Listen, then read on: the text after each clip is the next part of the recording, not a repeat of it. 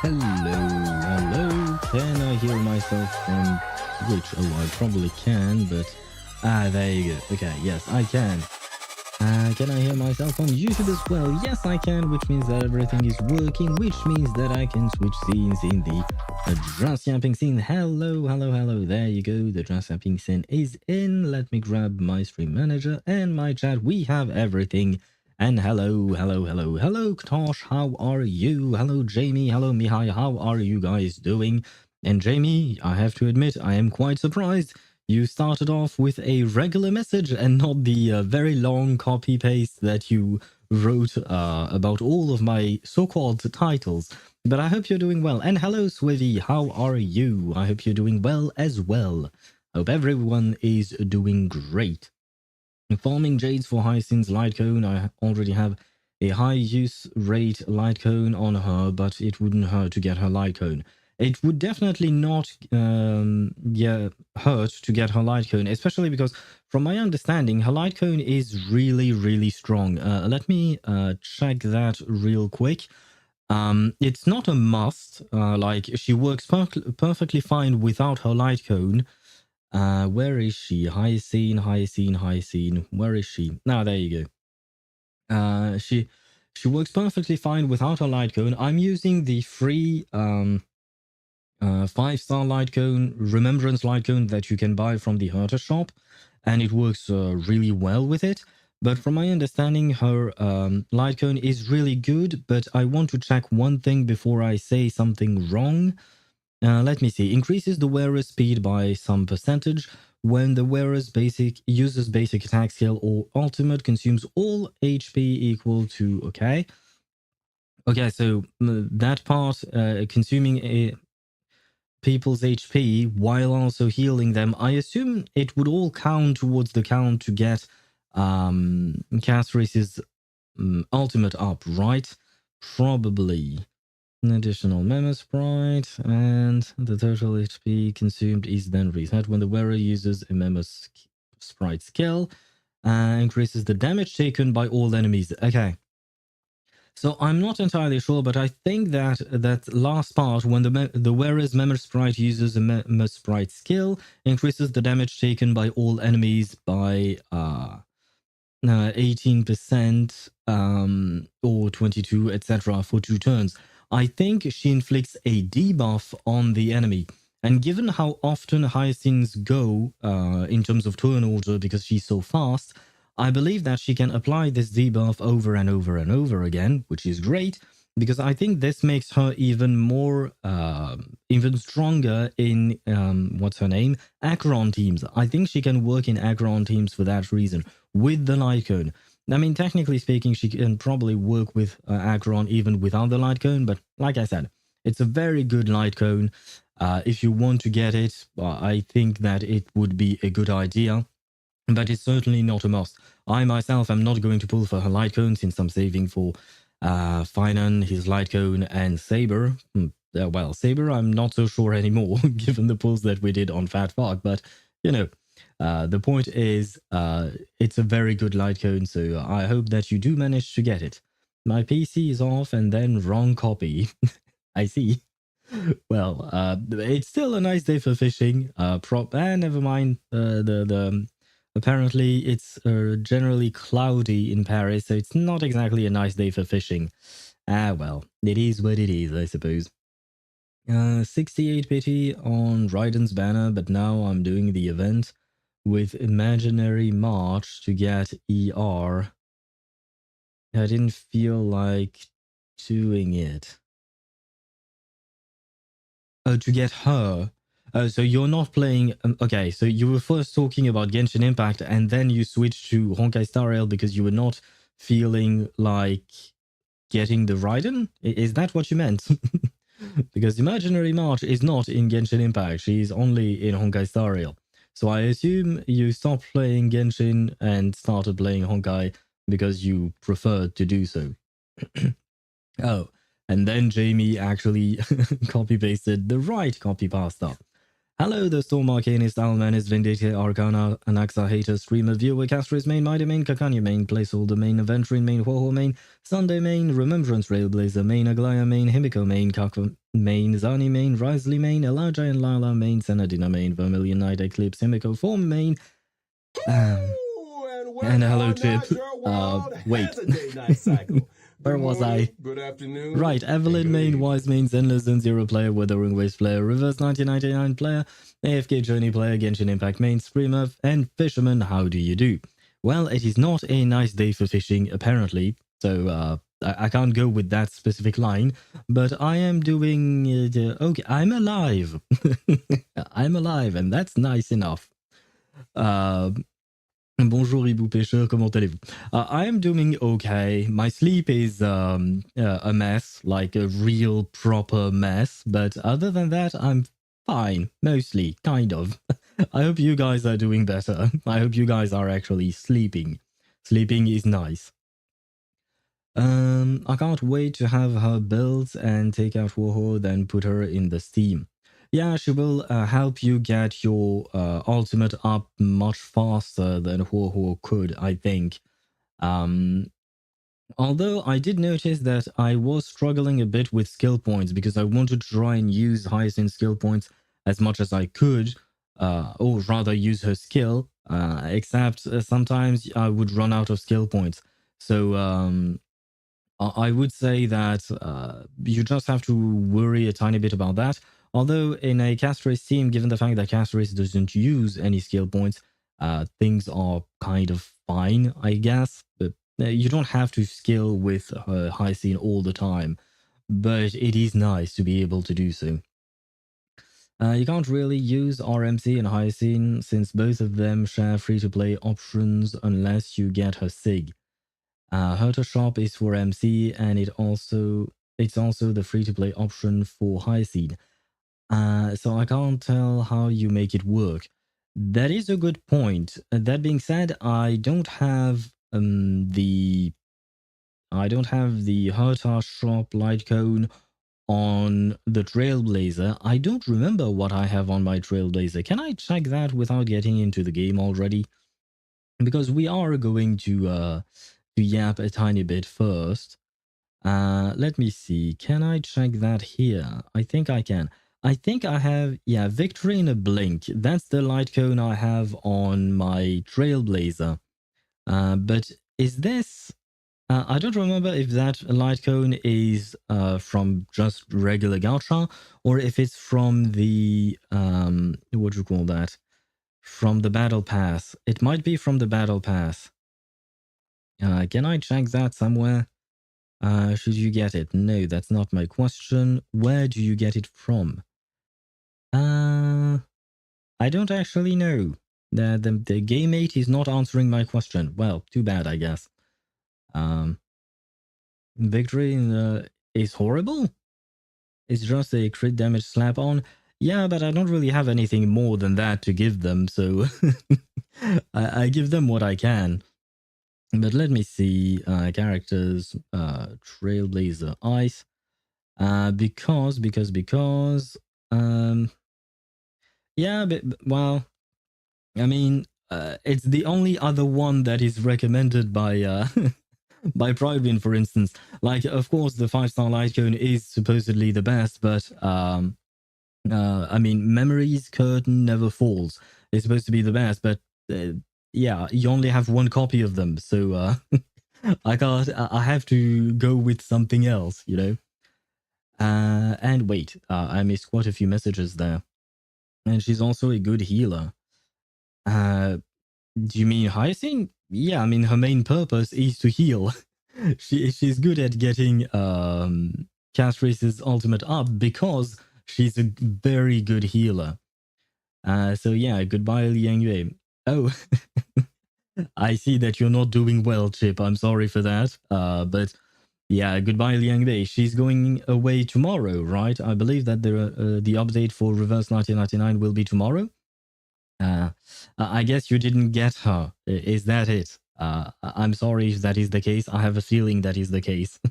And hello, Draco. How are you? I hope you're doing well. Welcome to the stream. You'll get her off banner trust. Yeah, sure. Let's trust Jamie on that one. Well, the fuck, I'm doing the event now, and I'm fighting the Black Cloak Demon King. Yep, you are. I haven't read through the event, so I have no idea what's going on. I just did the fight, got the jades, so I have no idea why he shows up there, especially because the event happens in Penacony. So yeah, I don't really know why. I don't know. RMC has good free-to-play options, and it's not the Hyacine light cone. I will check in a minute. Well, I am on Pridewin right now. Maybe you're using another website, and if so, then I don't know what they recommend. But on Pridewin, they only recommend 3 light cones for the RMC, which are Memories Curtain Never Falls, which is the Herta Shop light cone, Victory in the Blink, and then Shadow Burn, which is a 3-star light cone. Whenever the wearer summons Memo Sprite for the first time in battle, recovers 1 skill point and regenerates 12 energy for this unit. Well, that ain't great. I guess we don't have that many options, to be fair. Where was I at? Check the main. Can check character stuff from HoYoLab. I really don't like HoYoLab, man. The reason why is because I feel like the app is really slow, and same thing with the website itself. For some reason, I mean, it's not that slow, but I just don't really like it. But I suppose that could be a way of checking that. Oh, can't check character stuff. Oh no, okay, never mind. Yeah, that's exactly what I was doing, Swivy. But thank you. I thought you meant like go on the actual HoYoLab, the main page. You know, the social media aspect of it, I suppose. And that part, for some reason, it's not just slow, but I just don't really like it. But like I said, for some reason, I don't really know why. On my Hyacine, I'm using memories curtain never falls. That is what I'm using as well on my Hyacine. But Hyacine 6 allows you to run both her and RMC without light cone conflicts. True, but you have to pull for her light cone, which I'm not. Maybe Mihai can do it, but no, I won't because I'm saving for final. I have to save for final. The very fact that I pulled for Hyacine was kind of not really not really what I should have done. So there is there is that. I probably shouldn't have pulled for Hyacine, just because now I'm down a bit in terms of Jade. But it is what it is. I made my decision. I do not regret it. I kind of liked Fat Fuck and Hyacine, mostly Fat Fuck. He's cute, actually. So you know what? I am going to call him by his actual name, Little Ika, because he's actually genuinely like I do find him cute and round, very round, but very cute. Anyway, I don't regret pulling for Hyacine, but I will probably struggle on the next patch, which is not great. Allow RAM characters can't use it. Wait, what? I'm not entirely sure what you meant by that, Jamie. That's the point. I'm not sure what you guys are talking about. Victory in a Blink is good. As far as Pridewin is telling us, it is good. But to be fair, we don't have that many Remembrance light cones, do we?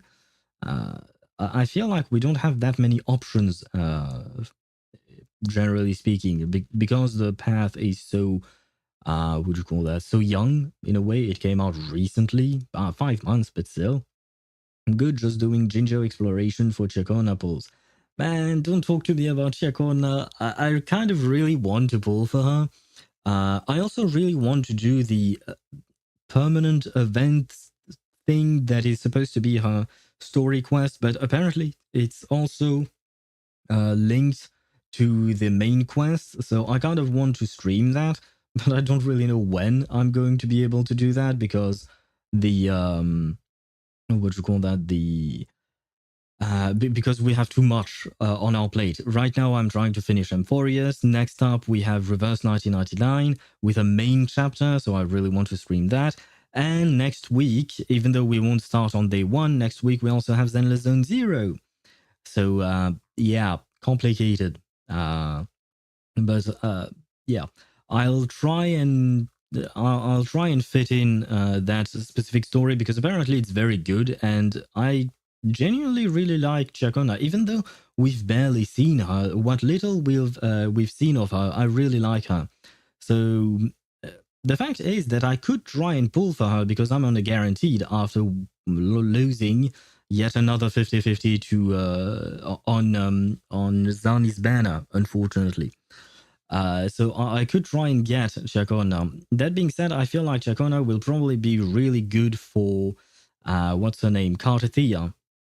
And I really like Fleur de Lis, but at the same time, I don't know what to think about her.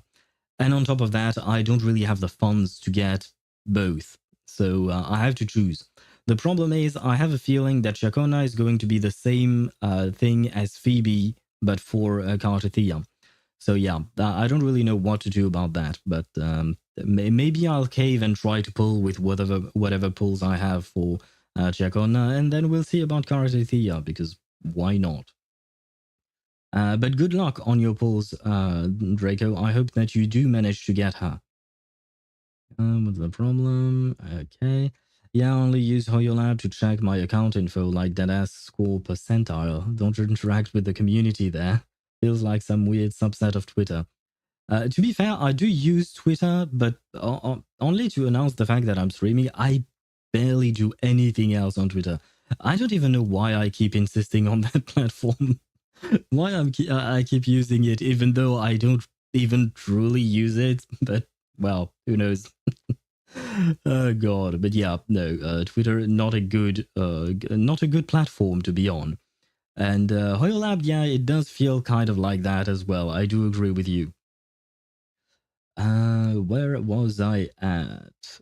Soon I'll have a full Sprite team. RMC Castrace now Hyacine, and only Sunday left to switch with someone with a Sprite.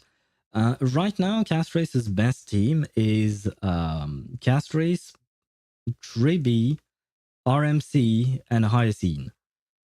So one day maybe we can replace Tribby, but I doubt it. Because Tribby is really just all around really solid. And unfortunately, Tribby does not have a Sprite, right? She's just a regular Harmony character. Unless you count all the Tribbies as Sprites, because, you get more than one character, you get 3 of them. So maybe you can count them like that. Where was I at? Good grief, I've missed so many messages, I think. Thankfully, I'm not thinking about pulling anyone next patch. Well, I'm thinking about pulling 2 5-star characters next patch, so in Honkai Star Rail, I'm doomed. I think I'm doomed. No talking about Chekona. Boo Chekona, number 1 rule, no Chekona talk. Why wouldn't we talk about Chekona? I know I said don't talk to me about her, just because I'm hesitant, but Chekona is really a nice character overall. I thought Zenless patch was today. No, it's next week. The 2.0 will be next week. 76, just like Swavy mentioned, 4 or 5th, depending on your region, I suppose. Yeah, for me, it's probably going to be on the 4th. Usually it's on Wednesdays, but sometimes they do change things around. And hello, Deidara, how are you? I hope you're doing well. Good morning to you. I hope you slept well. 76 pity loss was bullshit to me. Yeah, no, I understand, man. My pulls on Wuthering Waves have been absolutely awful. Let me check them for a quick second. Where is it? Where are my pulls? View history pulls. There you go. Is that my... Yes, okay.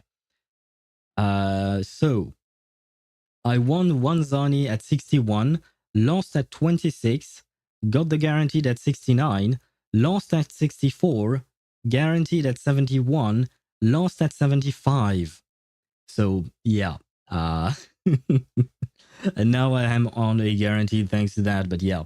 I lost 3 50-50s in a row, so I'm kind of mad at Wuthering Waves right now.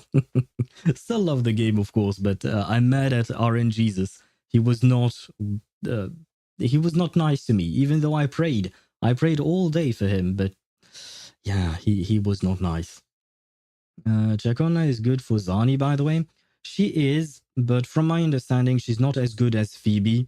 The little peeps is much better, especially because I have Phoebe and her signature weapon, which decreases defense, if I recall correctly. So yeah, overall, Chakona is not bad at all, but I feel like she's probably going to be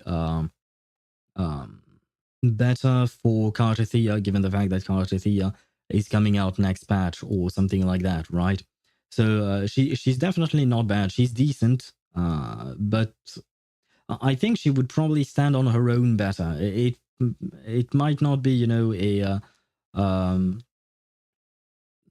best in slot team. I think it's more or less equivalent to having Spectral Rover, except that from what I read online, Chacona's Spectral Frazzle application is slow but steady and off-field, whereas Spectral Rover is in one single burst, he will jump up all the numbers. Like he will apply many Spectral Frazzles stacks, I guess. I should call them stacks. But yeah, the point being that she's not exactly best in slot for Zani. I already have Zani's best in slot team, so I will keep that team as is. So yeah, but it is not like she's not bad at all, and she can definitely be used on her own, apparently, like a main DPS, kind of like Phoebe, to be honest. Because Phoebe now is known as a support for Zani, but in truth, Phoebe can stand on her own as a main DPS. I used to use her as the main DPS before Zani came out. So that's actually kind of nice. Where was I at?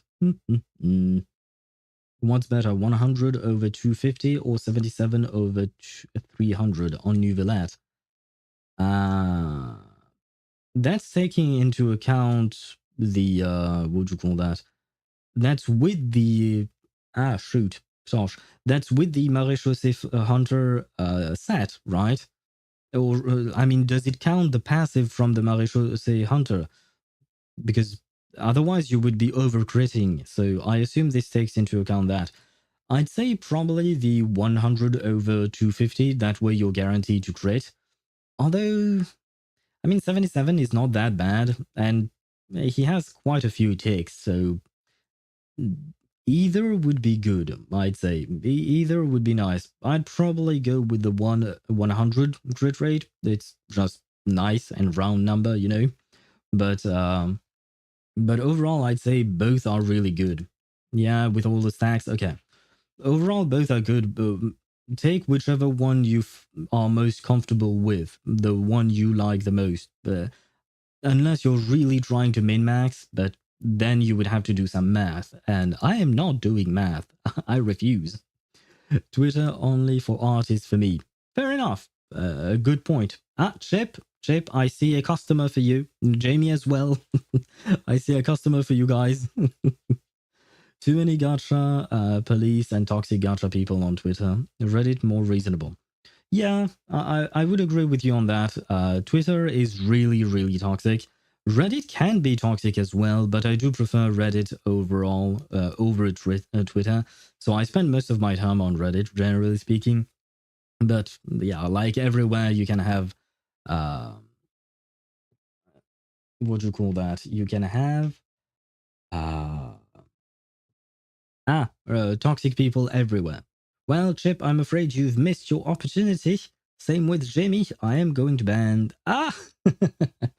Right when I banned them, your message popped up, Chip. It's a sad day for Chip. I don't think the bot had time to see your message, unfortunately. Where was I at? Did you keep yourself from big spoilers? Yes, I have, Deidara. I have kept myself from spoilers. I mean, I have been on Reddit and I've seen spoilery posts, but thankfully they were properly tagged. So I kind of just avoided. Whenever I was seeing a spoiler tag on a post on Reddit, I would just scroll past it without even reading what the title of it was. So far, I have seen no spoiler about Amphoreus, which is great. I would like to keep it that way until we actually finish the story, which means that by then it won't be a spoiler anymore, but you know what I mean. RNZ and Jesus favoring ZZZ for you. Yep, definitely. Definitely. I hope that my polls for Astrayao and Yishuan go the same way they did for Lighter. If that could happen again, honestly, I would be very, very happy. But somehow I doubt it. Shakona is good for Zani, not as good as Phoebe, but better than Spectro MC. Is she really better than Spectro MC? I read a couple of posts and these were just people's opinions, so I don't know if they did the math or not. But they were saying something like they're more or less equal, I guess.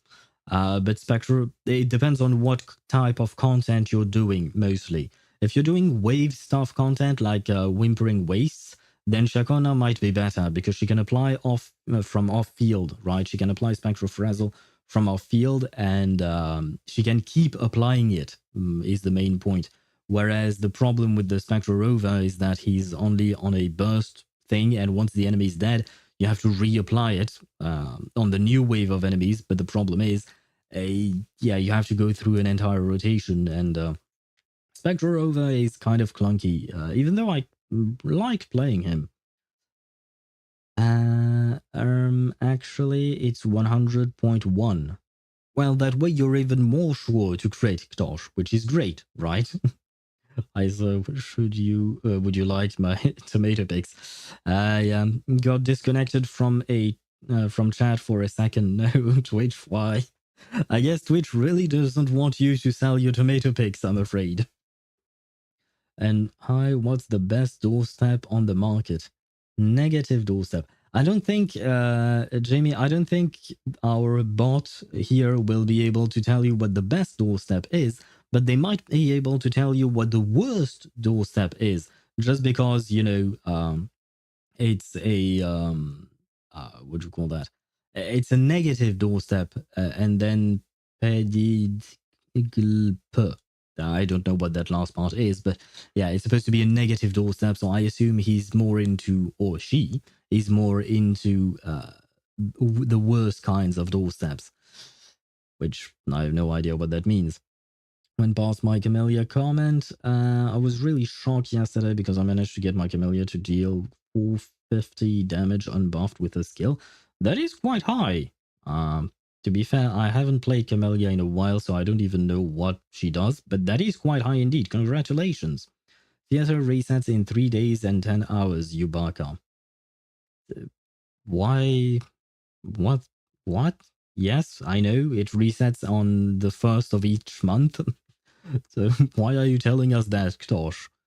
I mean, uh, to be fair, I don't think the theater is really that interesting in terms of gameplay. I find it more annoying than anything else. Like, I like the fact that it's different from Spiral Abyss and it changes things a bit, but overall, I just find it annoying given the way we have to build our teams. Number one, the what do you call that? The restrictions on elements is, I mean, it adds some difficulty, I suppose, but like when they want you to go through, what do you call that? Overloaded teams, like you only have Pyro and Electro and maybe Geo or something like that. Like, we only have one possibility for overloaded teams, which is Chevreuse, and you can only use her twice. And after that, you're doomed. I mean, I know that they will give you some, what do you call that, some buffs through the Imaginarium Theater and all of that.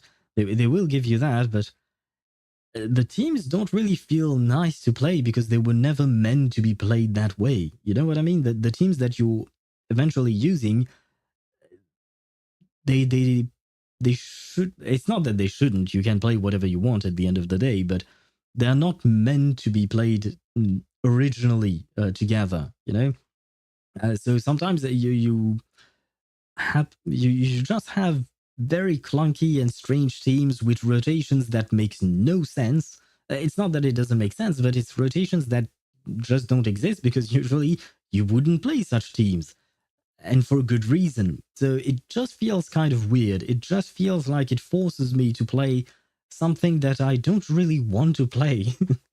So I just force myself to play the team because I don't have a choice, basically. So yeah, Imaginarium is not exactly something I particularly like. Unless there is Kinich in the trial characters, it's boring. That's because you're a Kinich main. I myself do not like playing as Kinich. I played him recently. I think it was maybe for an event, or no, I think it was just his trial character, you know, because his banner is up. And man, I really do not like his gameplay. I can't. I really can't. He's in the event too. I've only done the first bit of the new event with Veressa. And Veresa's gameplay is okay. Not exactly my kind of gameplay, but why not? It's just that I also don't really know exactly how to play her. So it's kind of a tough one for me there.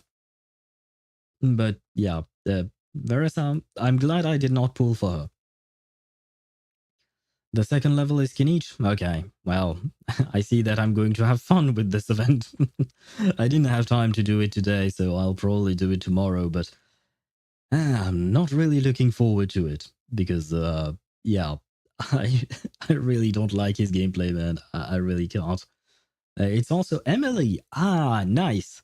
I mean, Emily, you don't have to do much with her. You just press skill, pop her flower on the field, and then and that's it, basically, right? And sometimes you can use her burst if you have it to extend the duration of her skill, I think, or something like that. I don't exactly remember what her burst does, but I do remember that her skill is the thing that pops up the... It's not a flower, sorry. It's a perfume thing. Uh, I don't really know what to call it. But it's nice that Emily's there because I do intend to pull for her when she comes back, hopefully next patch, I think. So it's nice that I'll get to actually play her. But well, I mean, Kenichi's there, why not? He can stay there if he wants to. Overload without Chevreuse is useless because it's gonna cause... it's just gonna knock back and maybe deal 500 HP unless you have 1000 EM for some reason. Yeah, overloaded is not great. That being said, like I mentioned before, in Imaginarium Theatre, you do get some bonuses to overloaded and swirl and stuff like that. You know, something related to the elements that you're using, or rather, the elements that you're forced to use. So at the very least, there is that. But I do agree with you that teams without Chevreuse, overload teams without Chevreuse, in my opinion, don't feel good at all. They feel rather bad, and that's the point. Like, Imaginarium Theatre teams, in my opinion, just feel bad. They don't feel pleasant to play. So yeah, it is what it is. You have a mother. And yes, I do have a mother, Jook. How are you doing? I hope you're doing well. But yes, I do have a mother. And what is that emote? It seems to be a cat. It is a cat, and it seems to be a happy cat. Does that mean that you're happy? You're okay. Being okay is better than not being okay, so that's a good news. Don't waste your time using Trial Kinich. Use Alhaitham instead. Ah, thank you, Ktosh. Thank you for that that idea. I might just do that because my Alhaitham is pretty solid. He's pretty good. On top of that, I have his signature weapon that I got by accident. So I think I was pulling for the other weapon. Technically speaking, I have two of Alhaitham's weapons on accident, once again. But point is, my Alhaitham is pretty decent, I'd say. So if I can use Alhaitham instead of Kinich, I will do that 1000% of the time. Trial Kinich's ratio is literally 60 over 180. Even mine is better. Well, I mean, typically speaking, your characters will often be better than the ones that are given for trial. But yeah, I get that. Oh, is that why my my Veresa was so bad? Because I struggled to get all the points with my Veresa. I think I didn't even achieve it. Well, I say my Veresa, it wasn't mine because I don't have her. So maybe I should just try and get another plunging character instead. I don't have Xiao, so forget about Xiao. But I could do Plunge Diluc then. But it would only work on one half because I would still need Xian Yun. Oh, and you have to use the character, right? They are locked. If I what do you call that? If I'm not mistaken, you have to use the character. They are locked into the onto the team. At least it seemed that with Veresa. I have to admit I did not pay that much attention, but it seemed that way to me. All right, y'all, I'm gone since Zhuk is here. Boy. Oh, man. Turn on Baby Metal X Slaughter to Prevail song right now. The heck is that? Baby Metal X Slaughter to Prevail. What is even that? She's scary? No, it's not that she's scary, it's that you're scared. Not the same thing. I'm very much afraid. I'm not going to click on the music right now because I can't listen to music to copyright music stuff on what do you call that? On stream. That's the word I was looking for. You probably didn't use the score multiplier. I did. I used the hardest multiplier and the second hardest just to try it out. I used both to try and get most points. I think I'm just playing. What do you call that? I'm just playing. I'm just playing Veresa wrong, probably. I don't really know how to play her properly, so I think that's a me problem. That's a skill issue problem. Turn on Coughing Baby versus Atomic Bomb. No, thank you. That song just showed up in my YouTube, I assume. Try B feed. Oh, okay, YouTube feed. What happened with your autocorrection, man? I feel like your autocorrection really screwed you over there. But I don't know what that song is. But turn on this song. I can't. I can't play songs, copyrighted songs on stream. That's just I can't. I can't do it unless you. Once again, I told you before because you've suggested what would you call that? Some Rammstein song and stuff like that. But if I play those, then there won't be a next stream. So unless you want this stream to end, yeah, I can't play songs that are copyrighted. Copy written? Written? Copy what? What is the past tense of copyright? It's copyrighted, right? I suppose, I think. What team then? I don't remember. I remember on the first half I was using Xian Yun and Bennett and someone. I don't remember the third one. Maybe Farina, maybe. And on the second half, I was going with an overload team because that was what was recommended by the event, I think. But I don't remember. I probably had Mawika. I don't have Yansan, so I couldn't put Yansan on the team. Maybe there was a trial Yansan that I didn't check out, so maybe I was wrong. So yeah. I don't exactly remember what my team was. Autocorrect picks up the weirdest shit. Yes, it does. And skip other things. Yeah, for some reason, sometimes autocorrection. I feel like autocorrection has a mind of its own, you know. I'm only playing the Raccoon event just to get the gold goblet because when have you ever seen to get a chess piece while farming that has natural outgoing healing bonus as a main stat? What? I'm not. I'm only playing the Raccoon event just to get the gold goblet. The gold goblet. Oh, do you mean that you're trying to? What? You're trying to get the material to build or to craft uh, a specific a specific chess piece with a main stat as outgoing healing. Is that what you're trying to say? If so, then why not? I mean, I have I have seen natural outgoing healing bonus as a main stat, so I have seen quite a few of them. Not a lot, I will mention, not a lot. That is true. But I have seen quite a few of them, and generally speaking, I've seen them on sets that I did not want them to be on. But it is what it is. You'll cut this moment out in the replays later. Well, first of all, it's really a pain to cut these specific parts out. On Twitch, it's okay, but on YouTube, it's really a pain because the YouTube editing, like website editing it's not a software. It's based. It's on their website directly. It's a pain to use. And number two, on YouTube, the strikes don't actually work that way.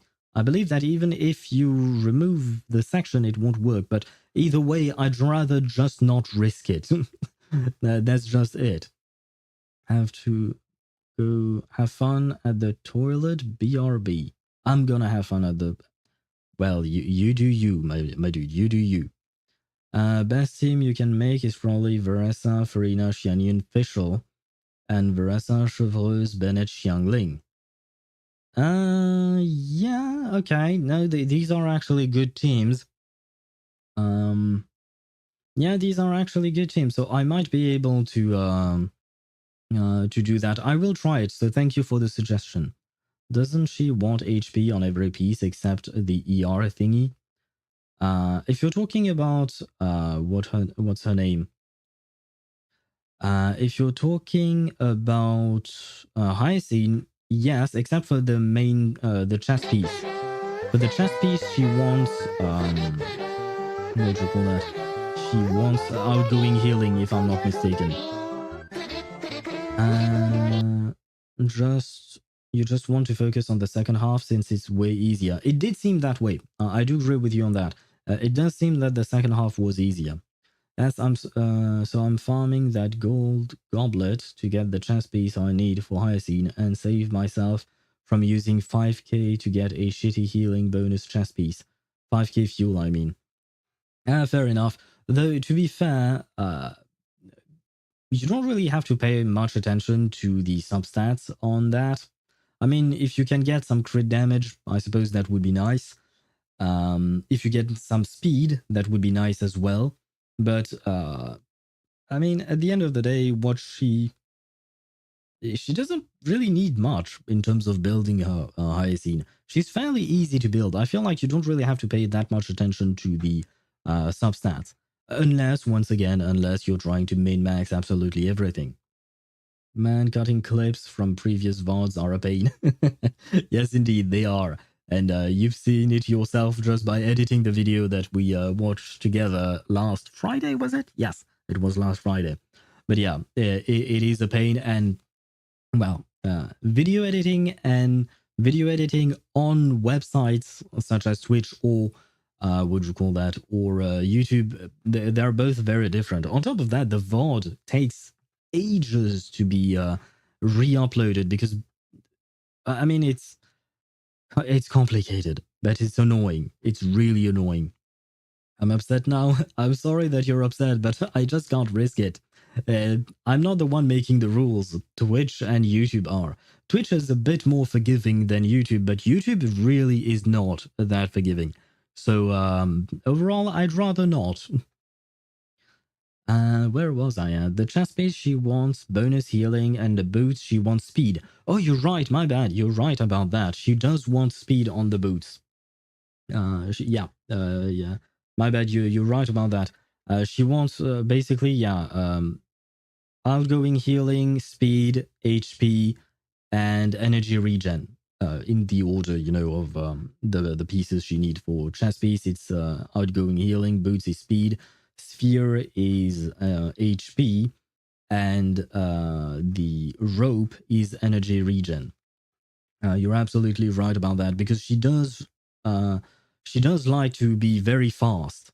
Oh right, sorry, I just noticed something on the notes that I had. And I have one very important question, and I would like your suggestion, guys, which has nothing to do with this, but I would really need, or rather, I would really like to ask you guys about it, which is, how am I supposed to name Inky, the black cat from ZZZ? Because I'm finally ready to adopt him, and I would really like name suggestions, you know? Stop stream on YouTube, listen to the song, start stream on YouTube again. No, that is way too, that is not a good way of managing a stream, especially just, especially for a, what do you call that?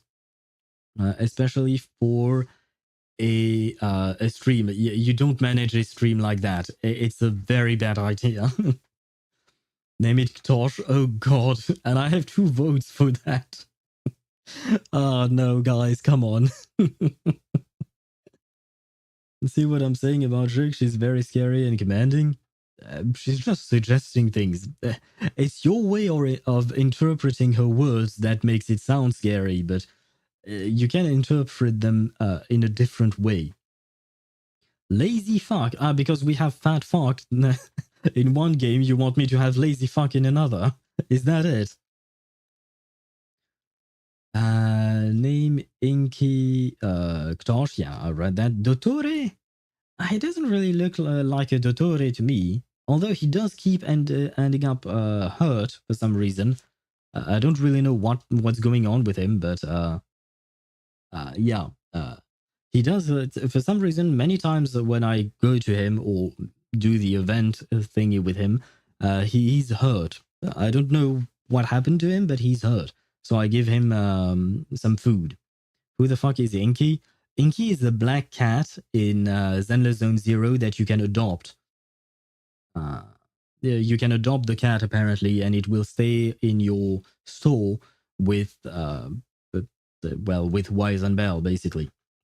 And I have finally reached the what do you call that? I finally reached the quest that is unlocked with Soldier 11 that allows me to adopt the what do you call that? The cat. Yes, the cat. That is the word I was going to say. Turn off the sound for YouTube. I don't know. It is still I can't play something on Twitch and not play it on YouTube. It is not a proper way of managing a stream because I do have data on YouTube, for instance, and sometimes I also have some other lurkers as well. It's just not nice to play something for one and not playing for the others. But just overall, forget about it. Forget about playing songs on stream. It's not going to happen unless it's like a video game song, and even then some video game songs are copyrighted as well. It depends. So if you want a copyrighted song to be played on stream, it's just not going to happen. And that's how things work on the internet. I don't have a choice.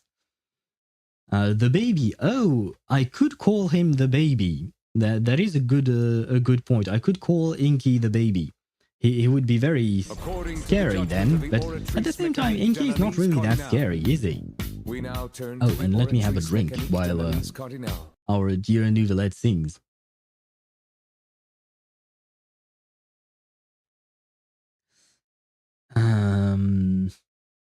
Been for a while. Oh right, Mihai being scared of women. Yes, apparently he is indeed scared of women.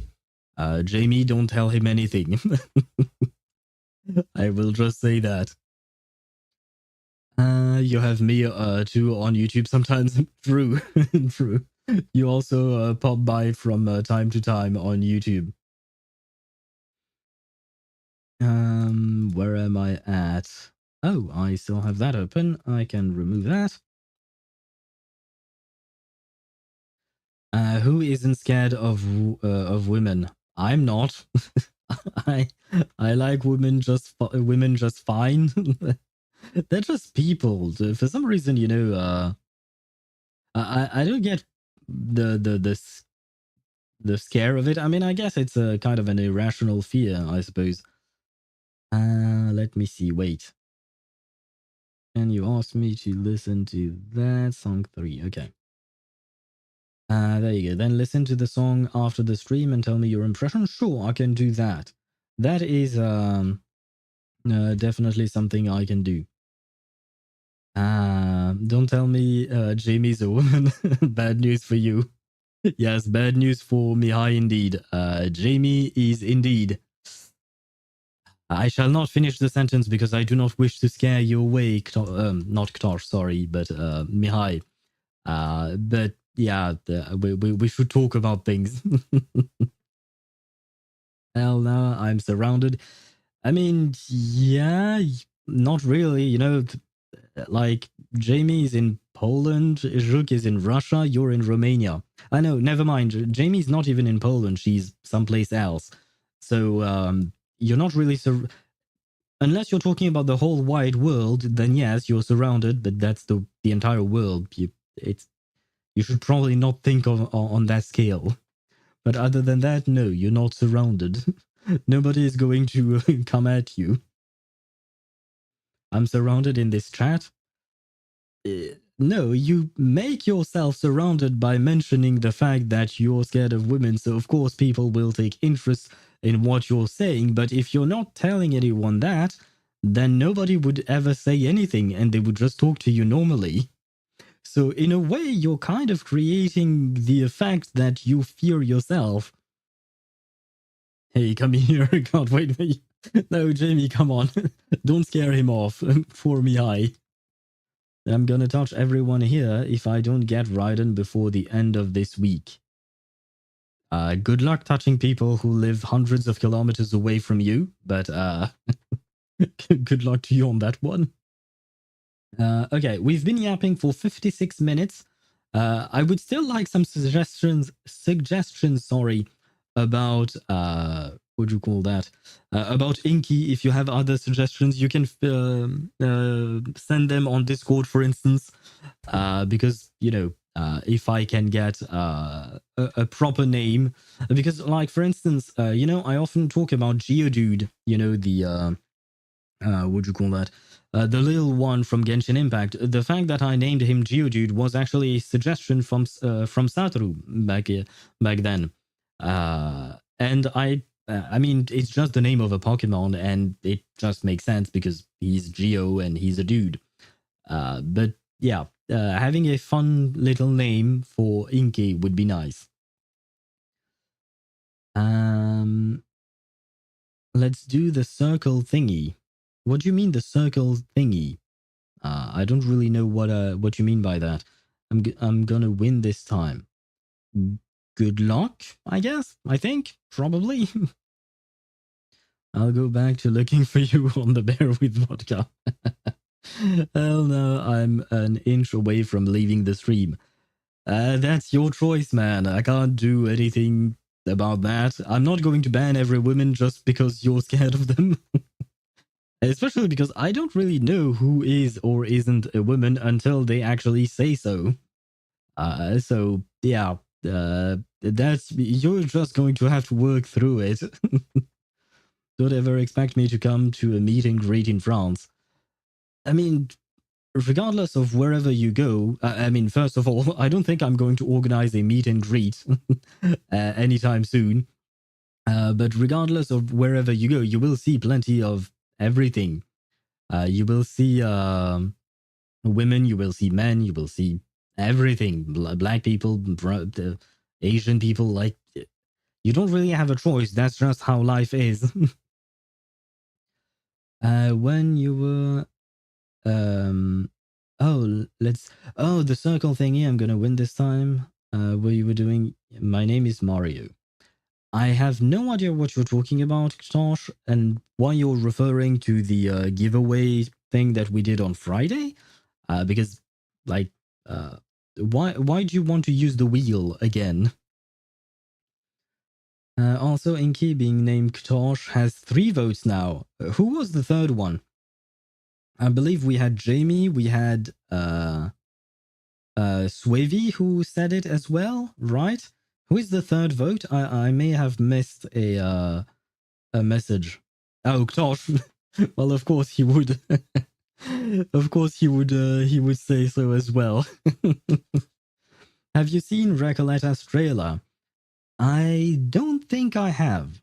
I'm not sure. I don't think I have.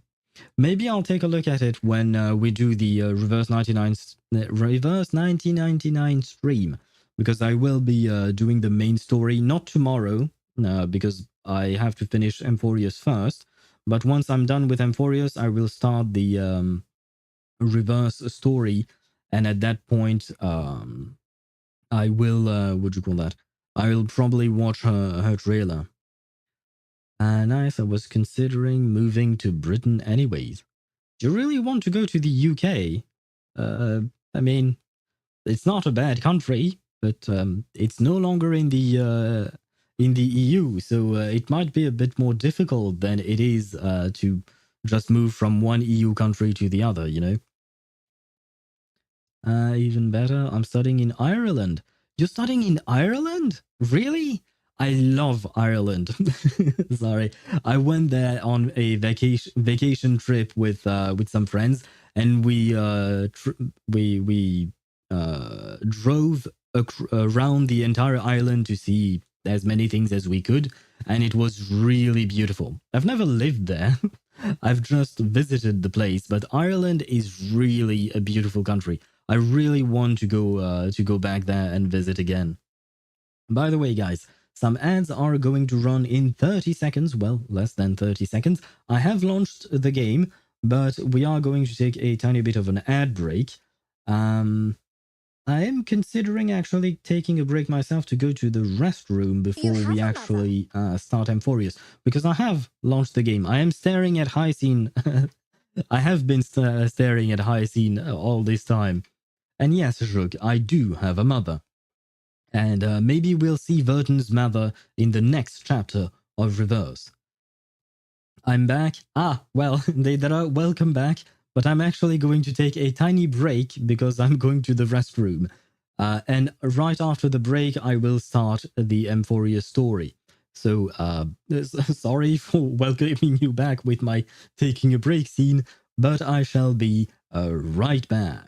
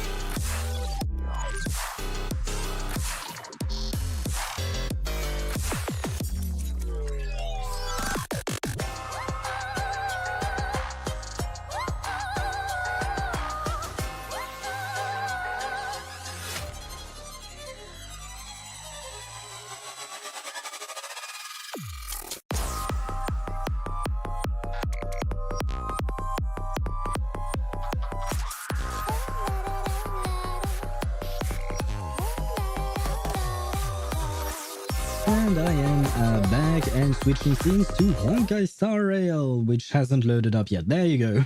That's why the black screen. I should have done it better than this, but never mind. What did I miss while I was gone? A flurry of emotes, as I can see. And yes, Zhuk, I still have a mother. That being said, I don't know if Sparkle has a mother, because I do believe that that was the song that I was playing on my taking a break scene. Oh, and I also missed a message from Mihai. Also, it's not an irrational fear, it's a phobia called gynophobia. That's the definition of a phobia. The phobia is an irrational fear. So it is. A phobia is literally defined as an irrational fear, and it has a more precise definition, but it is part of it. Owlbag. I mean, Owlbag? Oh, because, yeah, I am bag. Or I am back, rather. I've had fuck Hyacine and Ika, the successor of the Sky Titan. I mean, if Ika grows fat enough, maybe he will encompass the entire sky, you know? It could be a thing. And you want me to check your characters? I could do that real quick, but we're not going to spend that much time on it because we do have to get into the story. Now then, I have to do this, search. These are your characters. Can I switch? Can I check all of them? So you still have a Zila. I see. It's a pretty good Zila, I think. 153 speed. Damn, that's a very fast Zila. Although to be fair, I do believe that what you call that? I do believe that what do you call that? Zila is supposed to be built with speed, right? What about her? Oh. Are you sure? Oh, okay. These are 4-star. Okay, never mind for Acheron. Acheron is not built here. And never mind for him either. He's not built either. Okay. Clara. Are you built, Clara? And kind of, I guess. Not exactly. What about you? It's a rainbow set, which might not be the best. You really want to reach at least 134 speed with your support, such as Bronya. Typically speaking, you either go whatever your main DPS is speed -1 on your support, or you go hyper speed with your support. That's the choice you have. The crit damage is nice. You could try and get more, but the more crit damage she has, the better. Oh, you have this little shit. I don't remember how this one is built, so I don't remember. I think he gives himself crit rate, maybe? I'm not sure, because otherwise it would be kind of low here. And here, who do we have? Same thing with Luocha. You really want him to have more speed than this, because that way he can be a skill point machine for you. And here, yeah, they're still not built. Oh god, I missed quite a few messages. What's master stroking like? Yeah, I mean, it is the what do you call that? The famous line from Jing Yuan. It's he says time for the master stroke. So we all know what it means, right? Gynophobia is an excessive fear and anxiety towards women. That is the raw definition of it. Yeah, but a phobia by itself, the word of it, it is an excessive fear or an anxiety towards women, but it can also be defined as an irrational fear or an excessive aversion towards something. Gynophobia is just a specific type of phobia, but overall, part of the definition of a phobia is an irrational fear, an excessive fear, and by definition, excessive fear means that it is not a normal kind of fear, which means that it is irrational by the very fact that it is excessive. I downloaded HSR again yesterday. That's why your characters are not built. And wait, by the way, let me add you as a friend. That way I can keep checking on your characters later on to see your progress, you know? There you go. That way I can see your progress and hopefully your characters will do better at some point. You didn't see the main idea. 3 characters with purple hair, and at the bottom they have a gradient from light to dark. I didn't see that indeed. Let me check again. Where is it? Purple indeed. But they do need some... Oh god, I didn't even notice that Dr. Ratio was level 20. And we do have a gradient as well on the bottom.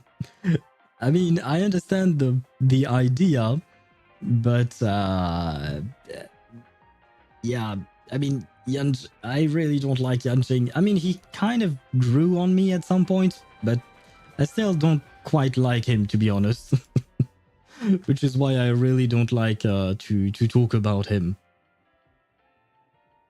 And Oh, yeah, and they are controlled by Kafka. How are they controlled by Kafka? Wait, what?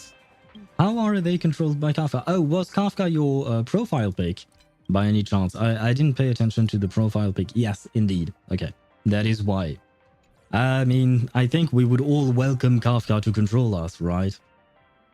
At this point, it's splitting the rope into 4. No, it's not. It's just the way it is, man. I don't know what to tell you. But the very fact that the fear is excessive means that it is irrational. That's just how it is, and it's okay. And hello, Shiny. Why are you kuru-kuruing? Oh, never mind. You're lurking. Okay. Happy lurking to you. And why is my Midemos half dead? More than half dead. Oh, right, because with Hyacine... Yeah, never mind. my Midemos is fine. Although, wait, I forgot about that, but we do have Cipher. Just feeling the HSR vibe. Well, good thing that you're here because we have Cipher today. We can feel a bit, even more HSR vibes today. Because, you know, she's, what would you call that? She is new, and more importantly, we don't typically get to play her until 2 weeks later since her banner is not up yet. That being said, I think she's supposed to be played with Fei Xiao. So I think this team can work, probably. And I guess I can replace Ronmei with Robin and make a kind of a follow-up team. I think that works. She's a follow-up character, yeah. So I do believe that she's supposed to work with Fei Xiao. That's about all I know. Otherwise, I don't really know how to play. Oh, but I'm going to lack skill points. Because you want to skill point, you want to skill with Fei Xiao, you want to skill with Cipher, you want to skill with Hyacine. This is going to be a problem. Do you have Aventurine? Yes, I do. So I suppose I will replace Fat Fuck with Aventurine, because otherwise I won't have enough skill points. Same thing, I'm going to replace Robin, I think. I'll try to keep Robin just to see if we can do this with this team. We'll see. Because there you go. The cat girl is here. Oh god, what's with the camera? The camera is doing weird things. She has really pretty eyes. And I love the way she blinked. It was very cute. Very cat-like, I will say. Should I pull for someone now or not? Depends on exactly what you need for your account. If you want to pull for Hyacine, you can, because she's one of the best healers in the game, alongside with... Oh, my bad. I didn't want to interrupt her. I wanted her to face the camera. I should have turned the camera away. My bad. To get back to what I was saying, Hyacine is one of the best healers with Huo. Both of them are the best healers in the game. So if you want a healer... Oh, wait, where did you go? You can't get rich by waiting. Who did you steal that from? Oh god. Can you steal Stellar Jades by any chance? Wait, wait, we might be onto something here. Can you steal some Stellar Jades for me? I'm desperately in need of them. Not a good sign to be empty-handed. Jamie, you should try and get supports and a new DPS. That is true. That is true.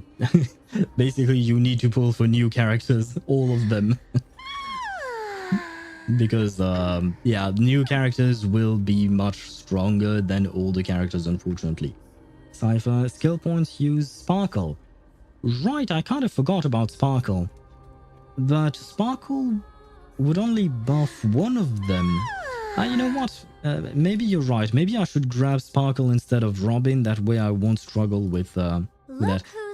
And it's been a while since I've played Sparkle, so why not? Where was I at? I don't know what I need. Well, you probably need pretty much everything. at this point.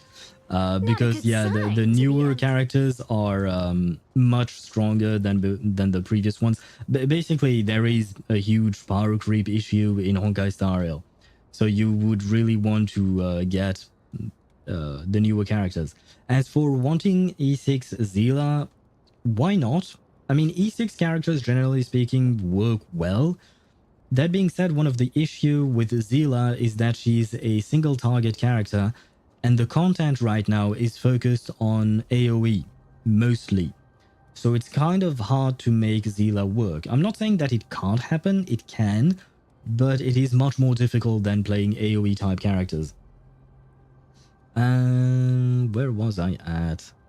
Cipher stole my Hyacine scammer.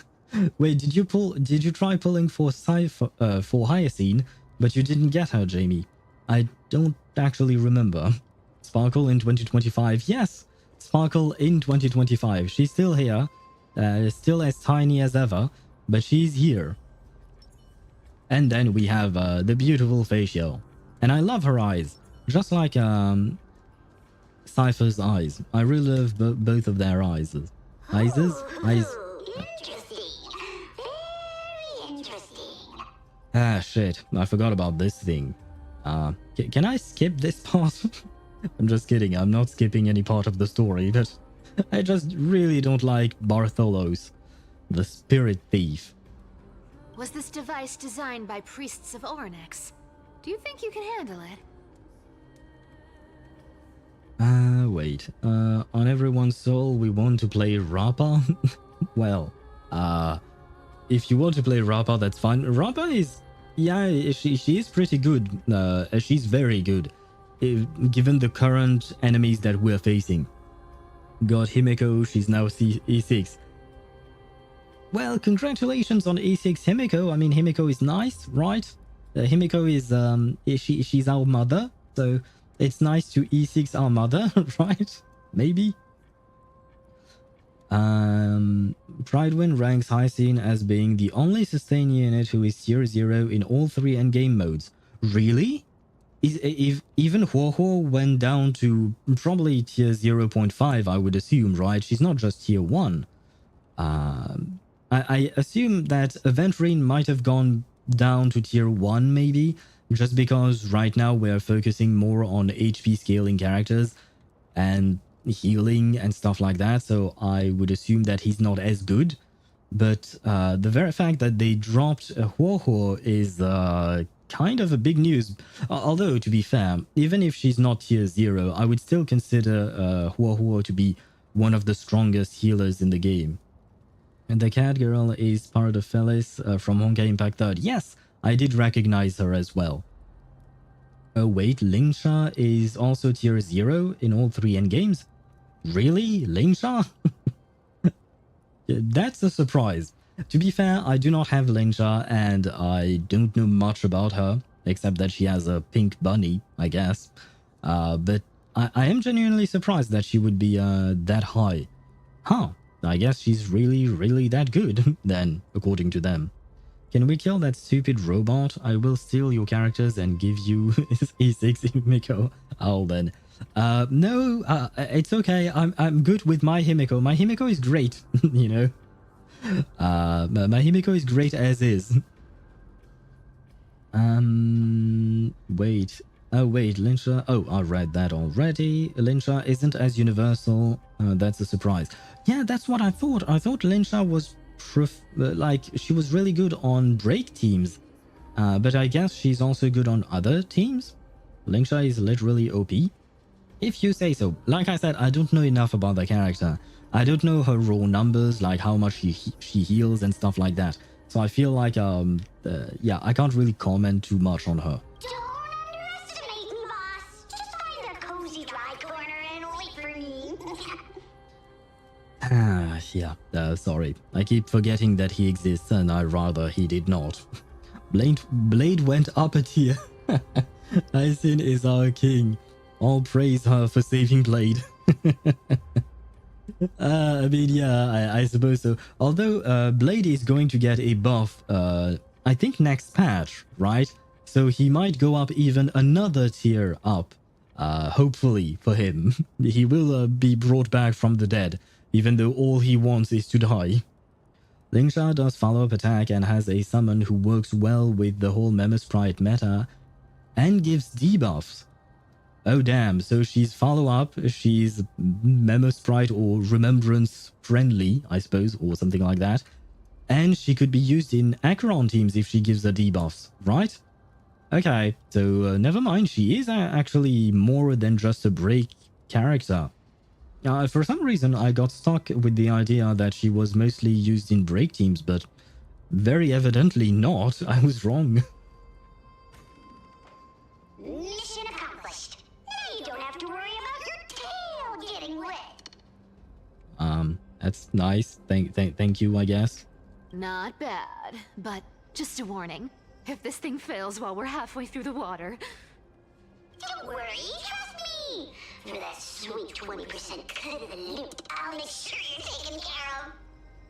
Didn't you negotiate a 30% cut? I thought I remembered a 30%. They tried to negotiate, but I guess maybe I remember this wrong. If only Blade's counter were reduced from 5 hits to 3 hits. If you say so. I don't know Blade's, what do you call that? Blade's... I don't know Blade's kit. That's the word I was trying to say. I don't know much about it, but we just have to wait and see how exactly they are going to buff him. I don't know if those were revealed yet, like officially revealed, not leaked, but officially revealed. I don't know if that is the case or not. And she can also dispel debuffs to everyone with each bunny. Right. I mean, generally speaking, nowadays it is expected from sustained characters to be able to cleanse, because if you don't, then your characters are going to die. Or rather, you're not going to be able to play the game properly. So basically, every new sustain unit is able to dispel debuffs on your characters in one way or another. Huo can do it. I believe that even Fushuan, who is very old, could negate one debuff, if I recall correctly. Bailu the Cleanseless. Yep, Bailu is the only one, unfortunately, who does not have a cleanse. Even Gallagher has a cleanse. I believe it is through an Eidolon, but still, he does have a cleanse. Does Natasha have a cleanse? I don't remember, because it's been a while since I've looked at Natasha's playstyle and kit. Because of you, I now like more English voices. Well, it's a good thing, right, Deidra? It's a good thing if you like them more. In my opinion, the English voices are really good, and Cipher's VA is really excellent. She sounds insane. She kind of reminds me of, what's her name? Dory, but in JP. JP Dory and EN Cipher. I feel like they're the same. Huh. This feels truly magical. When did you pick up this trick?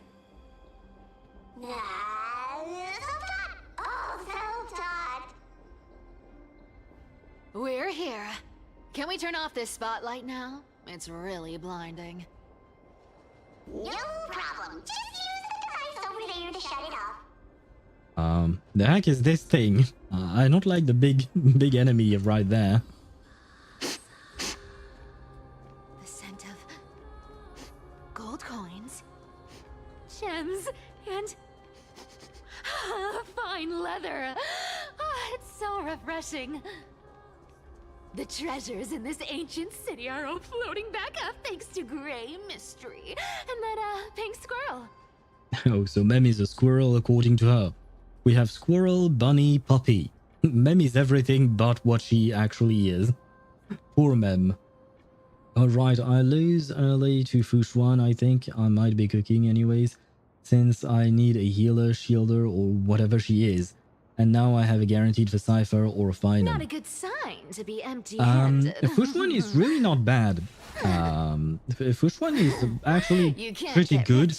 She's definitely not as good as newer characters just because of the power creep issue, but I would say she's still pretty decent. And Fushuan is not a shielder or a healer. She's a sustain unit, but not a good she works sign kind of to be like a Kanya, empty-handed. in the sense that she will absorb part of the damage dealt to your characters, and then she can heal herself and heal her allies a tiny bit. But yeah, in long drawn out battles, she can be a bit tougher to manage, I would say. Mem is truly Mem. Yeah, I guess there is no defining her. She's just Mem. Yes. Right here. Mem, the one and only person who, well, I suppose I can call her a person, right? But the one and only being who has the ability to grow more intelligent the more you inflict brain damage on her. It is quite a neat ability, I would say. What are you waiting for? Start digging. Do you really want to start digging on stone slabs? Roger that. Watch me. Well, apparently yes. She's a tank? Yeah, she basically is a tank. She does take on all the damage. Well, not all. She takes on part of the damage. And if I recall correctly, she also gives a 10% crit rate buff to your characters, which is nice. And she may or may not increase max HP. I'm not entirely sure on that last part. That I don't... I'm not sure. I think Lynx does it, but I'm not sure for Fu Xuan. Bartholos activated excavation mode, unearthing the treasure buried deep underground. Wow! That's a huge chest. Move over. I want to open it myself. Wow. A massive haul. Unbelievable. It's hard to imagine the kind of luxurious life the people of STYXIA once led. As expected for a realm of Fagusa's disciples. This entire chest is filled with ornaments made from ocean's tears. Here, take this. See if it suits you. She saw what? Wait, what? She saw something? I didn't pay attention. My brain turned off for a second there. Massive haul. Believable, it's hard. What are you talking about, Chip? And I sent something in general. I want your opinion if it's true. Oh, shoot. I don't have Discord opened. I will open it, and I will check it out. Thanks for the gift, boss. Much appreciated. Look at the clarity of this purple crystal. It matches my skin tone perfectly. Oh, Cipher. You truly have the most refined taste of all thieves in Amphoreus. So, according to what he just said, this is skin? Doesn't exactly look like skin, it looks more like metal or glass or something. But apparently this is skin. I think I didn't want to know that. Let me try this on. Where is my treasure? Well, Bartholos, now you know exactly how I feel every time you steal my treasure. How long have we known each other? I can't believe you still fall for this. This is... How could I have forgotten about this? I'll believe it as true, and a lie becomes reality. What a convenient ability. The demigod of trickery's divine gift. Far more practical than any golden thread or teleporter. All right, enough fooling around. Here's the real thing. Lead the way. I will in just a second. I will check what Mihai sent in general. What is it? Oh, it's a video? Oh god, this is going to be a pain. Well, French boy walking through Paris.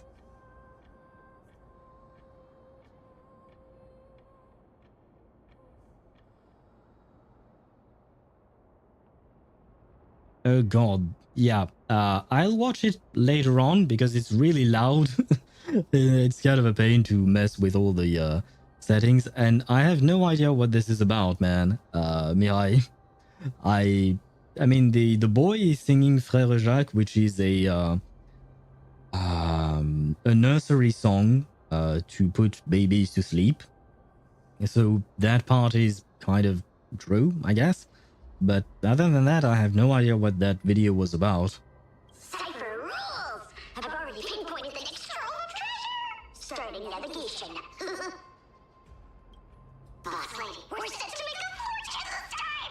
Got any plans on how to spend it? Of course. Spend nothing. Have you forgotten my silly prophecy? Whoa! Isn't that like... Uh-huh. Once activated, this thing makes a racket that can be heard for miles. It's just too stupid. Seriously, what was the Titan thinking when they came up with this thing? Hey! If you don't want the trickery to be exposed, you'd better start by keeping your mouth shut. What do you say? What was that about? But lady, you're absolutely right. I'll be careful with my words. I'm not sure I understand anything that's going on here. Okay, can I do something with This this? thing's way too loud when it's on. Let's not stir up more trouble, okay? Okay. I've no idea what's going on here. I honestly and genuinely do not understand a thing that is going on. Around the river of souls. Spirits equal. Oh. There's a big guy guarding this place. Yeah, big and dumb. Just a pure lump of stupidity. Okay. Watch this. I guess let us fight then. Let me get ready Feeling first. lucky. I don't know what this does. Cat and mouse time! Okay. I hope this was... Ah, shoot. Look at its face. Oh my, how could something be so ugly? That's extremely mean. Especially since the thing doesn't even have a face. Yeah, so ugly. Ugly enough to make even me, a little imp without a digestive system, feel nauseous. If that ugly brute messes up my face, even the stoic Talantin might end up shedding a tear. Indeed, that would be heartbreaking. Clearly running away is a sensible choice. So, how about you take the front? I'll attack from the side. Right. Fleeing fits a rogue nature. Huh? Ah. Well. I guess the plan went out the window. The dice have been cast. Bust. That's Or the maybe foul I'll part of take the it fellas. all. Yeah, she doesn't seem really nice, Round me. especially to poor That won't do. It smells of money. a little the heck is this thing? Wait, what is this thing called? Black Tide's Corroded Daemon. Well, she's not nice to them. I'll take it off. You can't run. Can you find the answer? Never hesitate. Too slow. Let's play for a while. I venture forth to forever triumphant! Victory is inevitable! Watch your head. All in. You're falling apart on your own. The fearless knows not fear. You want to take advantage? Well, I guess this will be the end of the fight. I was trying to understand what the hell Cipher is doing and all that, but I don't really know. Come to me. But I guess we won, so yay. Such an ugly and useless creature, taken down with just a couple of hits. How boring. Man, she's really mean. Like, seriously, on top of calling it ugly and useless now, she's also dismissing its fighting capabilities. So poor tide corroded daemon thing, like, really, you don't have to speak ill of your enemies. Hey, Bartolos, are you still alive? Give us a squeak if you are. Here! Squeak! Oh wow, he actually really did squeak. Look at you, all shaken up. Can't handle even this bit of action. It should be safe here now. Get to work. Aye, boss lady Cipher. I wish it was me. JK. You really want the Cipher to be mean to you, Deidara? I mean, she's cute, I'll give you that. I'm not into mean girls, but, you know, to each their own. Bartholos activated excavation mode, unearthing the treasure buried deep underground. It doesn't smell like anything valuable this time. Since we've already dug it up, let's open it and see. Huh. Is this? Oh god. The Journal of a Styxian Refugee. Month of Balance, day something. 3 more neighboring households moved away today. The tide has risen higher than ever before, already reaching the 5th step of the stone stairway to our residence. The priests insist it's merely seasonal high tide that will soon recede, but having lived in Styxia for 30 years, I've never witnessed water levels like this.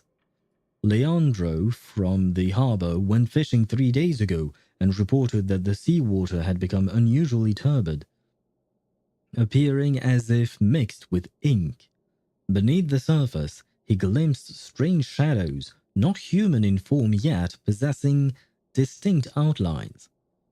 After returning, he developed a high fever and remained bedridden since. They're talking about ink. The only character that uses ink that I can think of... Oh, never mind, there are 2. One is Jirja from Wuthering Waves, because she is a painter after all, and the other one is Yishuan from Zenless Zone Zero.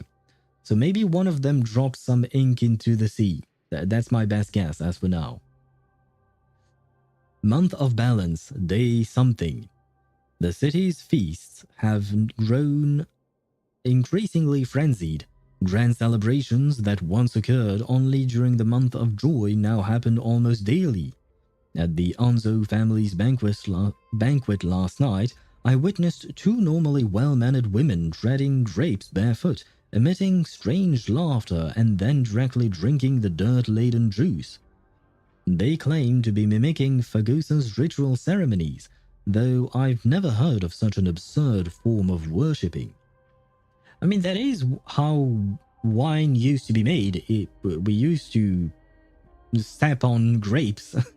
But I do believe there were more steps involved than just stepping on grapes. But oh well. I feel like some people would probably like this. And Jojo? No, Judge. I never knew how to properly pronounce her name, but the painter lady, basically. Prices at the market have risen by 30%. The honey brew merchant reports that the brewing process has become exceptionally difficult lately. The yeast cultures mysteriously rot.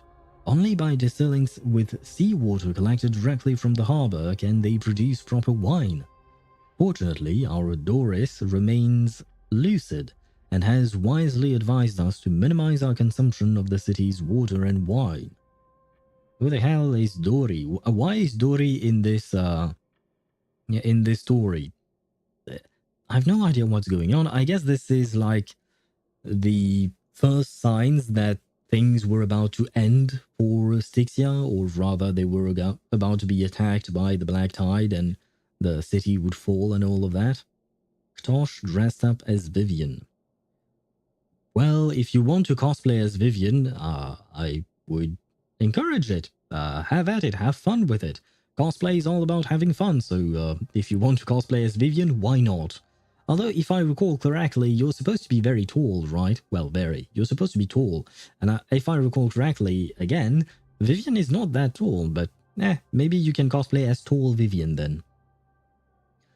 Month of Everday, day something. Last night, strange music emanated from the harbour. It wasn't produced by any instrument, but seemed to rise from the ocean's depths. The low, haunting melody sounded as if it were telling an ancient tale, compelling people to approach the shore. Several neighbors' children sleepwalked to the dock last night. They claimed to have seen the goddess in the water performing and wanted to get closer. Are they talking about a mermaid or something like that? The priests have forbidden all form of musical performance and deployed soldiers to patrol the docks. Oh, if they are forbidding music, I think Giacona might not be very happy. For some reason, I can't shake the feeling that they are acting from fear rather than a genuine desire to protect us. Month of Everday, day something. Today I met Nora, the cloth merchant at the market. She revealed that the situation in her district was far more dire than we had imagined. The spirit water pool in Fagusa's temple suddenly dried up 3 days ago, and despite their best efforts, the priests cannot replenish it. More alarming still, strange cracks have appeared on the wall behind the deity's statue, forming patterns or script that no one can decipher. Nora also shared a peculiar rumor. Some claim to have seen in their dreams a woman playing a lyre, draped in black veils with eyes gleaming like seawater. She allegedly told dreamers that STYXIA would soon face a great transformation, and only those who hear her voice would be saved. Some city residents have begun referring to her as the prophetic sea musician, despite the priest's determined efforts to suppress such rumors. I see. This is all really strange. I mean, once again, I think that this is all about the coming end of STYXIA, but I don't get who that lady is. Is it part of the Black Tide? Like, yeah, never mind. I have too many questions at this point. Month of Freedom, day something. We finally decided to evacuate with our entire family. The seawater has reached the highest watermark at the dock, yet some remained oblivious, still immersed in endless revelry. Our family and the neighboring Millen household have decided to journey to Okama together. Reportedly, the world-bearing Titan's protection extends there, and the tides of darkness have not yet invaded those lands.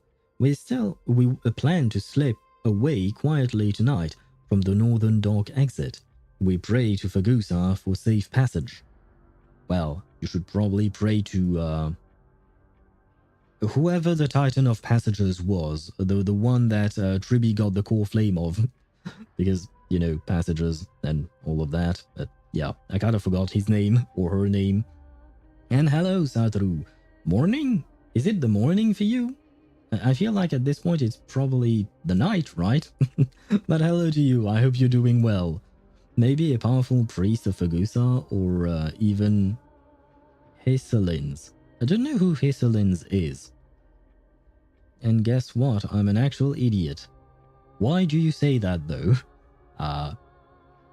Before I agree or disagree, I need to know why.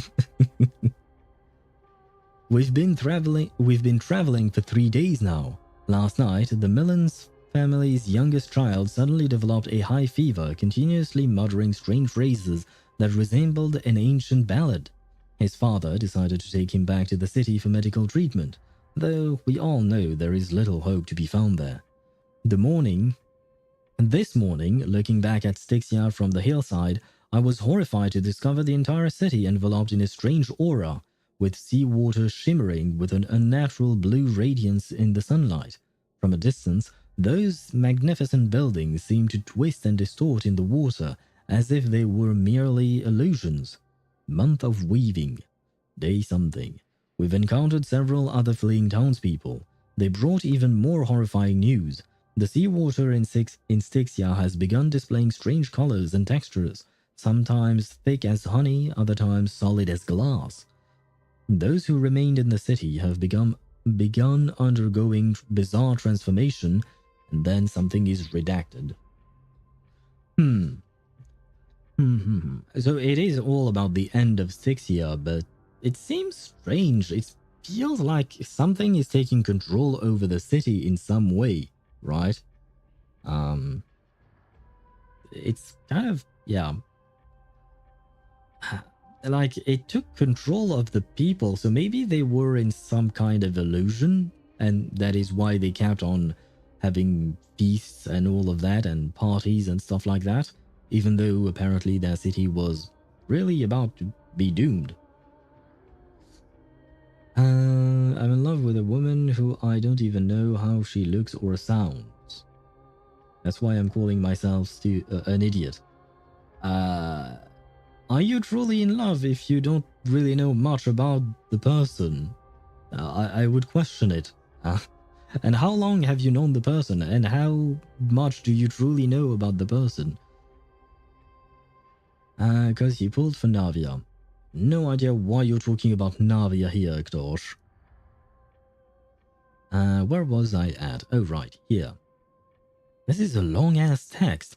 Even more disturbing is that at night, the entire city bathes in an indescribable glow as if enveloped by some gigantic amniotic membrane. Okay, so the entire city is encased in something. I would assume some kind of spell, some kind of illusion spell or something. They say this is Fagusa's punishment, but I can't help wondering, is this the Titan's wrath? Or is some power even greater than the Titans at work? Well,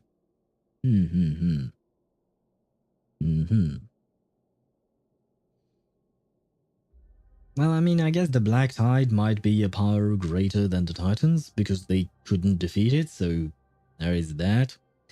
And I would assume the Black Tide is caused by a Stellaron, maybe? But I don't think they ever found any traces of a Stellaron. So, not sure. I know mostly everything about her, just not her face or voice. 1 year and 42 days. That's very precise. 1 year and 42 days. I mean, I assume that's someone you met online, right? The only thing I can say is be careful of being catfished, because that does happen. Although for catfishing someone, I feel like over 1 year is maybe a very long con, but you never know. So do be careful. This is a long-ass text. Yes, yes it is. But I believe that we are near the end of it. We've decided to continue northward to Okama. Along the way, we've heard rumors of someone named something who can supposedly appease Fagusa's wrath. But these are merely legends fabricated by desperate people. We common folk can only rely on our own feet to flee this disaster. Month of weaving, day something. Tonight, after the children fell asleep, I secretly examined a small vial of seawater I brought from the city. It was the last drop collected from the spirit water pool in Fagusa's temple before we left. In the moonlight, it displays a strange shimmer, as if something moves within it, unlike any ordinary water. By chance, I discovered that gently tapping the vial with my fingertips produces a peculiar sound, like distant lyre notes echoing. So it has something to do with the women that people saw in their dreams. In that moment, I seemed to glimpse a mysterious woman standing upon the sea surface, sorrowfully playing a melody that no one could understand.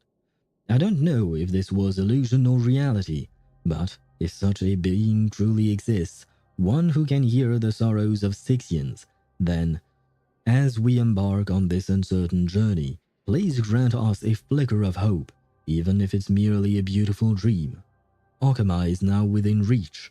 Taking one final glance back at my homeland, the beautiful scenery of old is nowhere to be seen, only distorted masses of light and shadow undulating on the sea level, resembling foam heaped by waves before dawn, dissolving one by one to gradually reveal its cold and true nature.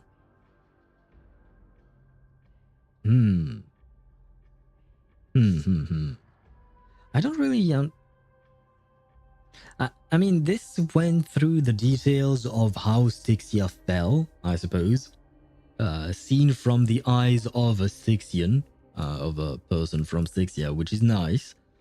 But it just adds more questions than it gives answers, in my opinion.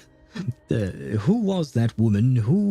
What was enveloping the entire city exactly? Who did that? Why did they do that? We have so many questions. Not long-ass text. Yeah, I give up on trying to understand you, man. Ktosh, I mean. Man, what is wrong with me? I had a girlfriend before, but not like this. I would have waited for her text even though my eyes are failing me.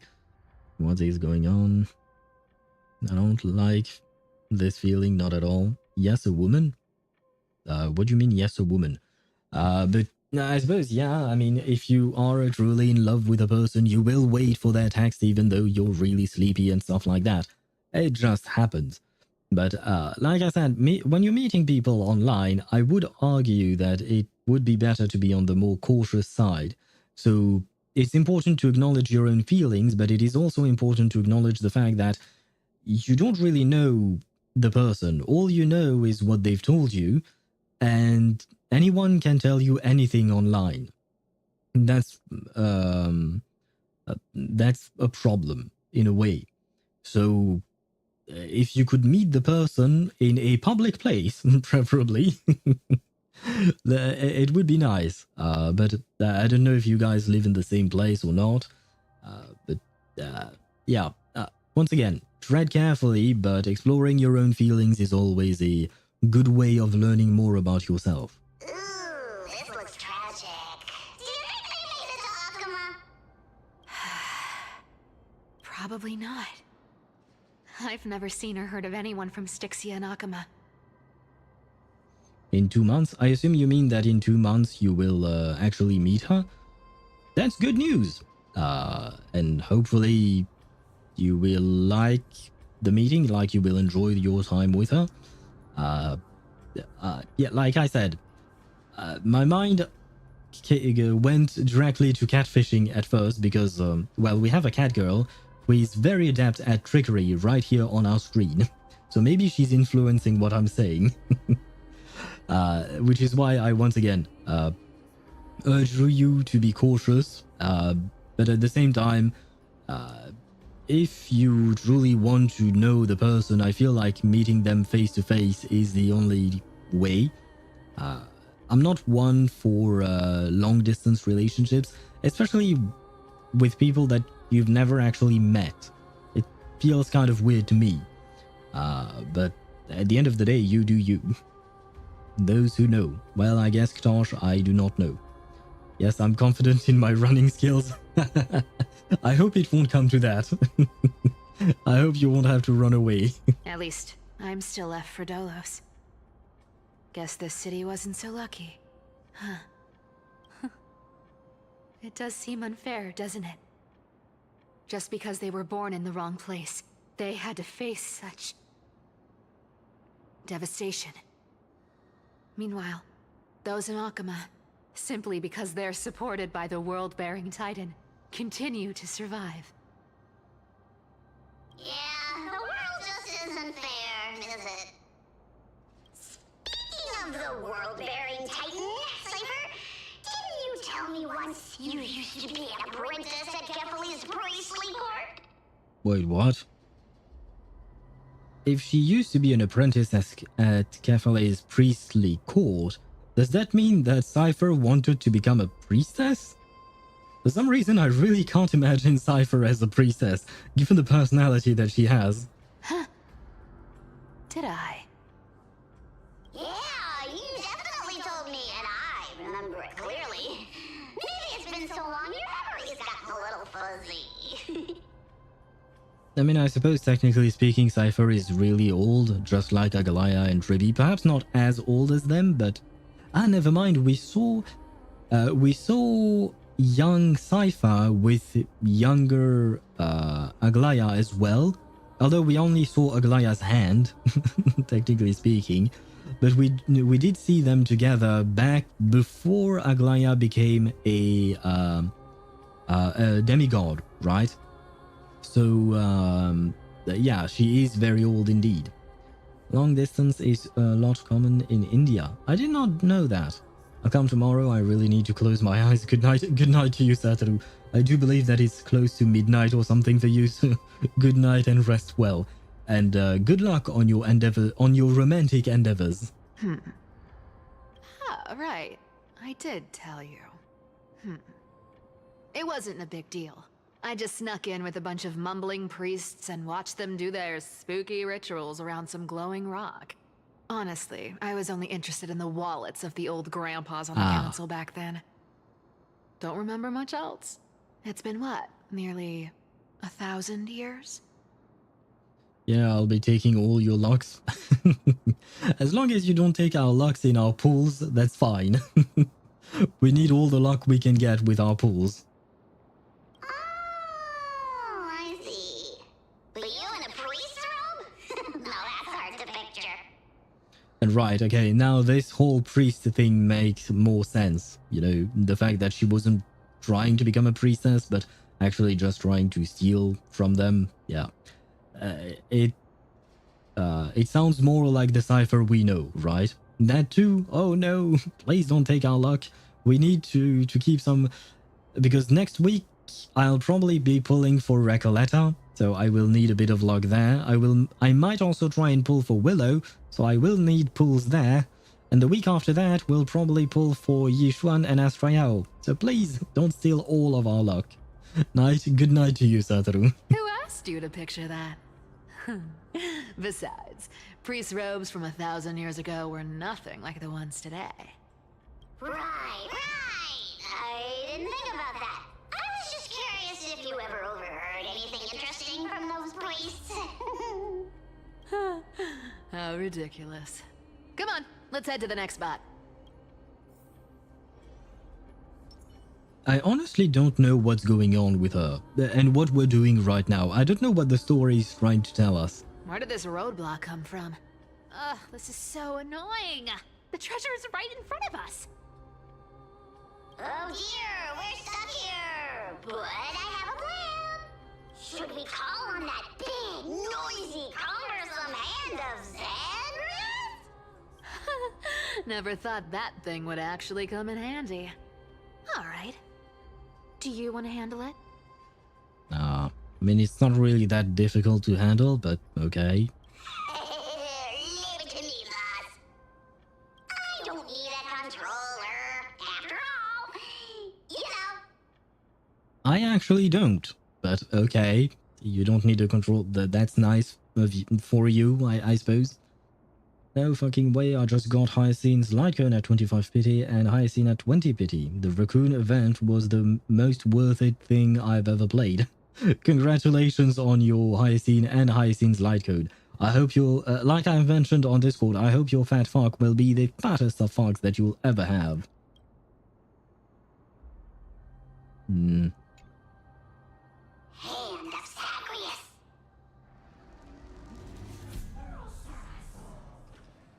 Yeah, I think he forgot to say activate, but never mind. How do I descend? Oh, with... Okay, wow, the controls... I kind of forgot the controls on these hand things. Am I just supposed to punch these? Okay. Can do that, I think. Oh. Self-criticism? Like a charm. What was that, that achievement that we just got? It was called self-criticism. Not bad. However, I still don't see how this ties into trickery. Now what do I do with a level 80 memories curtain never falls? You can give that to your Trailblazer. It is the best weapon, it is the best icon for the Remembrance Trailblazer. And since the Trailblazer is part of Castrace's best team, I assume that you have him there, so you can give it to him. Wasn't expecting to actually get the icon. Well, sometimes unexpected things do happen for the best. But you can give that light going to the Trailblazer.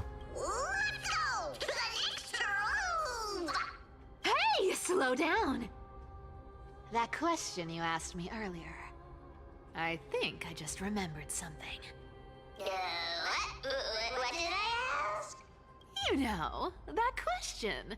The one you specifically asked me. Right after we dug up the second chest.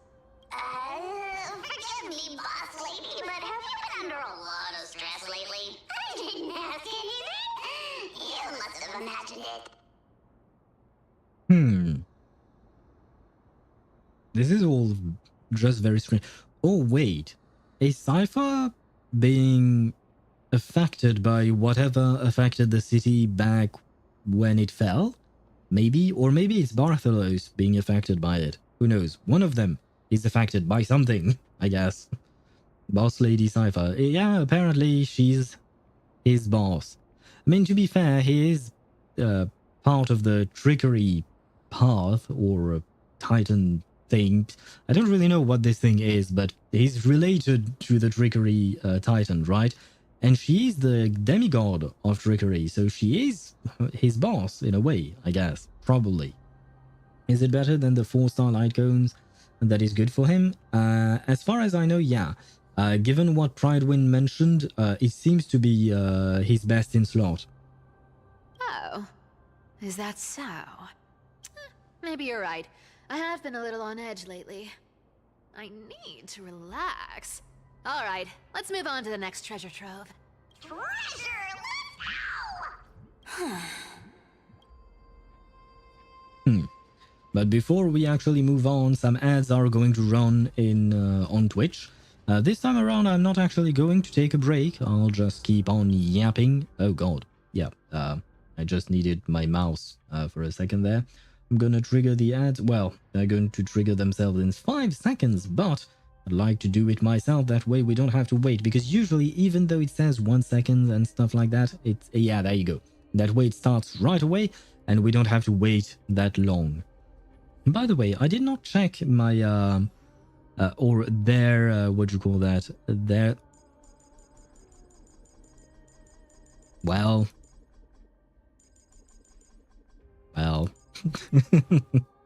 Well, I guess I'm not checking Cipher. They did not want me to check Cipher, I guess. Well, too bad. And Chip, thank you for the hydrate and stretch. I will do just that. Let me hydrate first. And then I'll stretch for a bit. Although I am not stretching with some kind of a battle axe like Fei Xiao. I don't think I would have the strength to do that, to be honest. Well, it's not that I don't think, I know I don't have the strength to move or to play around with a battle axe like she does. Thank you very much for the stretch. That was a great idea. Boy. And I still have 1 minute and 45 seconds of yapping to do before the ads are gone. And there was one thing I wanted to mention, because I was actually genuinely surprised by it. And it has nothing to do with the games that we play, but I watched the Avatar The Last Airbender, and I'm not talking about the animated series, I'm talking about the TV show from Netflix. Because when I was a kid, I used to watch Avatar, like the cartoon on TV, but I never really followed the story properly. I just watched one episode here and there. But I always heard people later on in life, I mean, years later, I heard people saying that Avatar was a great story and all of that. So I tried watching the cartoon again a couple of years back, but not gonna lie, it did not age well. The humor for me really didn't age well. So I really had trouble to get into the story. So I kind of didn't. I kind of stopped after, I don't remember how many episodes, but I stopped. And for some reason recently I was looking at things that I can watch during my sleepless nights. And I thought, why not watch Avatar? And it was actually pretty good. Like, I was genuinely surprised at the quality of the storytelling. The TV show was definitely much better than the movie that came out years ago. But let's not talk about the movie, because the movie is... yeah, let's not talk about it. I will say that overall, the special effects are great. That's one thing to say. And the acting is pretty decent. I was kind of afraid of seeing children actors. Usually they're not exactly the best, but they were actually pretty decent. And the one... I liked the fact that the series was not as goofy as the cartoon, because like I said, the humor of the cartoon did not land for me with like watching it as an adult. I didn't find it funny anymore. I genuinely liked it when I was a kid, but yeah, nowadays my humor, I guess, has changed. But the humor in the TV show was a bit. It was a bit hit or miss sometimes, but it wasn't as goofy as the cartoon. Which, to be fair, you can't exactly have the same type of jokes in a TV show with a live-action TV show and a cartoon, because just that you can't translate all of it from one medium to the other. But yeah, I really liked it. I will mention one thing, is that I think that the pacing was a bit too fast on certain aspects, especially Saka's what do you call that? His romantic life. Saka's romantic life, like he kept raising up girls left, right, and center. Although no, technically speaking, there were only two, but it felt like it happened really fast. So I think that they probably cut off a lot of things to make the show just because of time constraints. They didn't have the time to properly develop these things, which is too bad, but at the same time, kind of understandable. And I missed quite a few messages. Atla is goated. I don't know who Atla is. Oh, Avatar: The Last Airbender, I suppose.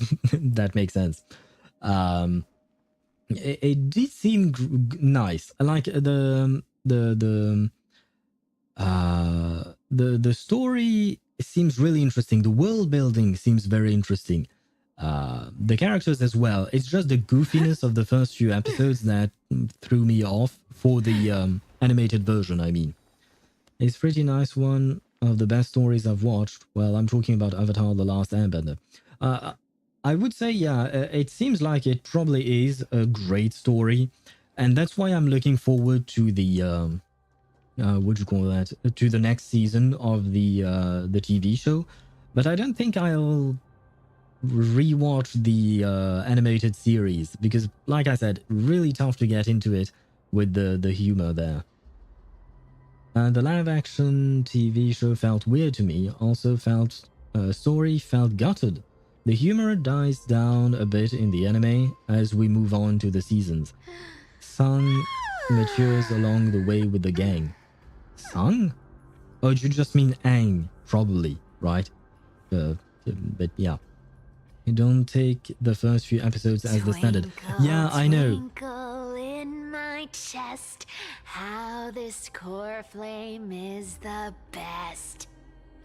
She sings? When it comes to singing, I still sound better than you, Haas. No, you do not.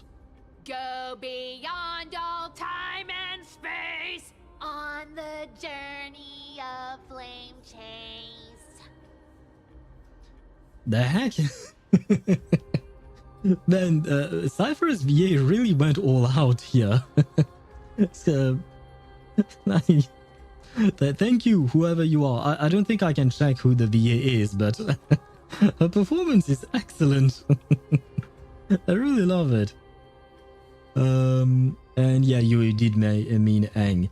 And yeah, I do assume that the humor will die down. Usually that's how things work in stories. Like the first few chapters or episodes or stuff like that are a bit light and a bit more humorous. And slowly the story gets more serious, which makes sense. But yeah, my problem is, can I really get into the story and get hooked despite the humor really pushing me out? Rewatch Inazuma 11. No idea what you mean by that. Are we talking about Aang the Last Airbender or what? Or is there a different Aang? We are talking about Aang the Last Airbender. Yeah, we are talking about him, indeed. I was talking about the Avatar because I watched the TV show recently. Aang early season is kind of a brat. Yeah, and I do not like brats, which is why it's kind of hard to enjoy the story. Which is why I liked the TV show, because Aang in the TV show was not a brat.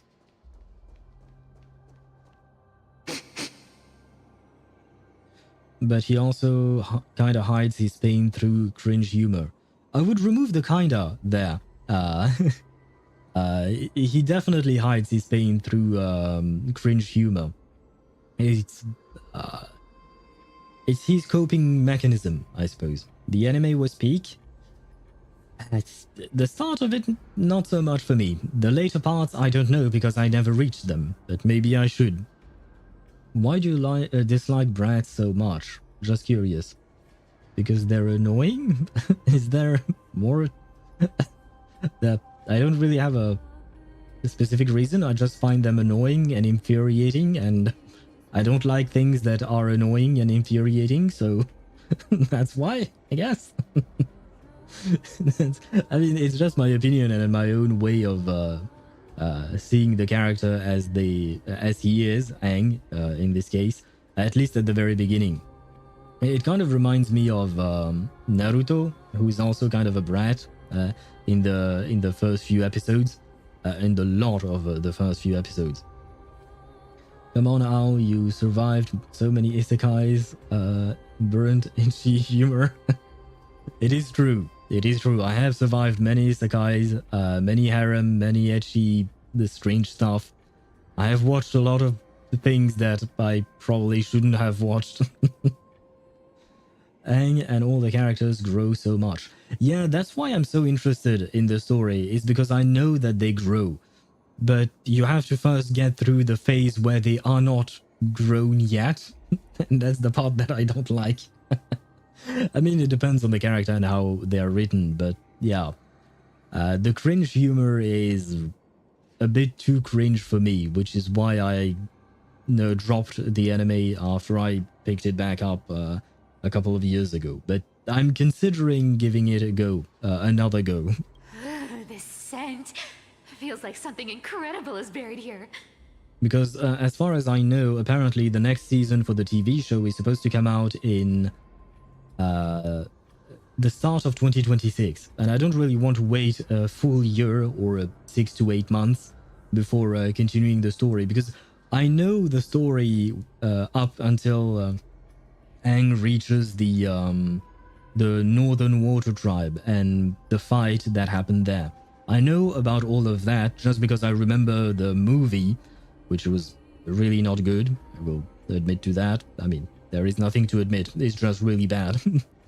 And now that I've seen the TV show, it stops around that point as well. But I don't remember what happens afterwards, and I feel like what happens after is the more interesting part. So, oh, you know what? Maybe I should skip the beginning of the anime and start after the chapter of water. Maybe I should start the anime right after that chapter, because I already know what happens there. Incredible indeed! If even Boss Lady says so, how could I not be excited? Do I need to give instructions here? Get digging. Barthelos activated excavation mode, uncovering something hidden beneath the earth. What? Oh no, not those puzzles. I really don't like those puzzles. They make my brain hurt. Oh, isn't this a golden scapegoat? Interesting. Looks like whoever buried this treasure wanted to play a little game with us. Oh, isn't there a myth about this thing? Those who feared fire became sheep. Those who did not became human. Is that an actual myth or legend? Is that an actual thing? Like, what? Those who feared the fire became sheep? I am very confused by what he just said. Is the only animated from US I watched even sacrificing my sleep. At that point, you loved it so much that you sacrificed your sleep for it. The thing is, my sleep is already awful, which is why I try to find things to do when I'm sleeping, and not really motivated to do anything other than trying to sleep. So I tend to watch TV shows and stuff like that during the night. Or rather than brat immaturity, I find it charming, nostalgic. It's a growth phase. I understand what you mean. And I mean, we've kind of all been through it in some way, shape, or form, just because what do you call that? Just because we were all children at some point. But I just personally don't find it charming or nostalgic. Why not? But nostalgic for me feels like a positive thing, whereas in this case I don't feel positively about it. I mean, yeah, was I really a brat when I was a child? Kind of. For some things, yes, I suppose. But never mind that. The point is, right now, in my life as an adult, I suppose, I just find it annoying. But, you know, I understand that some people would like it just like you do, Swivy. We just have different tastes about it, I suppose. Yeah, Atla feels like the only good American anime. Ruby, I've heard also is okay, but Atla feels very different. To be fair, I can't really think of any American anime aside from Avatar. Unless you delve into the cartoon realm, like with The Simpsons and stuff like that. The Simpsons is actually pretty good. It's just funny. It doesn't have a deep story or anything like that, but it is pretty fun to watch. It was my first time driving. My dad taught me how to start drive. Scary. I don't understand anything, but I liked it, maybe. I'm not sure. It's a good thing that there is a field where you can avoid hitting anyone. Yes. If you're just learning how to drive, you should probably do it in an area where there is nothing. And hopefully you will get comfortable with that. Or at least Atla blends anime and cartoon really well. Yeah, they do. They do. It does not feel like a typical Western cartoon. It does not feel exactly like a typical Japanese anime. It's a good mix between... it's a well-balanced mix between the two. Simpson writers predicted historical events for years. Yes, I have seen that. That's actually quite funny. The fact that they managed to predict things, even though they were just joking about it. Or maybe there is a whole conspiracy and the writers of The Simpsons are actually... I don't know, prophets or something? Who knows? There is only 6 animes I sacrificed my sleep for. What are those 6 animes, Deidara? I am curious. Sheep, humans, whatever. All I know is unlocking this gets us treasure. Here, this honor's all yours. Okay, so some people became sheep, some people became human. How about the people who are half human, half cat? Well, she's not half and half, she only has ears and a tail, but... you know what I mean, part cat, mostly human. Puzzles and tricks are right up my alley. Just leave it all alone me. Ah. Well. Remember how I said I did not like this kind of puzzle? Well, I guess I'm screwed. Ah, never mind, this one will be easy. Yay, okay. This one was easy. Thank God. Told you, nothing can stump me. Cipher, it's your turn now. Stop! Stay there, and don't turn around. Huh? What do you mean? He just turned I around. told you, don't move.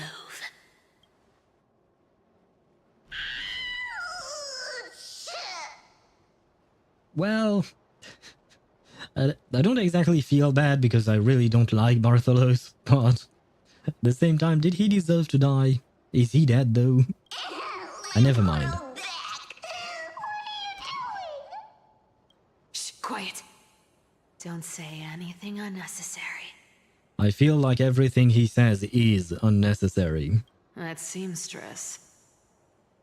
She's listening. She's listening to you through a golden beetle? I knew she had golden threads all over Okama. I didn't know that her reach went all the way out to STYXIA.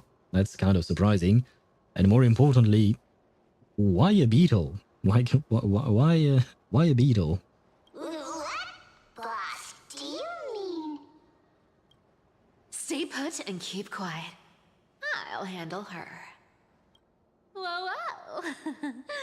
Seamstress. Getting sneaky, aren't we? Did you think I wouldn't notice your little spies lurking around me? Right, I kind of forgot, but the last time, right before switching to Cipher's POV, something really bad was about to happen to Aglaya, Tribby, Hyacine, and someone else as well, I think, probably. Looks like the Genshin Beetle model. Yes, it does. I thought of it as well. They just recalled it, what do you call that? Golden instead of purple. I thought so too, yeah. I feel like they probably just took the asset from Genshin and put it into Honkai Star Rail. I don't know if they're using the same engine. I would assume so for both games. But if so, I think they just imported the asset and recolored it. That's I mean, you have to save up costs as best you can, I suppose. Oh, D. Gray Man, One Piece, Yu-Gi-Oh!, Full Metal Alchemist, Last Airbender, Bleach, Naruto, and Hunter x Hunter. I tried D. Gray Man, Hunter x Hunter, and that's it. And I didn't really get into any of them, unfortunately. One Piece I never tried just because it's too long and I really didn't want to start it. Yu-Gi-Oh! I watched as a kid, but I never followed through episode after episode, so I don't exactly know the story of it. Full Metal Alchemist I watched in its entirety. At least I watched Brotherhood, and Brotherhood was excellent. Last Airbender, we talked about it. Bleach, I watched about 100 episodes, I think. I don't remember exactly when I stopped or why I stopped. And Naruto, unfortunately, I really disliked Naruto as a character. And the other two main characters are not really anything that I like either, so I gave up after 25 episodes. There was also a cat running around the field and I was afraid to hit it because I'm short, so I can't see anything on the road. But everything went well. The cat is safe. That is good news. As long as you're safe, your father's safe, the cat is safe, everything is fine. But that means you have overcome that trial, which is good news. Ito definitely coming to get that beetle for beetle cockfight. Yeah, I suppose so. I mean, Ito always managed to find a way to pop into every event in Genshin. Maybe he's about to cross boundaries of the universe and even appear in Honkai Star Rail. You know what? We just got a strawberry-flavored Barbara with Hyacine. Why not get some kind of Ito as well? Maybe. As time passes, I find myself leaning more and more on blind luck. No. With only the power of this little nymph, naturally I couldn't slip past your sharp eyes, Cipher. Even if you could fully control Bartolos's mind, I would still be able to see through your disguise. Aglaya.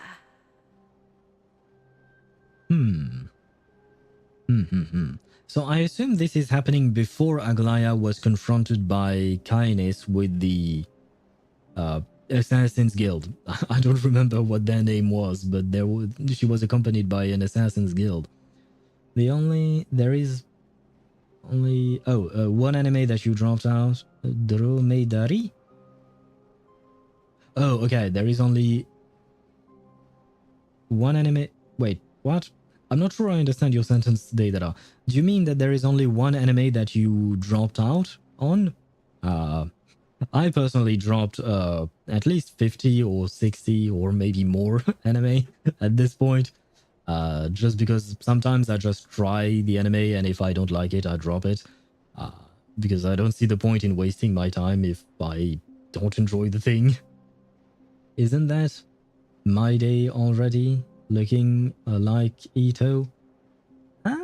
Kind of. I mean, I see My Day more like, shoot, what's his name? Gilgamesh from the Fate series. Even though he's not part of the Fate collab. It feels like Maidemos is Gilgamesh from Fate. They look way too similar to not be the same. I mean, they are not the same, I know, but still. But I suppose, yeah, you're kind of right.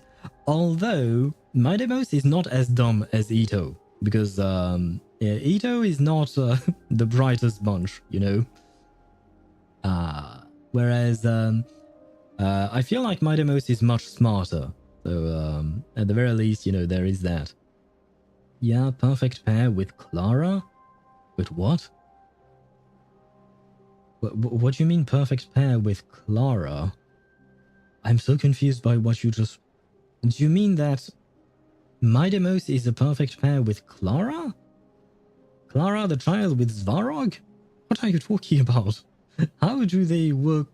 How do you pair them together? In terms of story, that doesn't make sense, and in terms of gameplay, doesn't either, because Clara wants to be hit, whereas Midemos also wants to be hit. So I'm confused. Let's play Nina. I am confused by what Swavy wrote as well. Why is everyone confusing me today?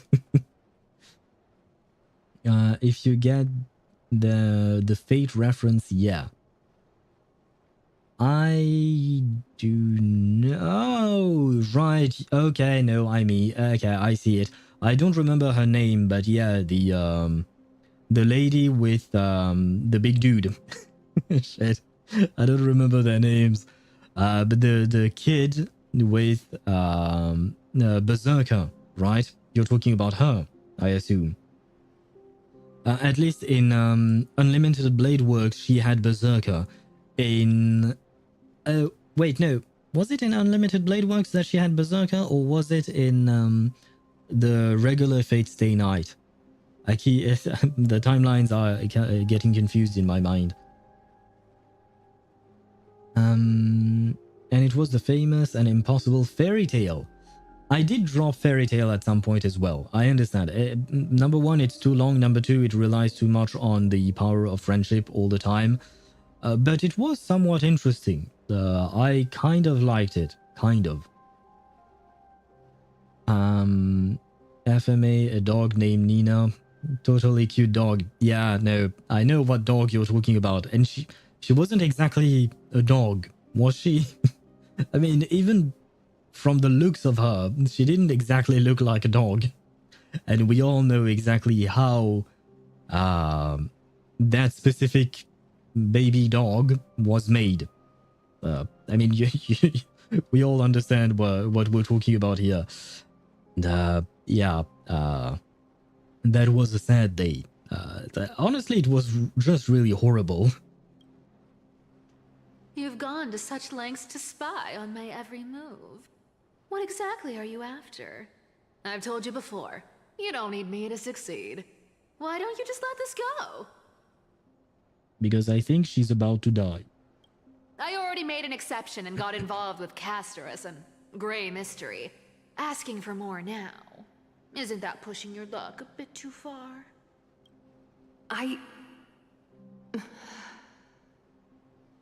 I'm sorry, Cipher.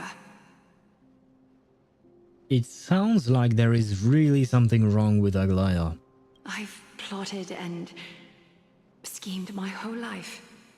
But I never could have predicted our relationship would end up like this. I've spent centuries trying to figure out where I went wrong, replaying every moment over and over. But you've never given me a chance to explain myself, face to face. This is the type of speech or dialogue that you have right before you die, generally speaking, right? You want to clear up the air because you know you're about to die or go away or do something, you know what I mean, right? And so you want to clear up any issue that you had with specific relationships. So this feels like, yeah, this feels bad. I really don't like where this is going.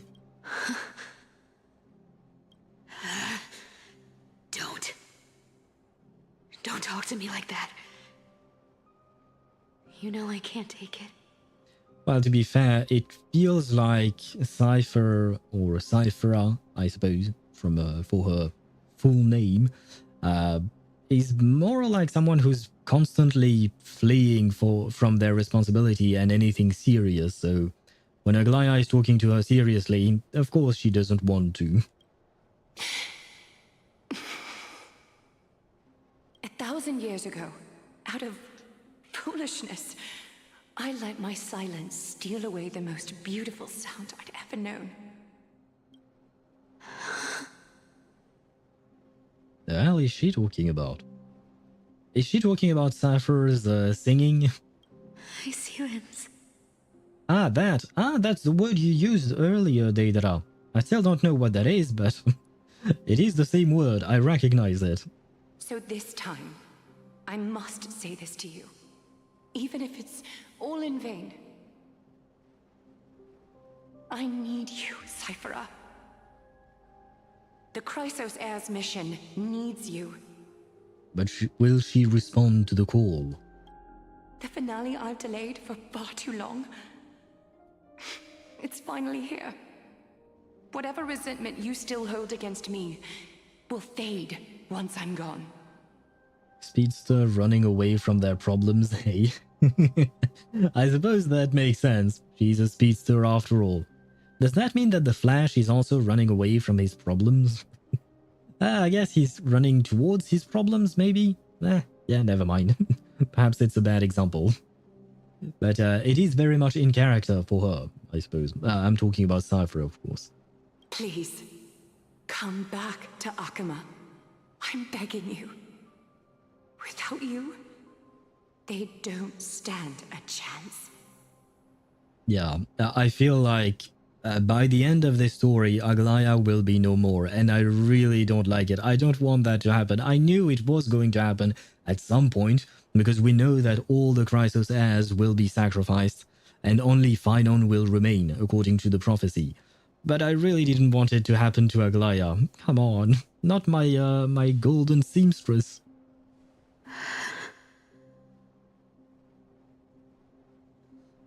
Still not fast enough from someone who is gonna go out for a bit to buy some milk.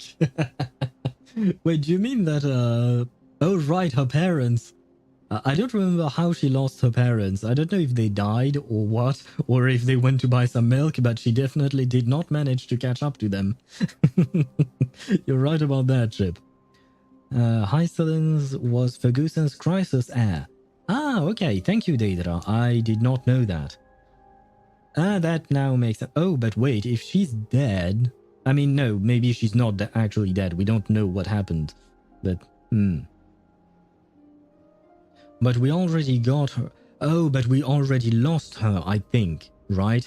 Because we are losing Chrysos heirs one after the other, and the only core flames that are missing are the Sky Titan and Kephale, right? The world-bearing Titan. So that means that we already have Ferguson's core flame, but it seems that Ferguson's flame chaser, I guess, Chrysos heir, was lost, right? If I am weaving all these threads properly, I think that's the story here. That what happened to her parents, I was a bit of a joke, but goddamn, I don't know what happened to her parents. I don't know. I don't remember if they died because of the Black Tide, or if they actually just went out to buy some milk and abandoned her. I mean, the buying some milk is a joke, of course, but I don't know if they abandoned her or just died. I don't remember, but you might be onto something, Chip. You might be onto something. Castre said it on 3.2 out of the blue. I will take your word for it because I quite frankly don't remember. To be fair, you've watched 12 playthroughs of 3.2. I haven't watched any, I just played my own playthrough. So you probably have more information on hand or in your brain stored than I do. I'll think about it, seamstress. But stop watching me. Unless you want to lose me for good. I mean, yeah, I kind of understand Cipher in the sense that it would be kind of creepy. Even if I really like a person, I don't really want them to spy on me.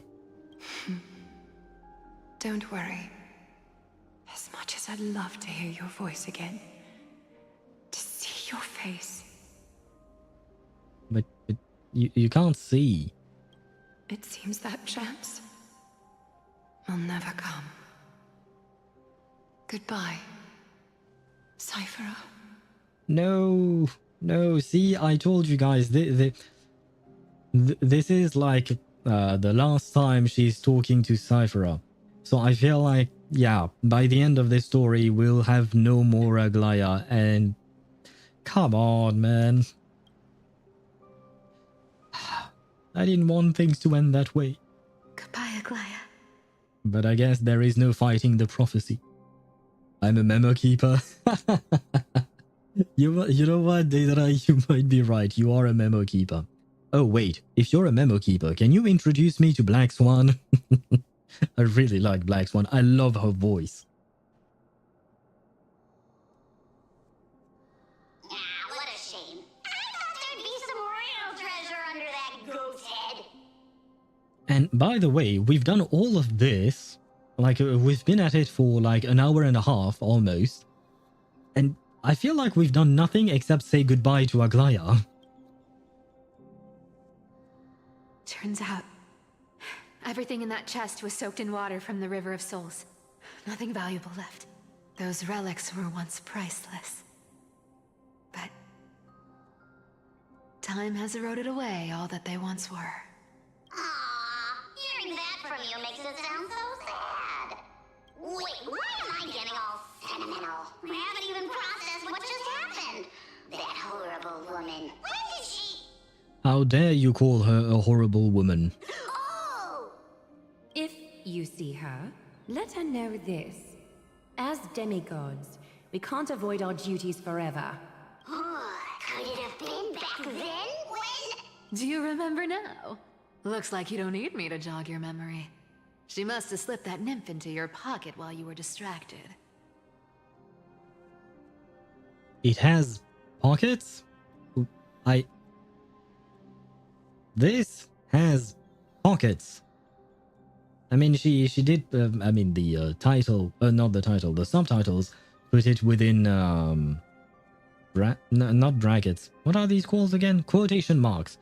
But, what? Yeah, never mind. Don't underestimate that bug.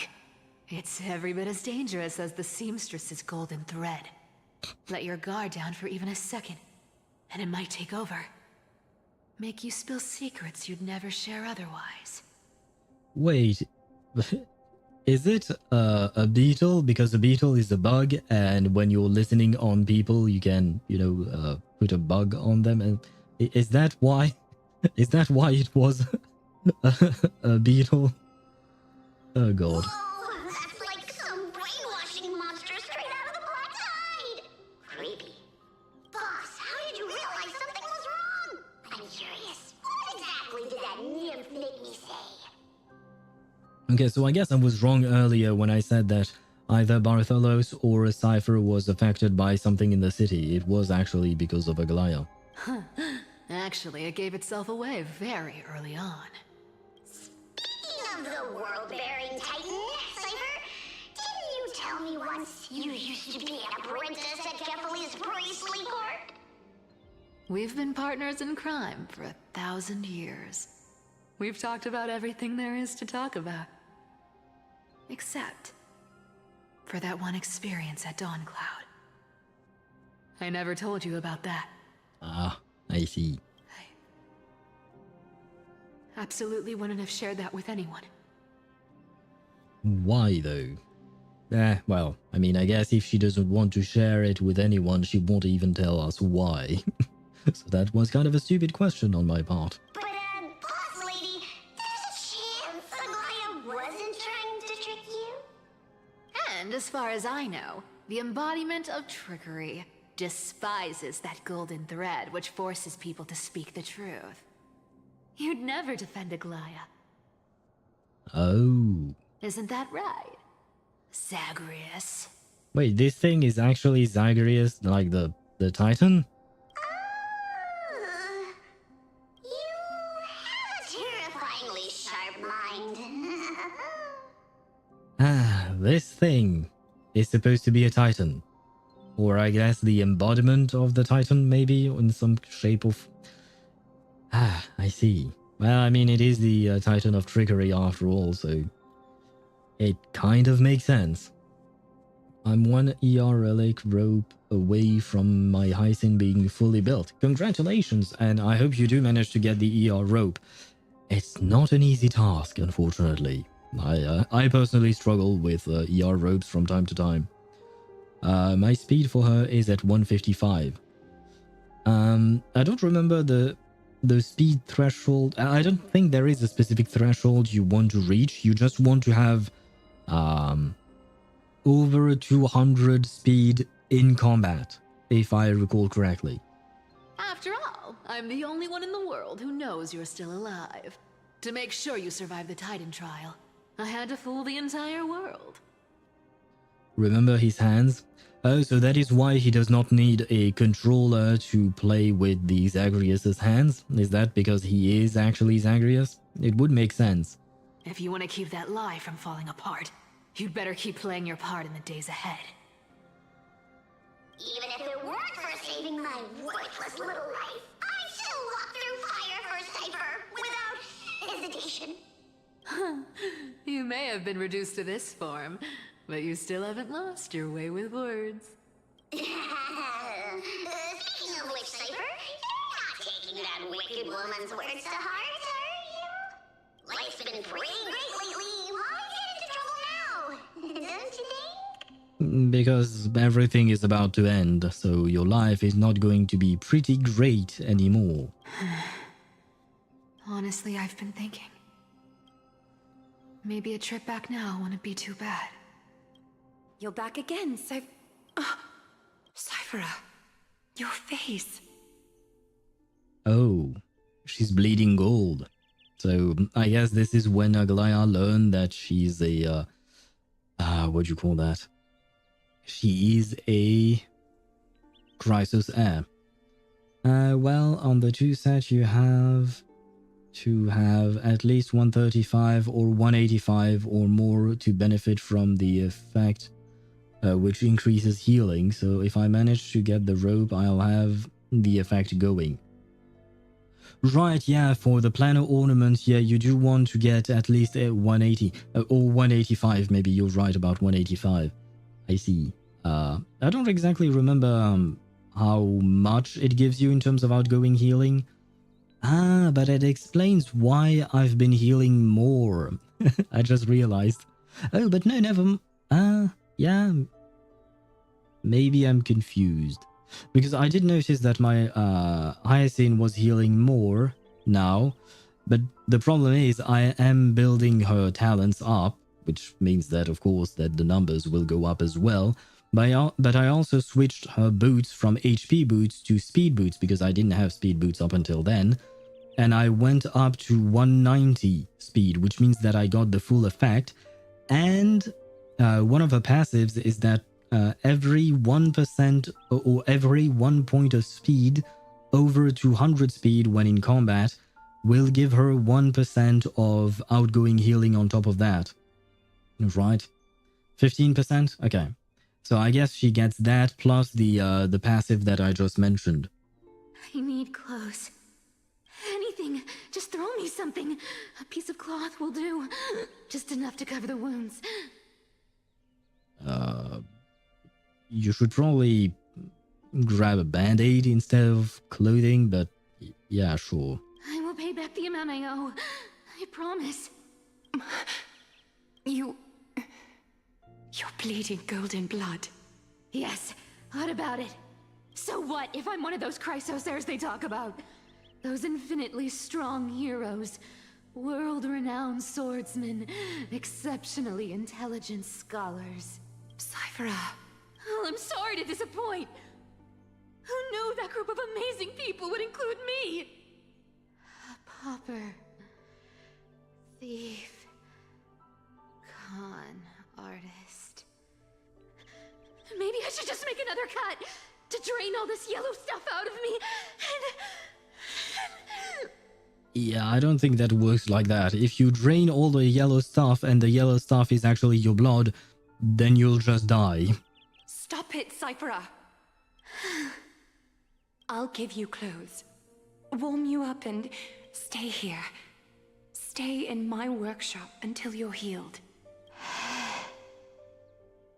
Aren't you going to ask me how I got these wounds?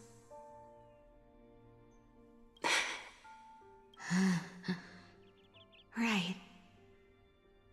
What's the use? I'm so good at lying. Even your golden thread can be fooled. If you can't verify the truth, why bother asking at all? I don't need to ask. Nor do I need to use the golden thread. I know everything you do is for survival, at all costs.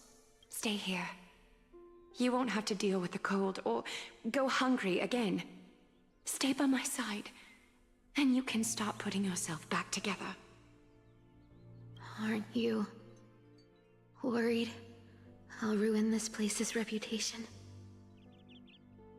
Or that I might sneak off with your precious clothes and sell them? Oh, you know what? She does look cute, so I will grab a screenshot. I do think that I had a screenshot of her earlier, but without the cut. But yeah, never mind. I like how there are times when you want to fight Lorelei in Wuthering Waves, you have to sit in a chair and wait for her. Yeah, because I think she only appears at night, right? If I recall correctly, she only appears at night. So if you are trying to fight her during the day, you have to go and sit on the chair and just wait there. I wouldn't have invited you if I were worried about those things. Although I wonder if you can just switch the time in game to actually make it night and thus being able to fight her. I've never actually tried it. I always went back to the chair. Cute. She is cute indeed. It's a she. What, are you talking about Cipher, Aktosh? Yes, Cipher is a she. I thought that's fine. No, that is not fine. This is Cipher. This is Cipher. You can see the cat ears here or at the top of the screen. This is Cipher. This is not Finan. Finan does not have cat ears. And Finan is not a liar and all of that. He's not a corn artist and all of that, right? So no, this is actually Cipher. No, bro, Cipher is a femboy, trust me. Well, I don't know how you got that information, but sure. Catboy Finan. It would be very funny to see Finan as a catboy. I guess we kind of do. We have Seth in Zenless Zone Zero, right? He's a catboy with silver hair, just like Finan. So, I guess we do have a catboy Finan. You're weird, seamstress. You know, they say a child who often lies remains a liar for life. I've tried not to become a liar, but honestly, it's just too hard. I'm close to giving up. What makes you think I won't disappoint you? Because I can feel it.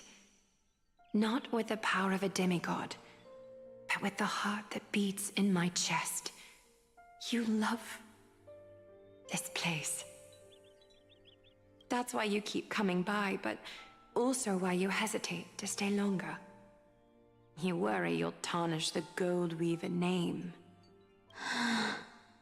After taking over Nestia's divine authority, I became used to letting the golden thread distinguish sincerity from falsehood. However, the mission I need to complete requires me to learn to trust and rely on my heart. I like this interaction between Cipher and Aglaya. It's really cute. Finan can be a furry or a person that likes to wear fursuits. Info, trust me, bro. I see. Well, like Juk always say, I am not going to trust you on that one, Aktosh. If in Sumeru Electro makes plants grow, does that mean that an Electro character can make Nahida grow up? Technically, she's not a plant. She's a... What is she? I mean, we know she's an Archon and all of that. And I mean, we do call her a cabbage, I think? Yeah, right, we call her a cabbage, if I recall correctly. But technically speaking, she's not actually a plant, so...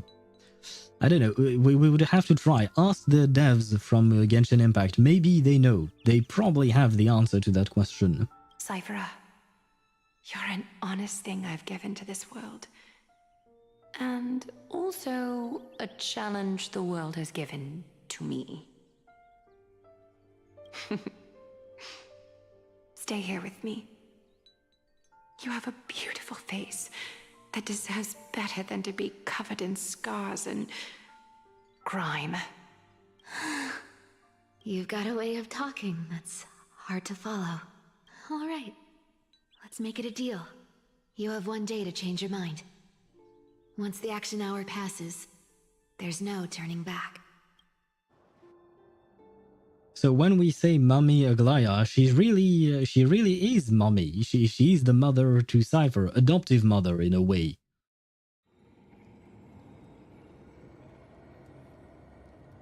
Ah, we're back with these guys. Come on, Danhong, show us the power of the dragon. They're gonna die. They may look the same, but they are different persons. They are indeed. Nahida and Rukkhadevata are technically speaking different, but there are, what do you call that? Similarities in the sense that Rukkhadevata was the one who created Nahida. And Nahida is supposed to be the purest part of Rukkhadevata because the rest of her was being corrupted by the forbidden knowledge. So they do have some similarity beyond the mere fact that they use the exact same model for both of them. Oh no, never mind. They recolored Rukkhadevata. they changed a bit of her colors, but yeah, overall they are indeed different people. Oh, these folks in black. Are not responding to provocations, nor do they seem intent on fighting. What exactly are they waiting for? Pressure. Fear. Planting seeds of anxiety. It seems this is the strategy they've chosen. I don't think it's going to work on Danhong. He is probably the calmest person we know in this game. Oh, never mind, there is also Jing Yuan. He's also very calm. But still, Danhong is extremely calm as well, so I don't think you can pressure him or make him feel fear or anxiety. Although I could be wrong. Huh. An organization that sees it as their mission to eradicate the Chrysos heirs. I've read some chilling accounts, stories of the cleaners using alchemical arts to implant fragments of memories into their successors, ensuring both identity and hatred lives on. Oh, that's not great. And I kind of forgot that their names was the cleaners. Yeah, not the greatest name either. But the fact that they're implanting memories to ensure that identity, I mean, it is a problem, but implanting the hatred that they have, because that means that the current cleaners might not give a fuck about the Chrysos heirs, but they're doing what they're doing just because of their predecessors' hatred. So, yeah, that feels kind of like even worse than a cult, I guess. From what I know, these stories are true. The kindness we know today, strictly speaking, is the 27th kindness. Do you mean that this world has gone through 27 cycles? Objectively, the rise of the cleaners was both inevitable and necessary.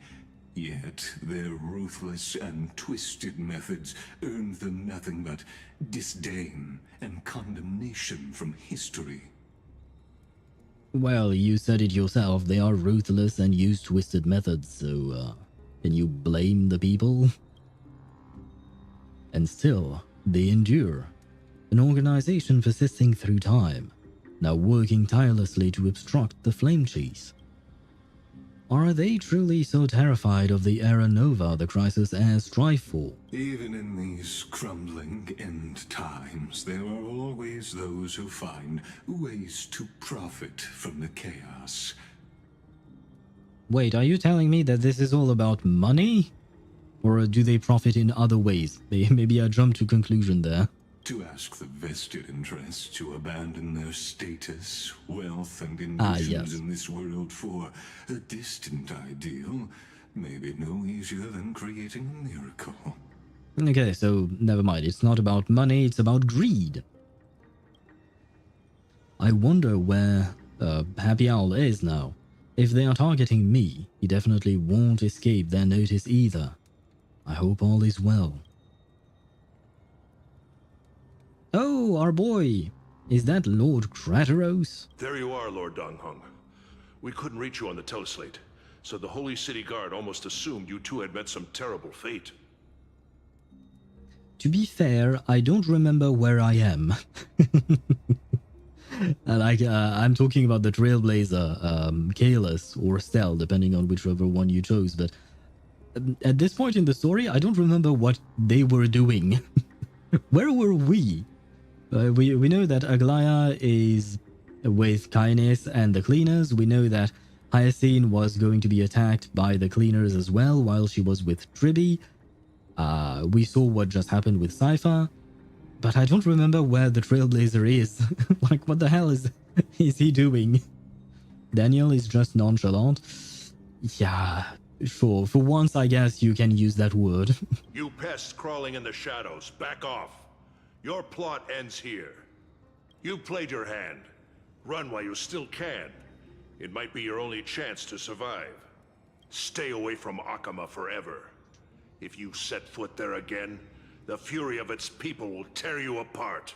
Because Aglaya is dead, and in the eyes of the Holy City citizens, her blood is on your hands. Aglaya is what now? She's what now? So, I mean, we knew this was coming, but I didn't think that they would just tell us that, and basically like she was killed off screen, right?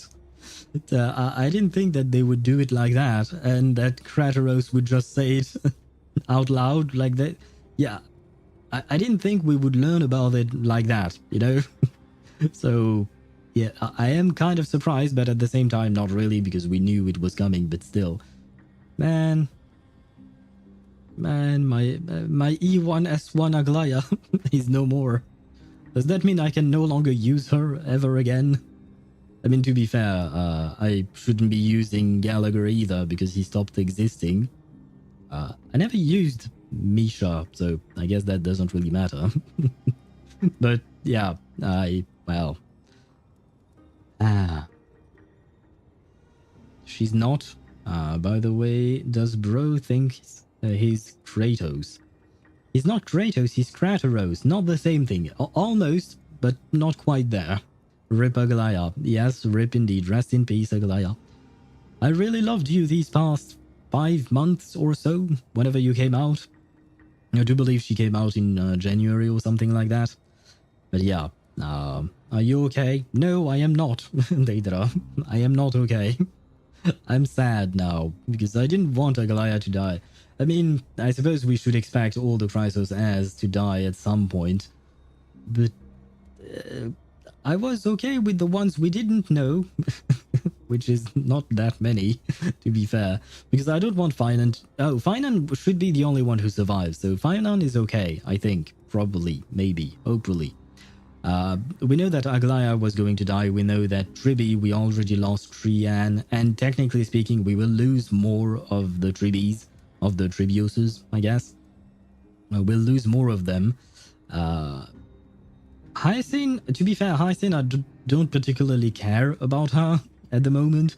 I don't know enough about her. I haven't spent enough time with her, so I'm okay. My demos, technically speaking, we kind of lost him in the sense that now he's stuck in Castrum Tremnos. Oh, and we also lost Castris. But like I said, I don't feel that much about Castris. I feel more about the dragon. So yeah, Aglaya was probably the one Chrysos heir I really didn't want to see die, but I guess it is what it is.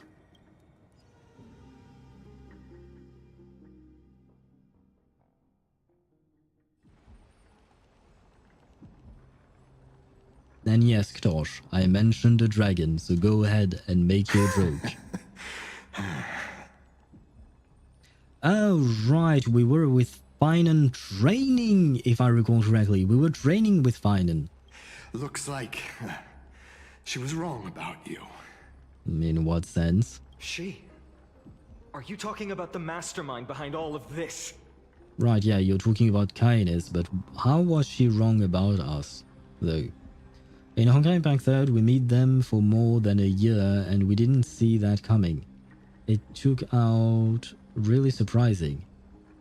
Wait, what do you mean? Does Aglaya exist in Honkai Impact 3rd? Which character is she? Well, she thought you were weak. She believed that even when you were facing the evil that you claimed to oppose, you'd hesitate to strike. Wait, I should have paused while we were between the scene with, what's her name? What's his name? Dan Hong, and this scene, because we are going to have some ads on Twitch in 5 seconds. So we'll wait until the ads die down before we, continue this dialogue and hopefully kick their asses because they killed my beloved Agalaya.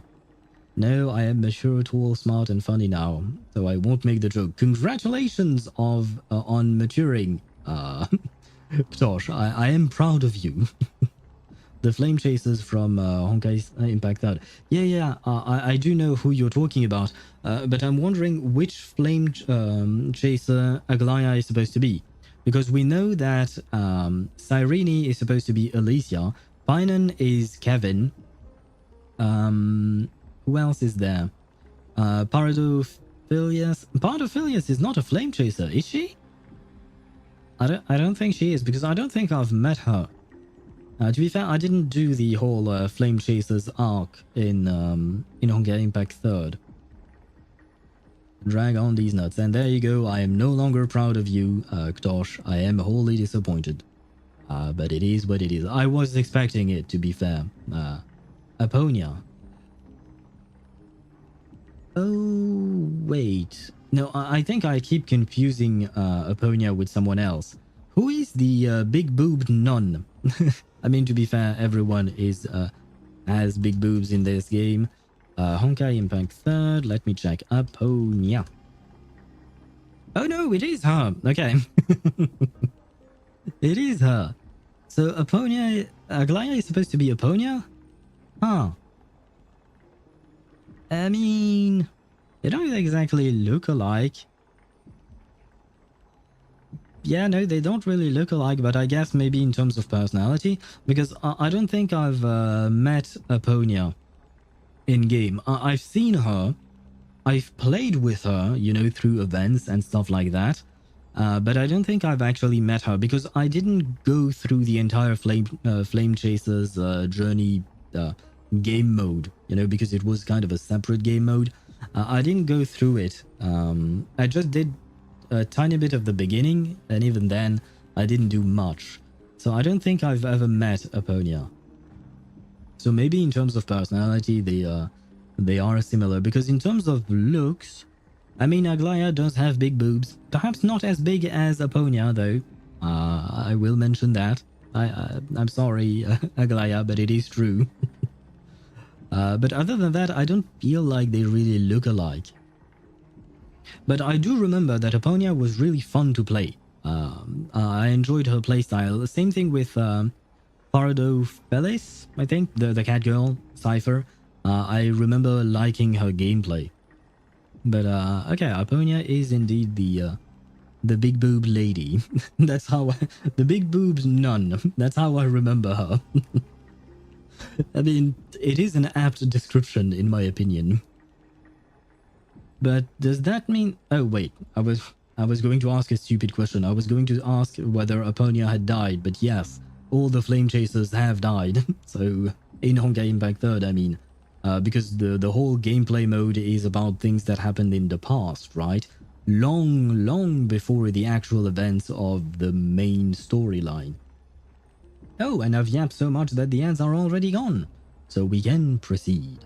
Misinterpreting mercy for weakness shows how arrogant and foolish your master is. They're still alive. With proper care, they'll pull through in a few days. But I must warn you, I haven't fought a human in ages. I can't guarantee I'll always be able to hold back. They're lucky they're still alive. You don't need to hold back, Phynon. I mean, I guess he doesn't know yet that Aglaya is dead, but now that Aglaya is indeed confirmed... Well, I mean, she's not confirmed dead, but according to Crash Rose, she is indeed dead. I am all in favor of going all out and completely cleaning up the cleaners. If you feel as lucky as they are, try me. Bro, you sound so cool. Bro, you sound kind of scary. I will go with he's cool. Phynon is seriously upset. Get out of here. Don't show your face around us again. If your master wants to stop the flame chase journey, she'd better bring an army that makes Kremnos at its peak look like child's play. I've said it more than once, Lord Phynon. We're not here to start a fight. But you are, since you fought us, like, you started a What? We came only to ensure you weren't anywhere else. And where else would we be? I feel like we should capture him and make him talk. While you were unaware, we already accomplished our mission. To buy time. Oh, so they didn't okay, so they didn't want Phynon to be with Aglaya, for instance. Or rather, they wanted each Crisis heir to be separated from each other to be able to attack them one at a time. Right? Probably. I would assume so. Although they seem to be going... they seem to be attacking both Tribby and Hyacine when they were together. So, maybe I'm wrong? So, Lord Phynon, until next time. Hopefully that will never happen, unless it is for your own funeral.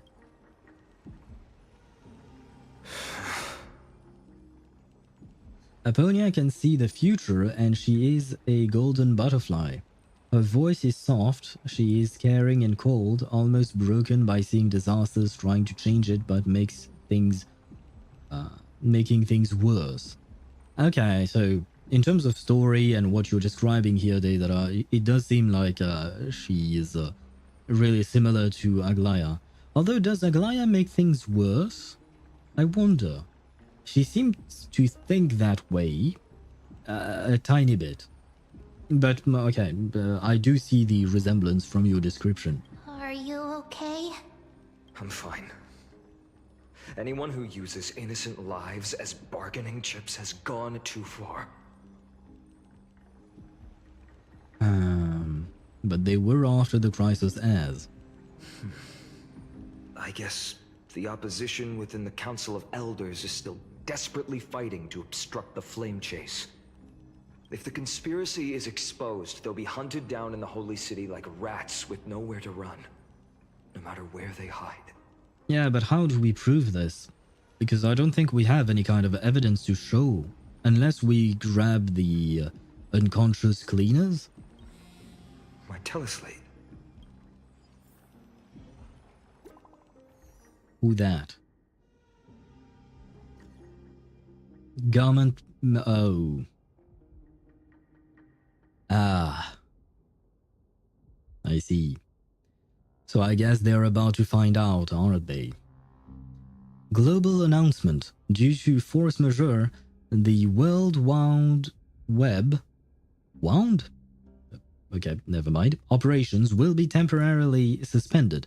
Please stay calm and remain in your homes. What's going on?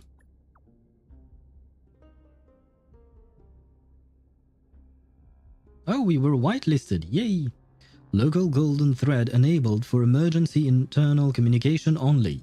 Lady Goldweaver deceased. Please return to the Holy City at once. I know it's hard to believe, but please come back soon. On my way.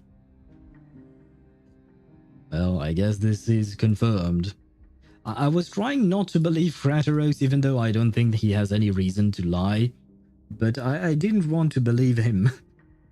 But if Garment Maker is making the announcement, then yeah, I feel like Garment Maker is probably the one who knows whether or not its master is deceased. Oh, and we seem to have a new customer for Chip. Scarce Fielder. 03 T. I see. Well, I am sorry, Chip, but you might be too slow, or perhaps Twitch will once again, what do you call that? Log you out for some reason, or maybe you have fallen asleep, but your customer for tomato picks is gone. Dung dung dung. There you go. Aglaia? Is this blasted? Those guys. Was it those guys doing? Yeah, it was. And it must be a lie. I guess that maybe the Trailblazer is in denial. Ah, fine. It must be a lie. I've heard from more than one person. It doesn't seem like a joke. Stay calm. This could just be one of her schemes. I won't believe it until I see it for myself. That is true. The one thing that I always say, regardless of media, whether it is anime, movies, TV shows, video game stories, if I don't see a dead body, I feel like there is a chance that the person is still alive. Finon, what should we do now? Stay on course. I'll contact Treeby and ask her to keep the citizens calm. We'll hurry back to Akima as fast as possible and assess the situation in the city. If we run into any enemies along the way, We destroy them. I won't be merciful this time. Yay! I mean, I shouldn't be happy about that, but I want revenge for my beautiful Aglaia, who is no more. Cartonis? That is Aglaia's voice. Oh, I guess that was before she passed away. Or rather, I should say before she was murdered. You're forging a sword for Finon, aren't you? I haven't seen you wield the hammer in so long. I couldn't help but be entranced by the sight. You, Aglaia, in this form you come to me. It means... That's right. At this moment, my physical form is already shattered. Oh. My journey as a human in this world has come to an end. Oh, so she was already dead even when she was speaking to Cipher earlier. And she's using the beetles to keep speaking. How does she do that? How does that work? Is she dead or is she not dead? Then, because if I'm hearing her, I feel like that means she's not dead yet. I mean, technically speaking, her physical body might be dead, which is really a shame because it was a really nice body, but where is her soul? Did she store her soul or something like that inside the beetles? It's time to fulfill our pact. Of course. The pact I haven't forgotten. The thing I entrusted to you. Do you still have it? Far too plain this vessel is. Not worthy of you. Do you still insist? Nice body indeed. Yep, she had a very nice physical body. And not gonna lie, I'm a bit disappointed by the beetle. I prefer her human form over her beetle form, strangely enough. I insist. Over the past 1,000 years, every piece of fabric I've worked with has been tainted by my cold divinity. It's made me hate their colors, texture, and scent. This ornament stands apart. It was a gift from a child.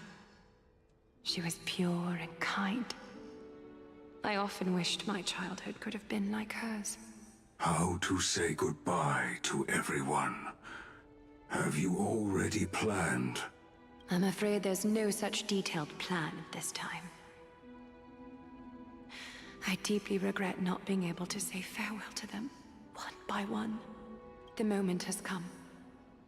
My departure will give them one less thing to worry about. This parting gift should help ease the regret of such a sudden goodbye. No, no, it won't.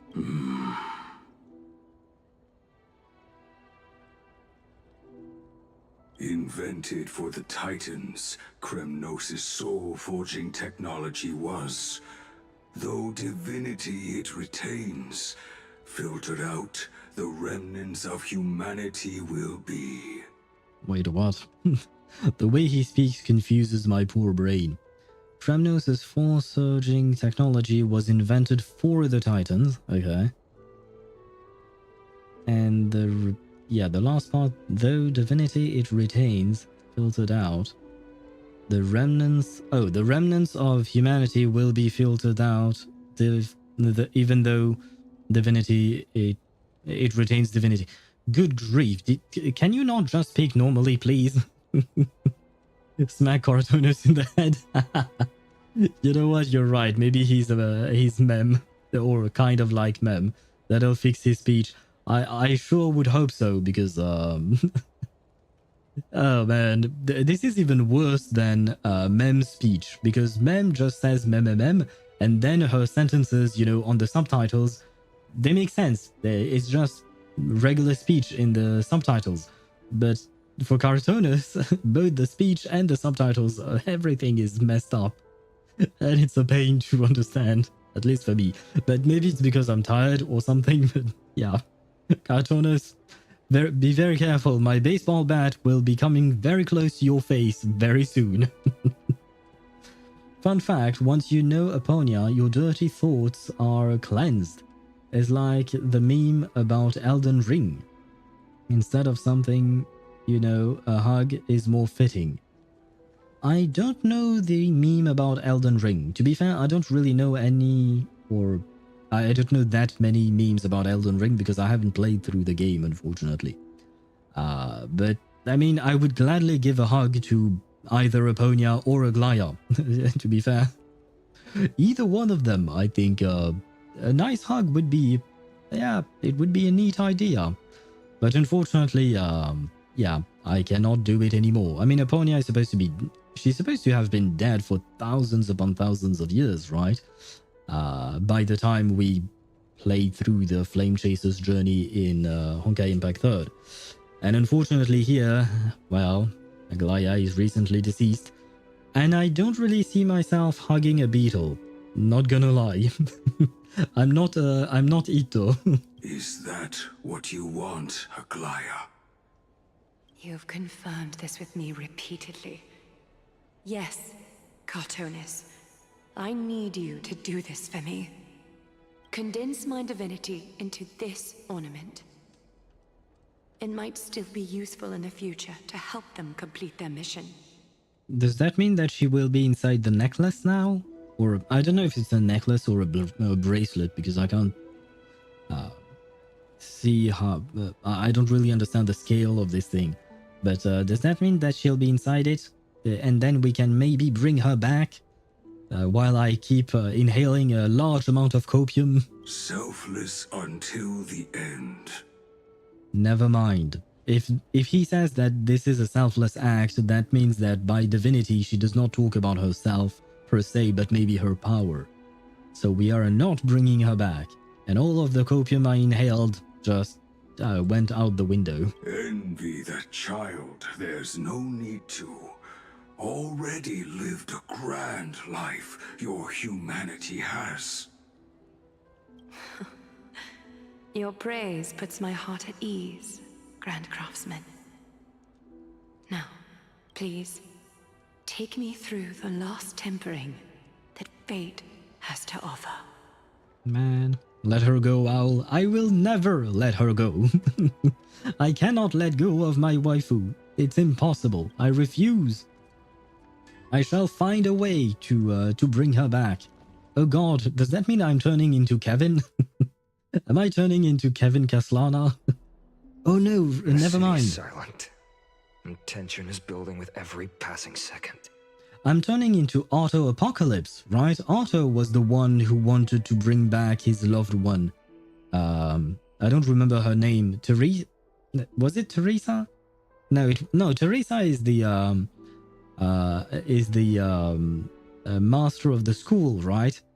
What was the name of Kiana's ancestor that Otto loved, if I recall correctly? Saritsa. No, wrong game, Ktosh. But I guess I am turning into Auto Apocalypse. I mean, he's a good-looking dude, I wouldn't mind. But he's also not exactly the best of persons, like in terms of personality. The news is probably spread by now.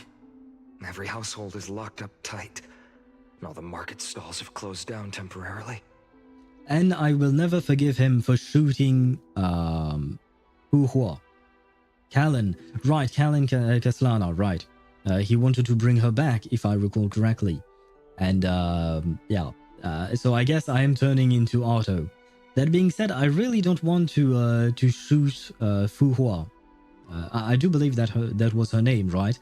I don't remember in which chapter that was. It was pretty early on, and technically speaking, she did not die.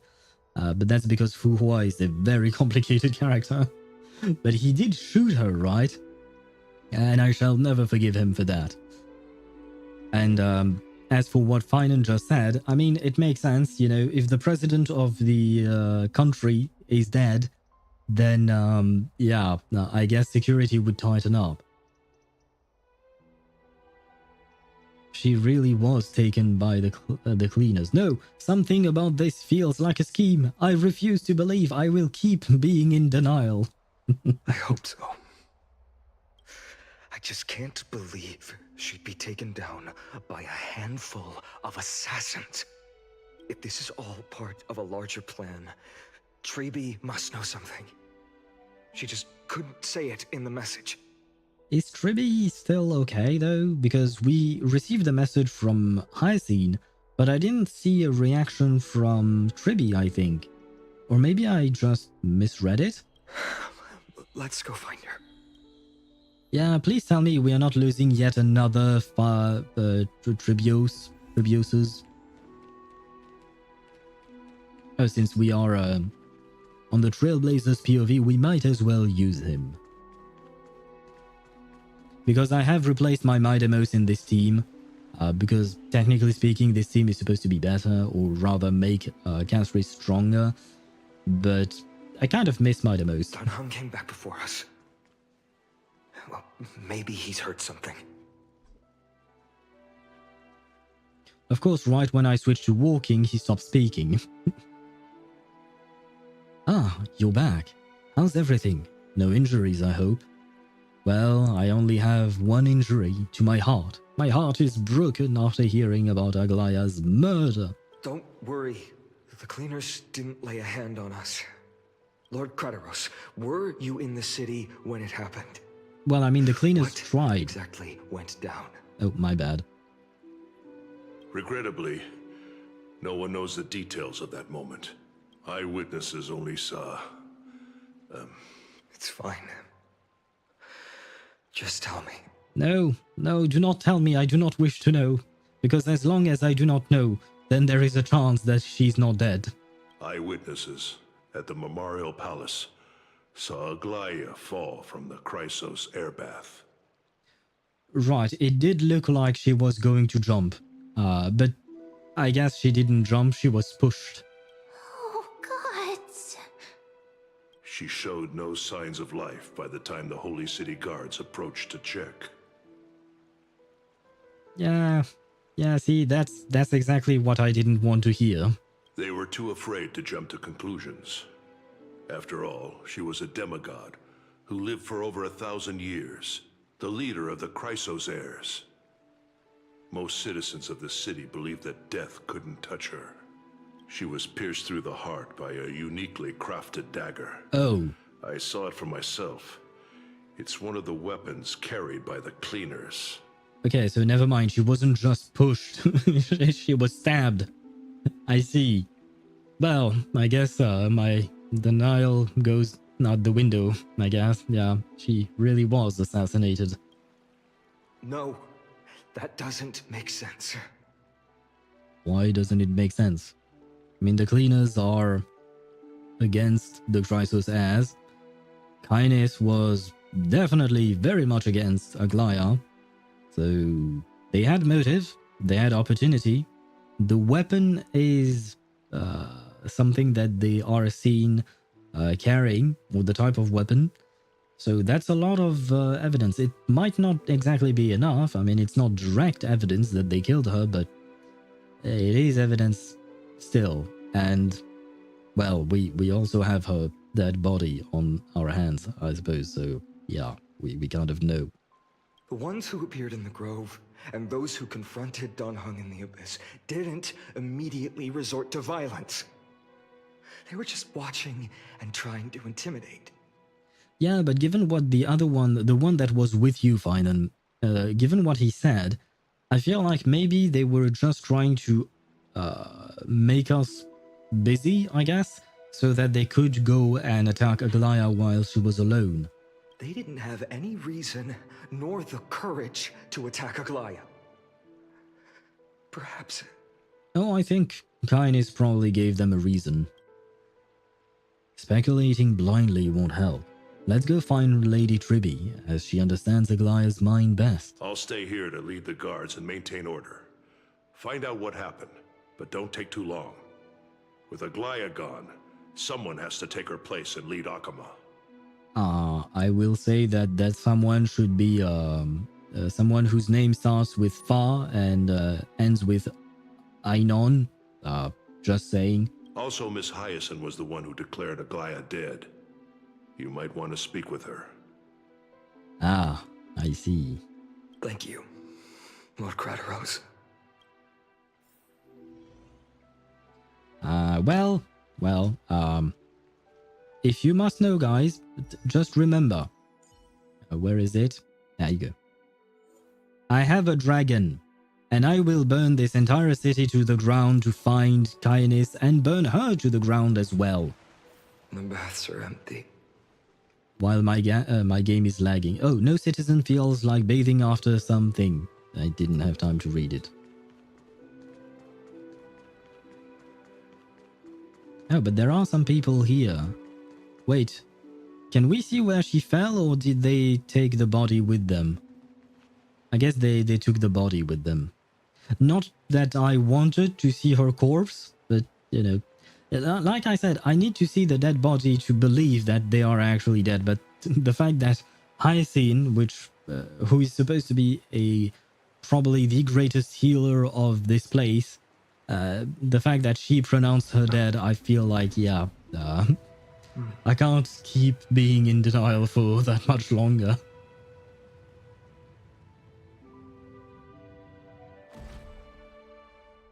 Hyacine. You're back. Yay! Yeah, I'm back, I guess. We heard from Crateros. Are you all right? I'm fine. I've been staying close to Lady Treby and Lady Trinan after the incident. Okay, so at the very least now we know for sure that Treby and Trinan are okay. It's great that you could come back so quickly. They need someone with them now. Yeah, I kind of wish that, you know, we came back sooner, but I guess not. How are the two of them holding up? You witnessed Aglaya's death. I don't like the way it's phrased, the second one, because I feel like the second one, you witnessed Aglaya's death, is kind of like, you know, pushing towards how are you doing, Hyacine, but I don't like the way it's phrased. I would much rather just ask how she is doing, just like I would with the other two. So I guess I'll go with the first one. Not well. After all, we witnessed Lady Aglaya's last moments. Oh, they were there too. Oh, I guess, yeah, technically speaking, you were all together. I tried to treat her immediately, but even the sky's blessings. Well, usually when you fall from God knows how high, and on top of that you have a dagger in the chest, it's kind of hard to heal from that. Declaring her death was the hardest thing I've ever had to do as a doctor. Lord Finan, don't push yourself. You're carrying a heavier burden now. Please, don't fall. It's fine. I can handle it. Don't worry, Finan. While you bear the burden of becoming the new leader for the Chrysos heirs, I shall go on the path of revenge. I shall fall, and I shall avenge our beautiful Aglaya. What I've lost is a mentor and a comrade in arms. But for Treeby and Trinan, they've lost a 1,000-year-old bond. Like they're losing a part of their lives. You should rest, Hyacine. You've been awake for a long time, haven't you? We'll handle things from here. Okay. See you later, everyone. Next, we should visit Lady Treeby. Yay, more sadness to come. Because I feel like, yeah, the Treeby and Trinon are going to be very sad as well. So, so will we, I guess. So will we.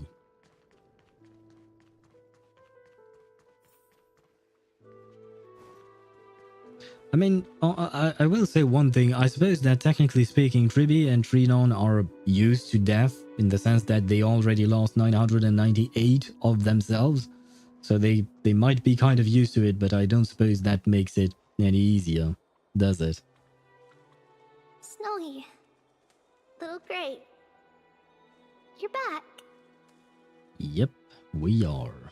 Lady Treeby, Snowy, don't. Please don't apologize to us. You went to the Grove to prepare yourself for the threats to Akama. You didn't do anything wrong, so don't be hard on yourself. Yeah, to be fair to Finan, he couldn't have known that they were going to assassinate Aglaya. We were always by Aggie's side throughout this long journey, so we understood her thoughts better than anyone. She knew she wouldn't see the end of the Flame Chase journey, yet she gave everything without hesitation. For the future of everyone. I know what Aglaya expected of me. Right now, the last thing Akama needs is a leader wallowing in self-pity. The scroll over there was entrusted to us by Aggie. She instructed us to hand it over to you when the time was right. I think now's the right time. Nameless recollection, golden threads frayed at the fringe of an era, and posterity took up the sentiments formerly hanging on its web. The tragic news heard during your travels. Head to the book and write it down. Oh, right. Review the memory. Oh, I suppose... Wait, what? But Nice. Oh, I can do it through here, perhaps? Oh no, never mind. The book is something I cannot access right now. But I will say, the voice acting was really great in that last little bit of dialogue. Even though there wasn't anything extraordinary in what they said, the way they said it, like, you could hear the sadness in Finan and Treeby's voices. In Trinon, a bit less, but I guess that's just because Trinon is really, she's kind of like Chi-Chi, in a way. She's kind of dead inside in the way she speaks. Aggie. So, you really don't have to take the medicine anymore. No need, teacher. Medicine can only steady my flesh, but it cannot stop the decay of my soul. I've already borrowed too much time from this world. Now, the time is up. Now is the best time for my exit. Sob and sniffles. Please don't cry on my account, teacher. I have a selfish request. Can you lend me your ear? Maggie. Go ahead. We will definitely fulfill it for you. I wish for my death to be a quiet and gentle one. I messed up the line. I hope that my lifeless body will not be exposed to the eyes of the public. Teacher, I have faced too many changes in my lifetime, but in the pursuit of one thing alone, I have remained unchanged for 1,000 years. It's beauty, isn't it? Huh. That's right, teacher. Beauty. Aggie, do you think Snowy is ready? 1,000 years ago, when I took up the core flame of Nestia, do you think I was ready then, teacher? Born into this era, we had no choice but to grow amidst the raging waves, not set sail after everything was prepared. Finan, he will understand. He will grasp the duty I have left for him. He is mature enough now, no longer blinded by anger or hatred. Man, aw, did I really need to listen to that? I mean, I guess she was really prepared to die. She knew it was going to happen. Bygone, my humble student, my trusted colleague. As I write this, you are locked in a battle of words with the Council of Elders, fighting for the survival of the flame-chased journey on a battlefield where the smoke of war is invisible. Wait, does she mean that she was writing this while Finan was giving his speech at the assembly? Because she was there. I deeply regret and feel guilty for hastily pushing you and the Trailblazer into the debate. But please forgive me. At that moment, I could not afford to show any sign of weakness before you, as it would have crushed your morale. I considered the debate a routine affair, assuming I could win merely with the support and experience we'd accumulated over centuries. But I underestimated kindness and her party's cunning, and also the deterioration of my own senses. See, she's on screen, she's beautiful, she's still alive. I still believe my denial is back. The trap was likely set by the debater Calictus. He had prepared a severed golden thread in advance, revealing it to the public when kindness was faltering in the debate. He claimed I was reading everyone's thoughts with the golden thread to cheat in the debate. I could have countered that low tactic in 100 ways. But my words slipped out before I could even think about them. With deceitful scoundrels like you in the crowd, I have no choice but to rely on the golden thread to keep watch over everything in this holy city. You can imagine the reaction that comment provoked. At that moment, I felt my time was running short. The divinity in this body might be eternal, but that is not the essence of me. I am a daughter of humanity, born of my mother, and I will die as a human. So you do have a mother. Sorry. Regulus is everywhere. Realizing that my humanity was fading, I began to plan my exit. What kind of departure would not waste such a belated death? I have yet to find the ideal answer. But I knew I couldn't simply fade away in my sleep like anyone else. The serpents have always lurked in the darkness, terrified of their heads being cut off by the golden thread. If my departure were to be calm and uneventful, it would only lead to a swarm of those serpents emerging from their nests. Regrettably, a peaceful death is a luxury I cannot afford. Well, I certainly wished you didn't have to take a dagger through the heart. I must feign weakness, deliberately, To make those serpents lose patience and act rashly. Just as they think they've struck and sunk their fangs into my heels. That's when I'll strike back, igniting the final blaze to burn away the threats hidden in the shadows. Oh, I mean, we knew she knew that she was going to die. So does that mean that she had a plan to crush the cleaners and Kyneth once she died? The blaze soaring into the sky might sow fear and confusion. But I have no worries about people losing their way. After all, Arkema still has you to guide them, Finan. You're not perfect, Finan. I've witnessed your confusion, recklessness, and deep sensitivity, dawn after dawn. The heavy burdens of your past have always weighed you down, inflicting deep pain. Yet, in your way, you are perfect. You embrace everyone's imperfections, always ready to find the precious qualities hidden beneath their rough exteriors. Unconditionally. That might be what sets our Sky Father Kefili apart from other deities.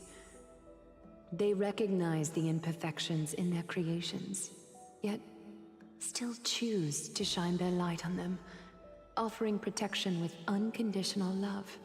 Finan, while you zealously pursued strife, believing it to be your destined path, from the very beginning, my thoughts have never changed. You are the destined world-bearer of Amphoreus, the gate to Amphoreus's future. I mean, it does feel right for Finan to become the leader of the Chrysos heirs, especially since he's supposed to be the world bearer, so in a way he will bear the burden of being the Chrysos heir as well, or the Chrysos heirs leader. Go, complete the flame-chased journey of the prophecy, ignite the stars, and inspire hope in the hearts of humanity. I will be waiting at the end of the West Wind, looking forward to the miracle you will create. She disappeared. Aglaia, how could I possibly be worthy of the burning torch you've passed into my hands?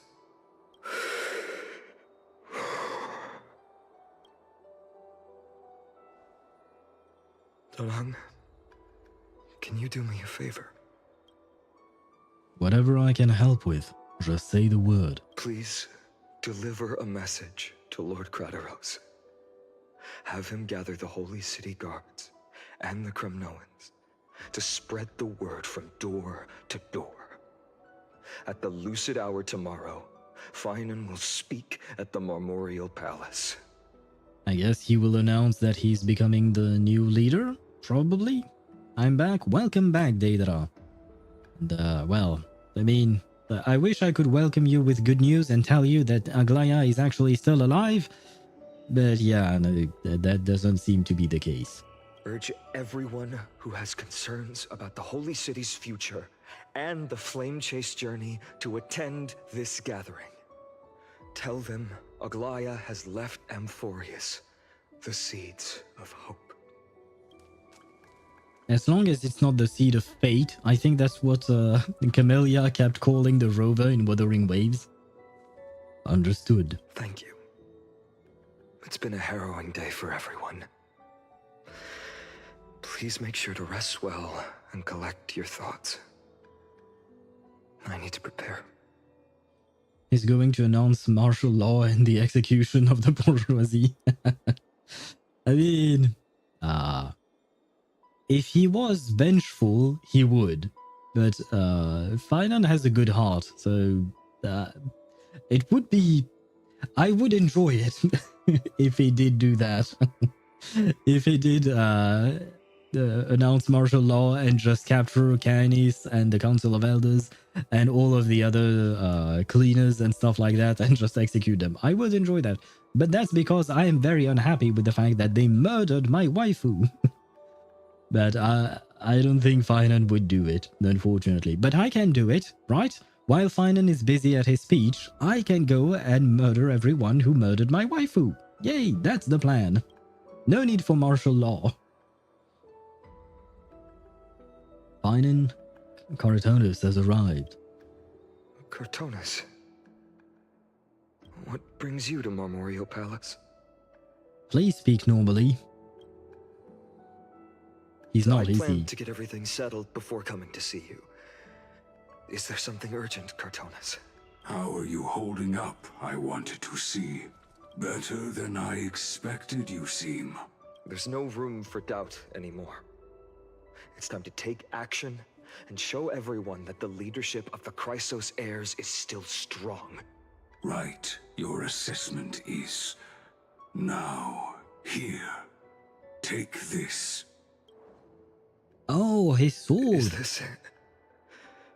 You've completed it.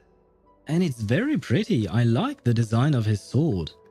Although, once again, strangely enough, the handle here, especially, really closely resembles another sword that we've seen throughout Amphoreus. Not gonna say anything more than that, but I think that the comparison is easy to make. Dawnmaker. The name I've chosen for it.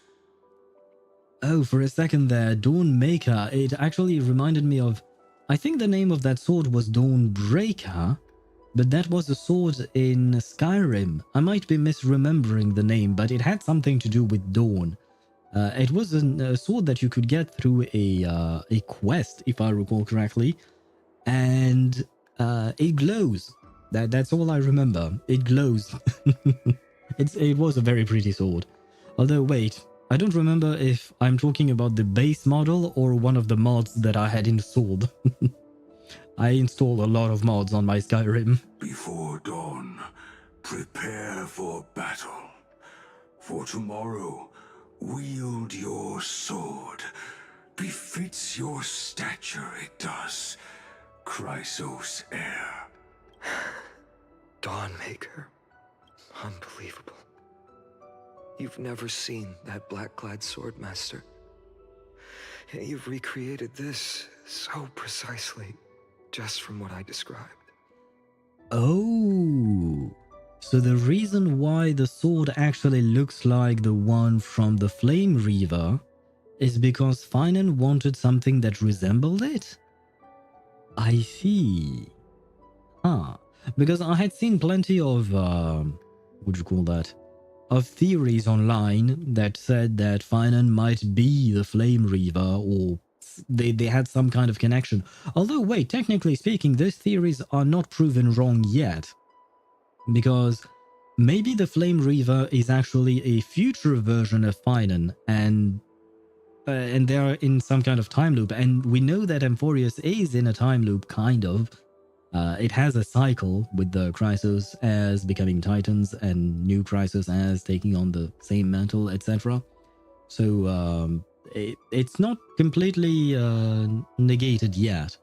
But it is interesting to see, to have a proper reasoning as to why the sword looks so much like the other one. Precise, your description.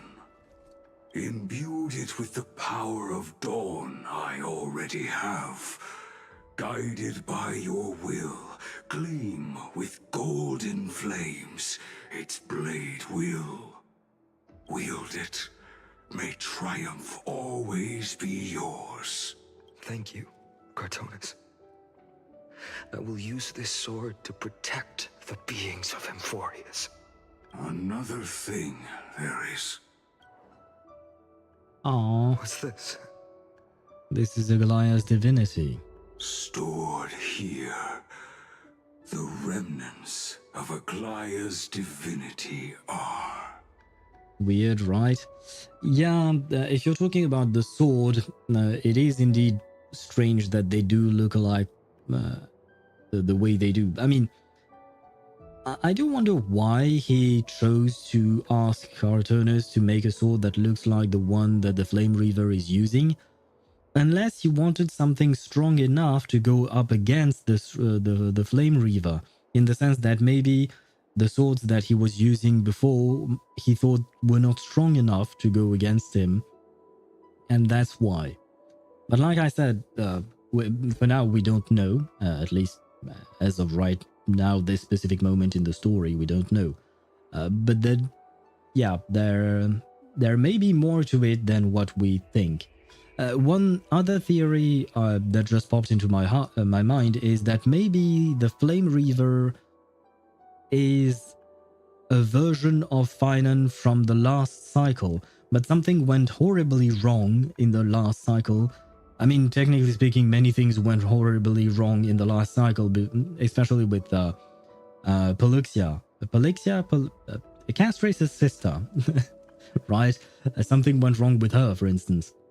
So maybe the previous cycle's Finan, something went wrong with him, and thus he became the Flame Reaver, and thus he is doing what he's doing. Although I don't really know why he's doing what he's doing, but you know what I mean. I mean, all of that is just speculation. This was her commission. Her death she had long foreseen. Can she still hear us? It's difficult to confirm. About divinity, we know very little. Well, from what she said, divinity is one thing, but her essence is another.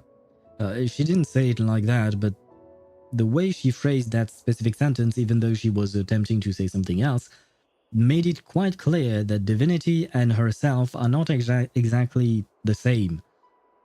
Quite the contrary. They are two distinct parts of herself, but still two distinct parts. So I don't think she can still hear us or anything like that. At least that's how I interpreted those previous words. In this way, she wanted to be with you. Always. Oh, that's actually sweet. And kind of romantic. Although I don't think there was any kind of romance between Finan and Aglaya. Aglaya's true essence is her bathwater. And you know what? She fell in her God. Because of course, when you talked about bathwater, it made me think, oh shit, we should bottle that up and sell it. But then I got reminded that Aglaya fell from high up in the bath. So do you think that we could also sell dead Aglaya's bathwater?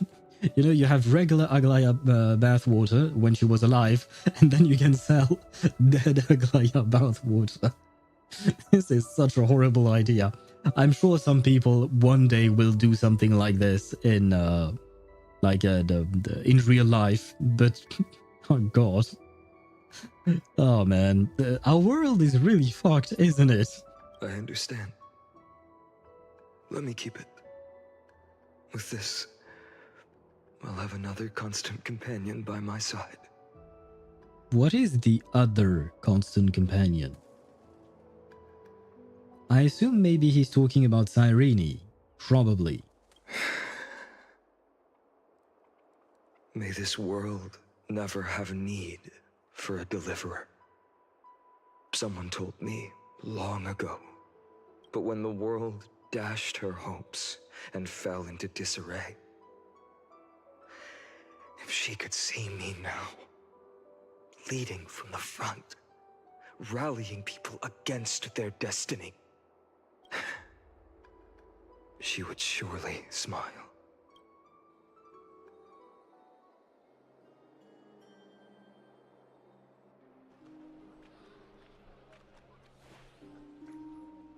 How will the Holy City continue without Lady Goldweaver?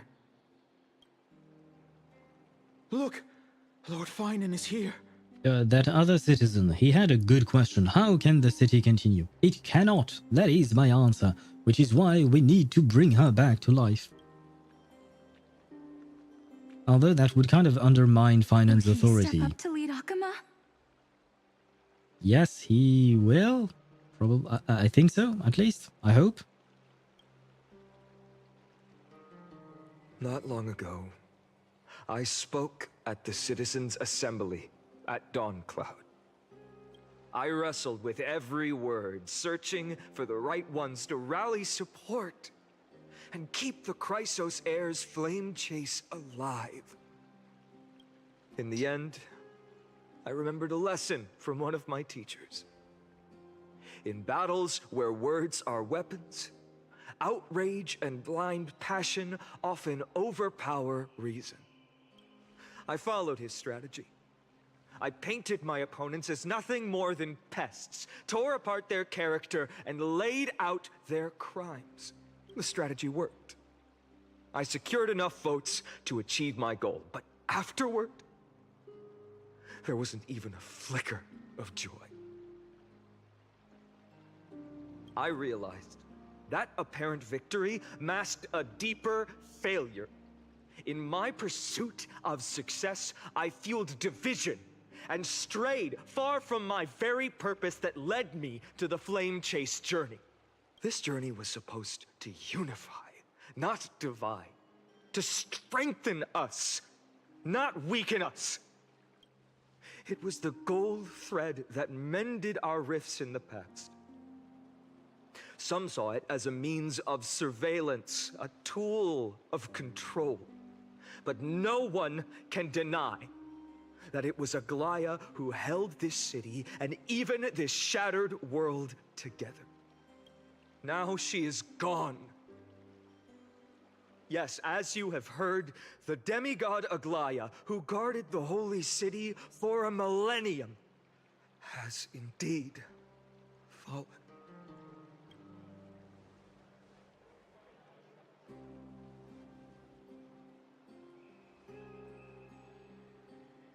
Who murdered Lady Goldweaver? Find the murderer! Make them pay! I agree.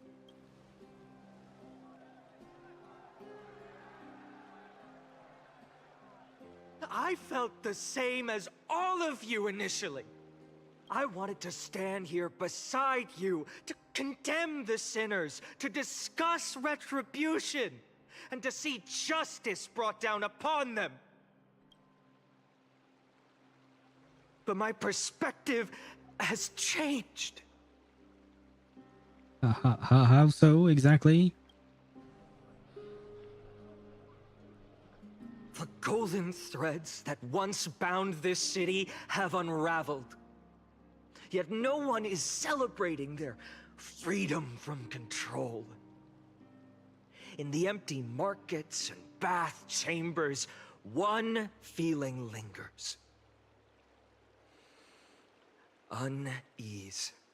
Deep down, we all know the last safeguard against the harm we may do to each other is gone.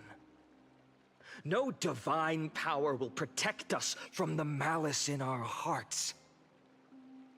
From now on, only the moral code we choose to uphold for ourselves will stand between us and the abyss. Bygone has a way with words. Yeah, that's what I was thinking too. But I don't know if he wrote that speech or if he's improvising it, but goddamn is he good. Be quiet and listen carefully. There's something special about a man of letters. If it were me up there, I could do it too. God damn it. No, be quiet and listen carefully. Oh, all right. The flame chase journey is nearing its end. With only one Titan left for the Chrysos heirs to conquer. Aquila! Well, there is also your Titan, right? The world-bearing Titan. Or does he not count?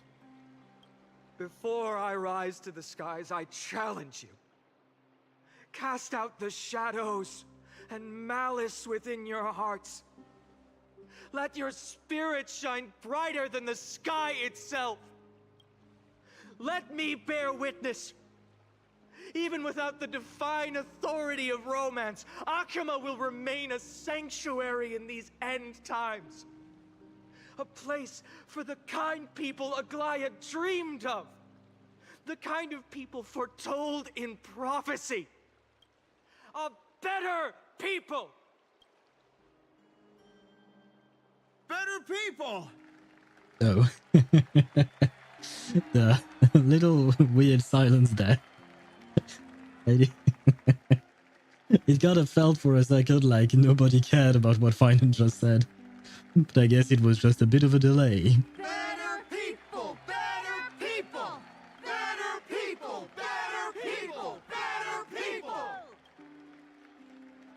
I appreciate your willingness to accept the challenge. You have reminded me that Aglaya left me perhaps the simplest duty in the world. To bear the burden of creation, I need only to give one thing. It's a gift she once gave me without hesitation, and now I share it with each of you. Unshakable faith. There's still a long way to go before Amphoreus is reborn. But we will not forget the past as we move forward. For the memories of Amphoreus will always benefit future generations. Allow me this moment. I want to borrow a few minutes of your time to commemorate a demigod who protected the holy city for a millennium. She was Akima's dressmaker, the leader of the Chrysos heirs, the Gold Weaver, Aglaya, and her greatest feat was being a selfless person.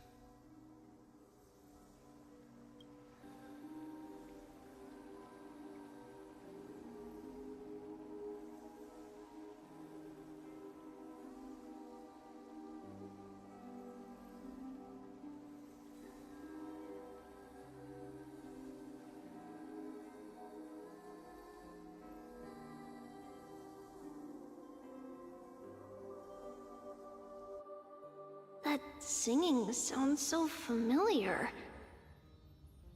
Holy, what is this? It's time for a screenshot, that's for sure. There you go. And who do we have? We have Finan, we have Aglaya, we have Castrace. And I don't know if you guys can see it, because it might be hidden behind chat and my stream manager is too slow to show it. But we also have Anaxa and one of the Tribioses over there on the right side corner. That's our song, and Snowy used to love it. Yes, Lady Trian. For that child filled with anxiety. Is God dead yet? Yes, Jamie. Yes, God is dead. Because he refused to let my dear Aglaya live. And for that reason, God is dead to me, in my eyes at least. Your songs always dispelled the clouds in my heart. Even if for just a moment. Snowy was so cute and kind when he was little. Which God died? Oh. I thought you just meant God in general, but no, in terms of who died, Aglaya died. She was murdered brutally in the bath. She was, what do you call that, pierced through the chest by a dagger and then pushed from a very high place and fell into the bath and died. So I'm very, very disappointed and sad. And thank you for the hydrate and the stretch. I unfortunately no longer have anything to hydrate myself with, but I can stretch while the characters are speaking. Now, you've grown so much. Maybe not as cute, but still just as kind. Time spares no one, so there's nothing we can do. But kindness, you helped nurture it in me. Don't mention it. Your light is as bright as ever. Keep it up and stay strong. See you, Snowy. Oh wait, I just realized that this was Trian speaking. Ah, my god, I'm an idiot. And yeah, basically we are seeing all the dead people, because Aglaya is dead, Castrace is kind of dead, Anaxa is dead, and Trian is dead. Right, great. Oh, fudge. Whose dagger? Kindness. If you recall the, what do you call that? The lady from the Council of Elders, she made, she used basically the Assassin's Guild. They are called the Cleaners, and she used them to kill Aglaya. Drink the clouds. I mean, you're not wrong, technically speaking, clouds are made of water, but I don't typically spend a lot of time in clouds, just so you know. Trailblaze is so important as if she was alive. She was important, yes, but now we can only count on Trinon and Tribi, which is kind of a sad thing. I mean, not the fact that we have to count on them. Wait, I phrased my sentence very poorly. We can definitely count on Trinon and Tribi, but it is sad that we can no longer count on Trian because she really isn't there anymore. Cleaners, can I order them to clean my bathroom? I'm afraid they might clean more than just your bathroom. They might clean your life, as in they might murder you. Although it depends. Are you a Chrysos heir, Jamie? Because if that is the case, you probably don't want to hire them. Because the cleaners, this Assassin's Guild is basically Chrysos as haters. They hate the Chrysos as, and they are against the whole flame chase journey. Trailblaze gives emotional damage in both 3.3 and 3.2 after she died. True, true. Trailblaze is basically the titan of emotional damage. Goodbye, Lady Tree. I heard what you said. Are you suggesting the debate tactics I've taught you are nothing but sleight of hand? Oh, so Anaxa was finance teacher. I was wondering who he was talking about, and for some reason I didn't realize. Oh god. And she disappeared. I don't know if you can see it. You might not be able to because I'm hiding it. But basically, behind my head, there was Trian and Anaxa, but now Trian has disappeared.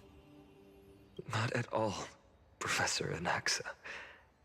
Honestly, without those techniques you taught me, the flame chase journey might not have survived.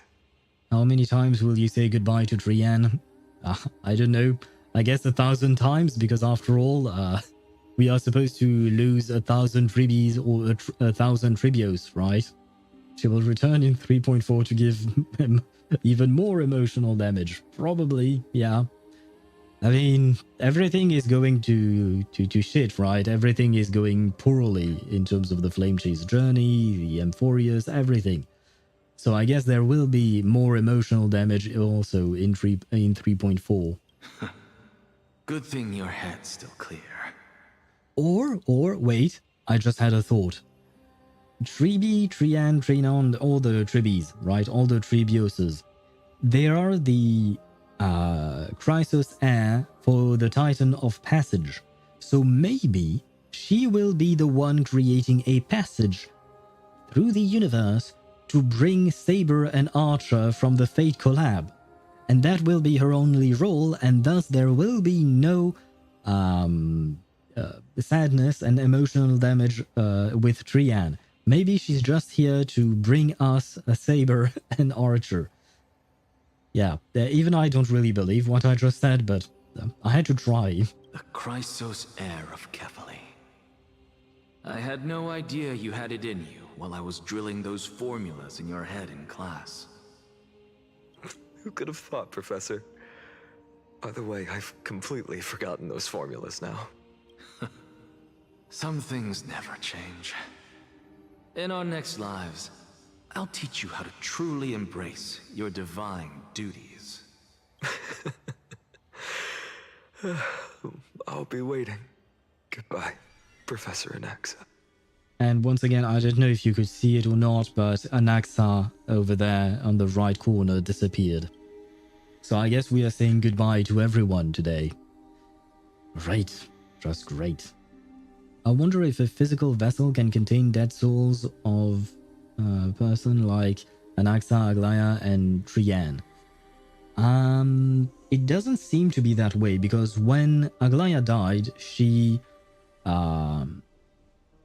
basically she put her divinity inside of a necklace or a bracelet. I don't know exactly which one it is, but some jewelry. She put her divinity inside it, but the way she phrased a specific sentence made it seem like her divinity and her essence that makes her her are not the same thing. And it seems like the divinity can be stored in objects, like you suggested, but the essence of a person cannot. It's at least that's how I understand it. God Finan is such a sad character. Yeah, because basically he is, according to the prophecy, he is supposed to watch every single one of his friends die. And he alone will survive at the end and will reforge the world. But that still means that he has to watch his loved one die one by one. Miss Castros? Aren't you going to say something? Lord Finan, you have always been so approachable. And that is a good point that she's making, Castras, in the sense that, to get back to what you were saying, Jamie, Finan clearly knows that he's going to see everyone die around himself, and yet it doesn't stop him from being kind to others and very approachable, like Castras is mentioning, which just makes the whole thing even more tragic than it is. Ever since we first met, you've seen me as a friend. It was the first time I understood what everyday friendship was like. But that's dangerous. Dangerous? How is it dangerous to have friends? Laughing and chatting with you, I sometimes forget who I am. And for someone with my kind of power, that's a real hazard. I hadn't thought of it that way. Sorry, I forgot to consider your perspective. Please, no apologies. Despite everything, thinking back on the times we spent together makes me really happy. I feel the same. Goodbye, Finan. Goodbye, Castras. And she disappears as well. And the last but not the least, Aglaya. Aglaya. Remember, Finan, after completing the flame chase, leave the decision to initiate the miracle of Genesis to the Amphoreans. The Chrysos heirs are the executors of the prophecy, yet they, the people, are the true masters of this world. Even after she died, Aglaya is still giving advice to Finan. Rest assured, I always keep your teachings in mind. The difference between a presumptuous hero and a tyrant is a fine line. Well said. You've got a good memory. Well, doesn't he have a perfect memory? And that is exactly why he's the one who's supposed to recreate Amphoreus from his memory, I think. He is fated to survive. His fated end before he was the Flame Reaver. I suspect he wanted to collect the core flames to reforge the world. Yeah, that was my theory as well. Like, maybe a past incarnation of Finan is the Flame Reaver, and he wants to collect the core flames to reforge the world without having to watch everyone die. Maybe. It's late. Anything else you'd like to add? Anything else? Even in your imagination, I'm not one to show my vulnerable side. Oh, is this just in his imagination? Oh, I see. No worries. I've long understood how difficult it is for you to open up completely. Thank you for bringing me here, Aglaya. You saved me. Maybe what I wanted to save wasn't you, child, but this crumbling world. Goodbye, Finan. No, not again. Goodbye, Aglaya. Goodbye, Aglaya. No, I didn't want to say goodbye to her. I'll grab a screenshot of him alone now.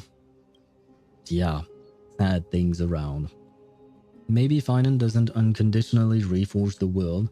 That is a good question. We don't exactly know how or why, or like, we don't know the exact details yet. Yep, just Finan skittering out. It'll totally only get worse from here. I would assume so, yes. I would assume that things will get worse before they get better, if they ever get better. I guess they should get better, probably at some point. Typically, we have more or less happy endings in Honkai Star Rail, at least for now. I'd say there may be a bit of a bittersweet ending, perhaps. But yeah, Finan is just so heartbroken that now he has, what do you call that?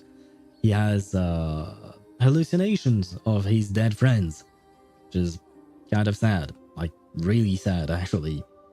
Hey, I know a good therapist. She's called Kikanya. Happy LTV. That is true. Good point, Jamie. Finan, if you need... if you need to talk to someone, I know an excellent therapist. She's in another game, but that's not an issue, I promise you. Did you forget me? No, I did not. I was wondering where you were, but I thought that, technically speaking, you're not dead, you're just stuck in Castrum Tremnos, right? Forget you. Like I'd ever. We aren't parting ways forever. You're just off to guard the gates at Castrum Kremnos. Let's not make this a tearful farewell. You know just how to make a person uncomfortable. I have a feeling we'll meet again in this lifetime. Let's have another showdown then. Deliver. That's very confident of you. I've changed since then. Have you seen this sword? It's a masterpiece freshly forged by Cartonis. Okay, well, I didn't want to interrupt anything, but some ads are going to run on Twitch. I have used all of my snoozes because I didn't want to interrupt this moment, but I'm out of snoozes, so the ads will run, so we will wait until they are gone before we continue and properly enjoy this moment between Finan and Midamos. I've been texting with a girl for over 2 hours now. Is that normal? I'm scared. Yeah, why not? I mean, do you like the girl? She said Gyutaro is mid. Gyutaro, sorry. Who is Gyutaro? Oh, he's in Demon Slayer. Which one is he?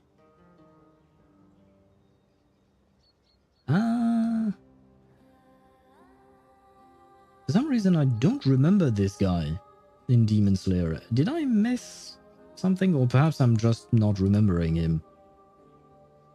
But apparently you are not agreeing with her. Season 3? I don't remember which season is which because they each have different names. I think the last season I watched was the village training arc. Right, the end was about the movies, right? We were going to the Infinity Castle something, right? Yeah, for some reason I don't remember that specific dude. And Jamie, thank you for the hydrate once again, but I still have nothing to hydrate myself with. I should have taken a break. God damn it, I'm an idiot. I should have taken a proper break here.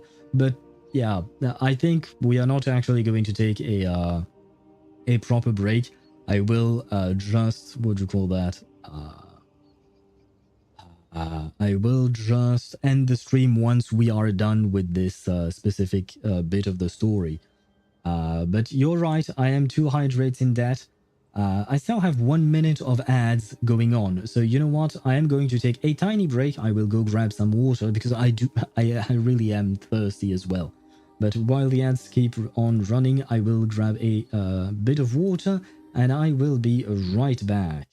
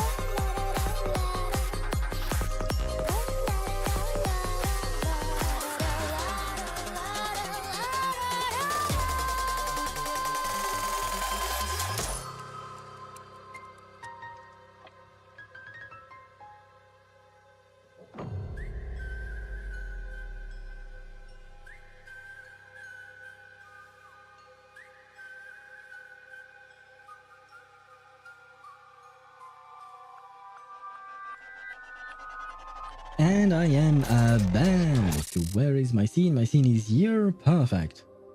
Let me grab back my chat and everything else. There we go. And wait a second, I am going to drink. I drank once.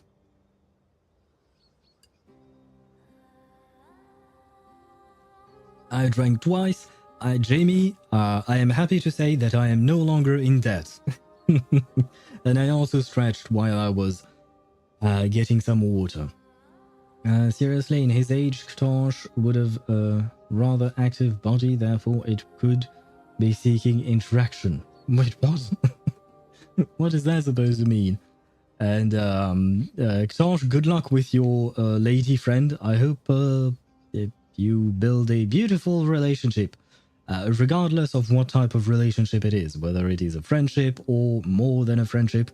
I hope it will be a beautiful relationship, regardless of what type you choose to go with. Anyway, speaking of relationships, let us get back to our yaoi ship between Finan and Maidamos. A bold statement for a mere mortal who hasn't yet claimed the power of a titan. See you around. Finan of Ides Elysiae. It's a date, Maidamos. Aww. Does that mean what I think it means? Are they actually going on a date later on? Maybe that will be the last scene of Amphoreus, you know? During the epilogue, maybe we'll get to see Finan and Maidamos go on a date. What a poignant, yet splendid journey. Which one is this? Is that Tree B? I think this is Tree B, right? And it's still not over yet, is it? Or is it Tree B? Wait, no. Could it be Cyrene? Yes, Cyrene.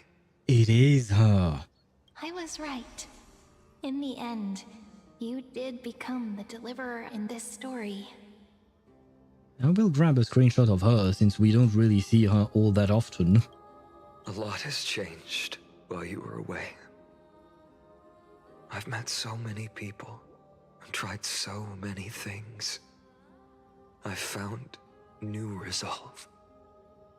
And I've let go of some attachments. That Woho, what do you mean? Woho is green. She's not pink. Cyrene is pink, just like Alicia from Honkai Impact 3rd. Woho is green, unfortunately. I'm not the same person I used to be. But to me, you've never changed at all, Finan. That's just the light. I think it's the light in your eyes that is wrong. You can see a bit of green. Yeah, I think you should probably go see a doctor. And maybe not Dottore. Days later, at Dawn Cloud. Dawn Cloud. This place holds so many different kinds of memories. I remember you could see the Gold Weaver sign from here. All the way down the mountain. But my eyes aren't what they used to be 1,000 years ago. Cipher? You... Seamstress. Tell me, does Akuma have any treasures so rare that not even your... I mean, our shop has seen? Of course it has. I heard there's a gem of all worlds hidden somewhere in Dawn Cloud. Apparently, it's a piece that fell out of the Dawn device. It's truly a priceless treasure, being a part of Kefali's divine body. Even I, the Gold Weaver, cannot witness its glamour. Gem of all worlds. Nice! Got it! Well, please keep looking after the shop while I... Aglaya, why did you tell her that? You know that Cipher is going to try and steal it. Let me guess, Cipher. You're probably already plotting to sneak into Dawn Cloud to steal that gem, aren't you? Okay, at least she knows. And your next move is probably trying to sell it to the highest bidder, then distribute that money to the poor and the refugees in the Holy City? Look, seamstress. Are you sure you aren't peeking into my head with your golden threads? You might be skilled at covering up lies, but your compassion is all over your face. Plain as day. Don't lie to yourself. Do you honestly think this is the right thing to do, Cipher? What else am I supposed to do? That's the only thing I can do with my power. You keep talking about how I have the potential to become a good person. Or even what people call a hero. But I don't know what I need to do to get there! I can't weave golden dresses like you! I can't sing as well as Miss Hyacine, and I definitely don't know as much as Big Sis Treeby. The only things I'm good at are the underhanded street smarts that no one even respects.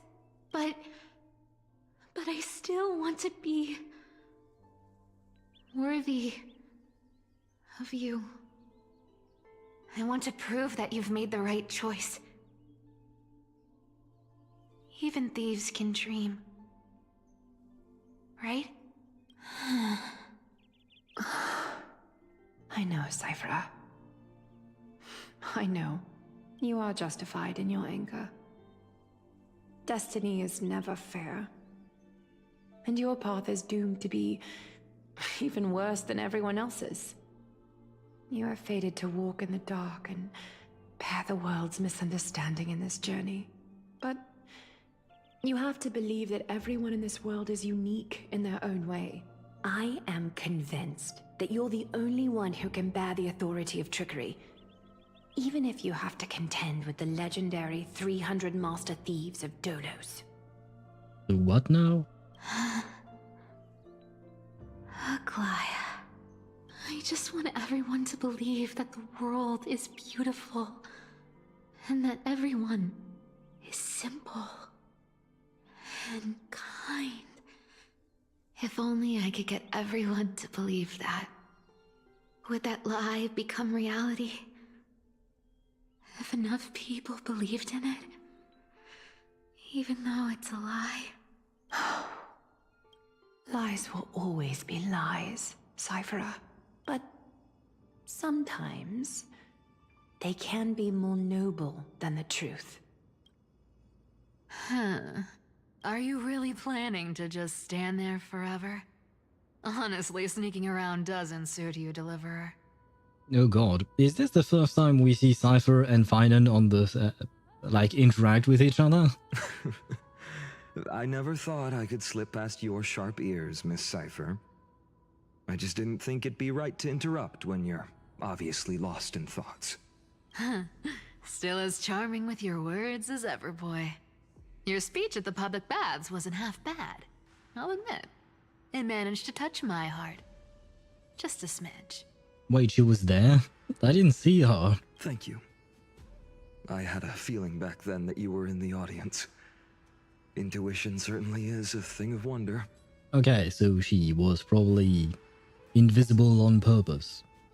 Oh, and you didn't call me out on the spot. You waited all this time to tell me.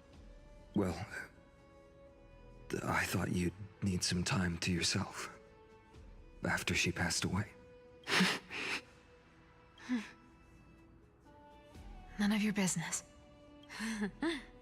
Enough small talk. Tell me, what kind of trouble did you run into that you need me, the super old-timer, to step in? We've only met a couple of times, but you've always gone straight to business. I respect that about you, old-timer, so I'll cut to the chase. You're probably aware that Aglaya has earned the support of the entire city for the Chrysos heirs. Everyone believes that she died at the hands of council members who were against the flame chase, and the citizens' fury has been dragging these schemers out of the shadows one by one. Yeah, I guess so. Maybe that was also part of Aglaya's plan. The fact that she would be killed by Kainis and the Council of Elders. That way they can root them out and unite the city under her death, basically. She did mention that she wanted her death to be useful of some sort, right? But they didn't get everybody. To this day, we still haven't found Elder Kainis, the leader of the cleaners. That is why I mentioned that we have a dragon. I mean, technically speaking, Castrais is stuck in the realm of the dead, But I was thinking of Game of Thrones, the way Daenerys went all about, you know, in the last season, what she did to King's Landing. Maybe we could do something like that. I mean, at some point, if you burn everything, you're sure to burn Kainis and the leader of the cleaners as well, right? Ah, I see. You're afraid she'll do something wild now that she's pushed into a corner, aren't you? Yes. I believe that Kefali's core flame, forever enshrined above the Council Theater, would be the opposition's final trump card against the Chrysos heirs. We're setting out to campaign against Aquila in a few days. With the Chrysos heirs gone, it'll be their best chance to strike. You think those desperate dogs will try to snatch the core flame while you're gone? So, you want me to give them a nice long walk while you're away? You sure saw right through me, Miss Cipher. I know exactly what you can do. Godlike speed, perfect disguises, untraceable movement, and that most enigmatic authority of trickery. I have only one request. Please, use whatever tricks you need to protect Kefali's core flame. Even if you have to deceive the rest of the Chrysos heirs as well. Uh-huh. Hey, Deliverer. Do you honestly think that there's no way I'll turn you down? Do you even have any plan Bs if I decide to nope out on this? As the demigod of trickery, there are no other trump cards in the world that can outrank you. I'm sure you know the answer to your own question, Miss Cipher. What confidence. You talk as if you have everything in the palm of your hand. Huh. So you did learn a thing or two from her. I'll give you that. Then let me tell you something you don't know. The Flame Reaver. They've been watching Akama closely. You mean... Bet you didn't expect that, huh? I've been tracking them all this time. And this is my conclusion. That lunatic may have lost their mind. But they're no fool. Why do you think they haven't made a move on Akama yet? Because of Aglaya. Professor Anaxa once analyzed this. He thought it was probably because Kefali's core flame was protected by the Council of Elders' secret arts. Never mind, I was wrong. Ha! Secret art's my foot! I could break those mechanisms with a flick of my finger. Allow me to let you in on the actual secret. They probably held off from attacking Akama because the Seamstress's defense network was way tougher than you thought. Ah, never mind. I was wrong about being wrong, so I was right. It was because of Aglaya. Now that she's gone, and you're heading out to the Eye of Twilight, with the city's defenses in shambles. What a dangerous situation we find ourselves in. But since you're the one who brought it up, I'm guessing you already have a solution in mind. Just look how ridiculously calm you are right now. But you guessed it right. Consider this a 2-for-1 deal. I'll keep that lunatic entertained on top of protecting Kefali's core flame. You owe a big favor after this. I wonder what exactly she's going to ask of him. You have my deepest gratitude. That Flame Reaver's power is truly unfathomable. Please be careful. Don't forget, Deliverer. There's a fundamental truth in this world. Cipher will always get the last laugh.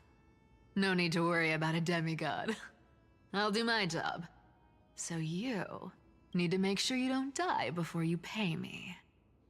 Well, I mean, we should kind of still worry about demigods because, well, you know, Aglaya just died, Drian died in the previous patch. Was it the previous patch or the patch before that? No, it was the patch before, right? Anaxa died in the previous patch. Like, maybe we should worry about the demigods. They seem to be dropping like flies. Oh, and we're switching to Barbara's POV. Meanwhile, in the Grove of Epiphany.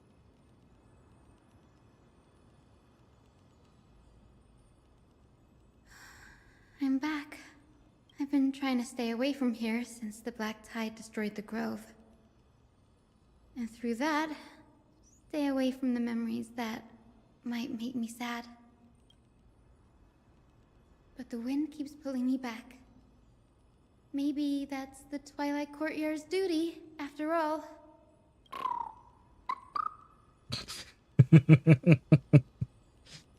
Okay. I do find little Ika very cute. And the sounds he makes are also very cute. I know, little Ika. I know. I too miss the days when we all studied together.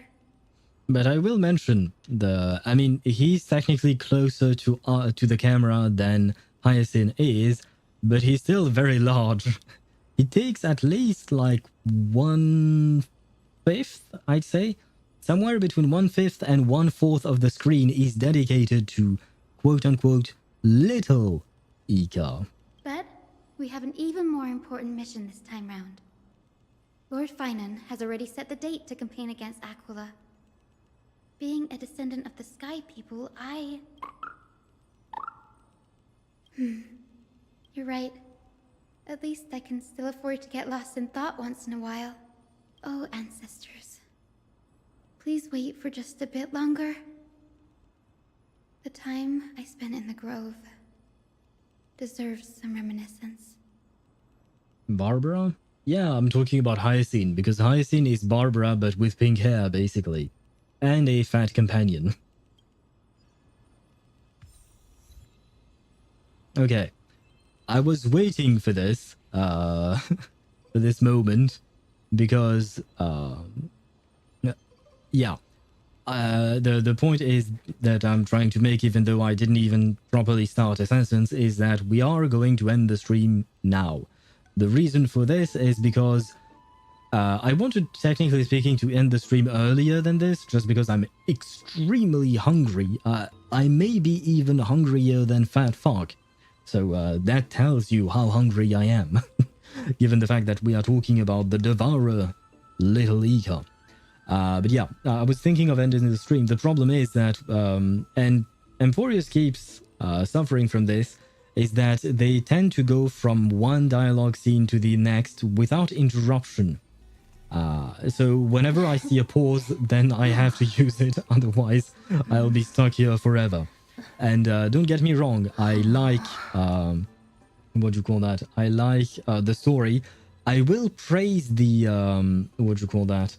I will praise the voice acting. I really love the voice acting during today's quest, whether it was Aglaya, Cipher. Cipher is really great. The one tiny caveat I have about Cipher's VA, she's doing a fantastic job, really, honestly. She's really good. But when we see the scenes with Cipher as a child, she doesn't sound like a child to me. She sounds like just her regular self. So that's the only thing that I find a bit strange, but her voice acting is really, really great. And Finan actually surprised me with his voice acting as well. He was great today, whether it was the sadness of his voice when talking about Aglaya, or the way he talked during his speech. I mean, we already heard him do a bit of a speech during the last patch, but still, yeah. The voice acting was really solid. I was going to say something really mean. I was going to say the performance I loved the most in terms of voice acting was Dan Hung's performance. But that's kind of mean because, as you know, unfortunately Dan Hung is not voiced in this patch. I hope he will be soon. I hope that, I believe his name is Nicholas Liang. I'm not sure I'm pronouncing his name right. But I hope that he will be back and he will give his performance to Dan Hung again. But regardless of that, the other actors, or rather the other characters that are voiced by actors, were great. And I really like the story, even though I'm really sad because I really didn't want to see our beautiful Aglaya die. Where is she? Where is she? Where is my Aglaya? There she is. There she is. The beautiful Aglaya. And there you go. I'm going to end the stream on her face, because she was the face of this stream. She was what brought us joy when we met her, but also what brought us sadness and heartbreak when we saw her pass away. Reshape fate and weave a new beginning. Yeah. You talk about a new beginning, but all I saw today was your end, and I'm deeply saddened about it. Good night and keep yourself safe from big spoilers. I should be able to keep myself safe. I mean, I've managed to do it for a week. I feel like I can probably do it for another day or two, depending on exactly how much I need to complete the story. We'll see about that. But yes, good night to you guys. And by the way, you wrote Hawkswa530 at Gmail, my second account in Honkai. I have no idea what you wrote. Did you just try and write an email address? Don't write email addresses on my chat. Especially because that serves no purpose, but never mind that. We are going to end the stream on that note while watching our beautiful Aglaya and garment maker, a garment maker who must be really, really sad, just as we all are. And hopefully we'll have some good news tomorrow about Aglaya. Yeah, I'm still coping at this point. Never mind. We probably won't have good news. Things will probably get even worse, like Swavy mentioned. Anyway, on that note, thank you so much for watching, and I shall see you tomorrow at 6 PM Central European Summer Time. That's about it. Goodbye, good night, good everything to you guys, and see you tomorrow. Bye-bye.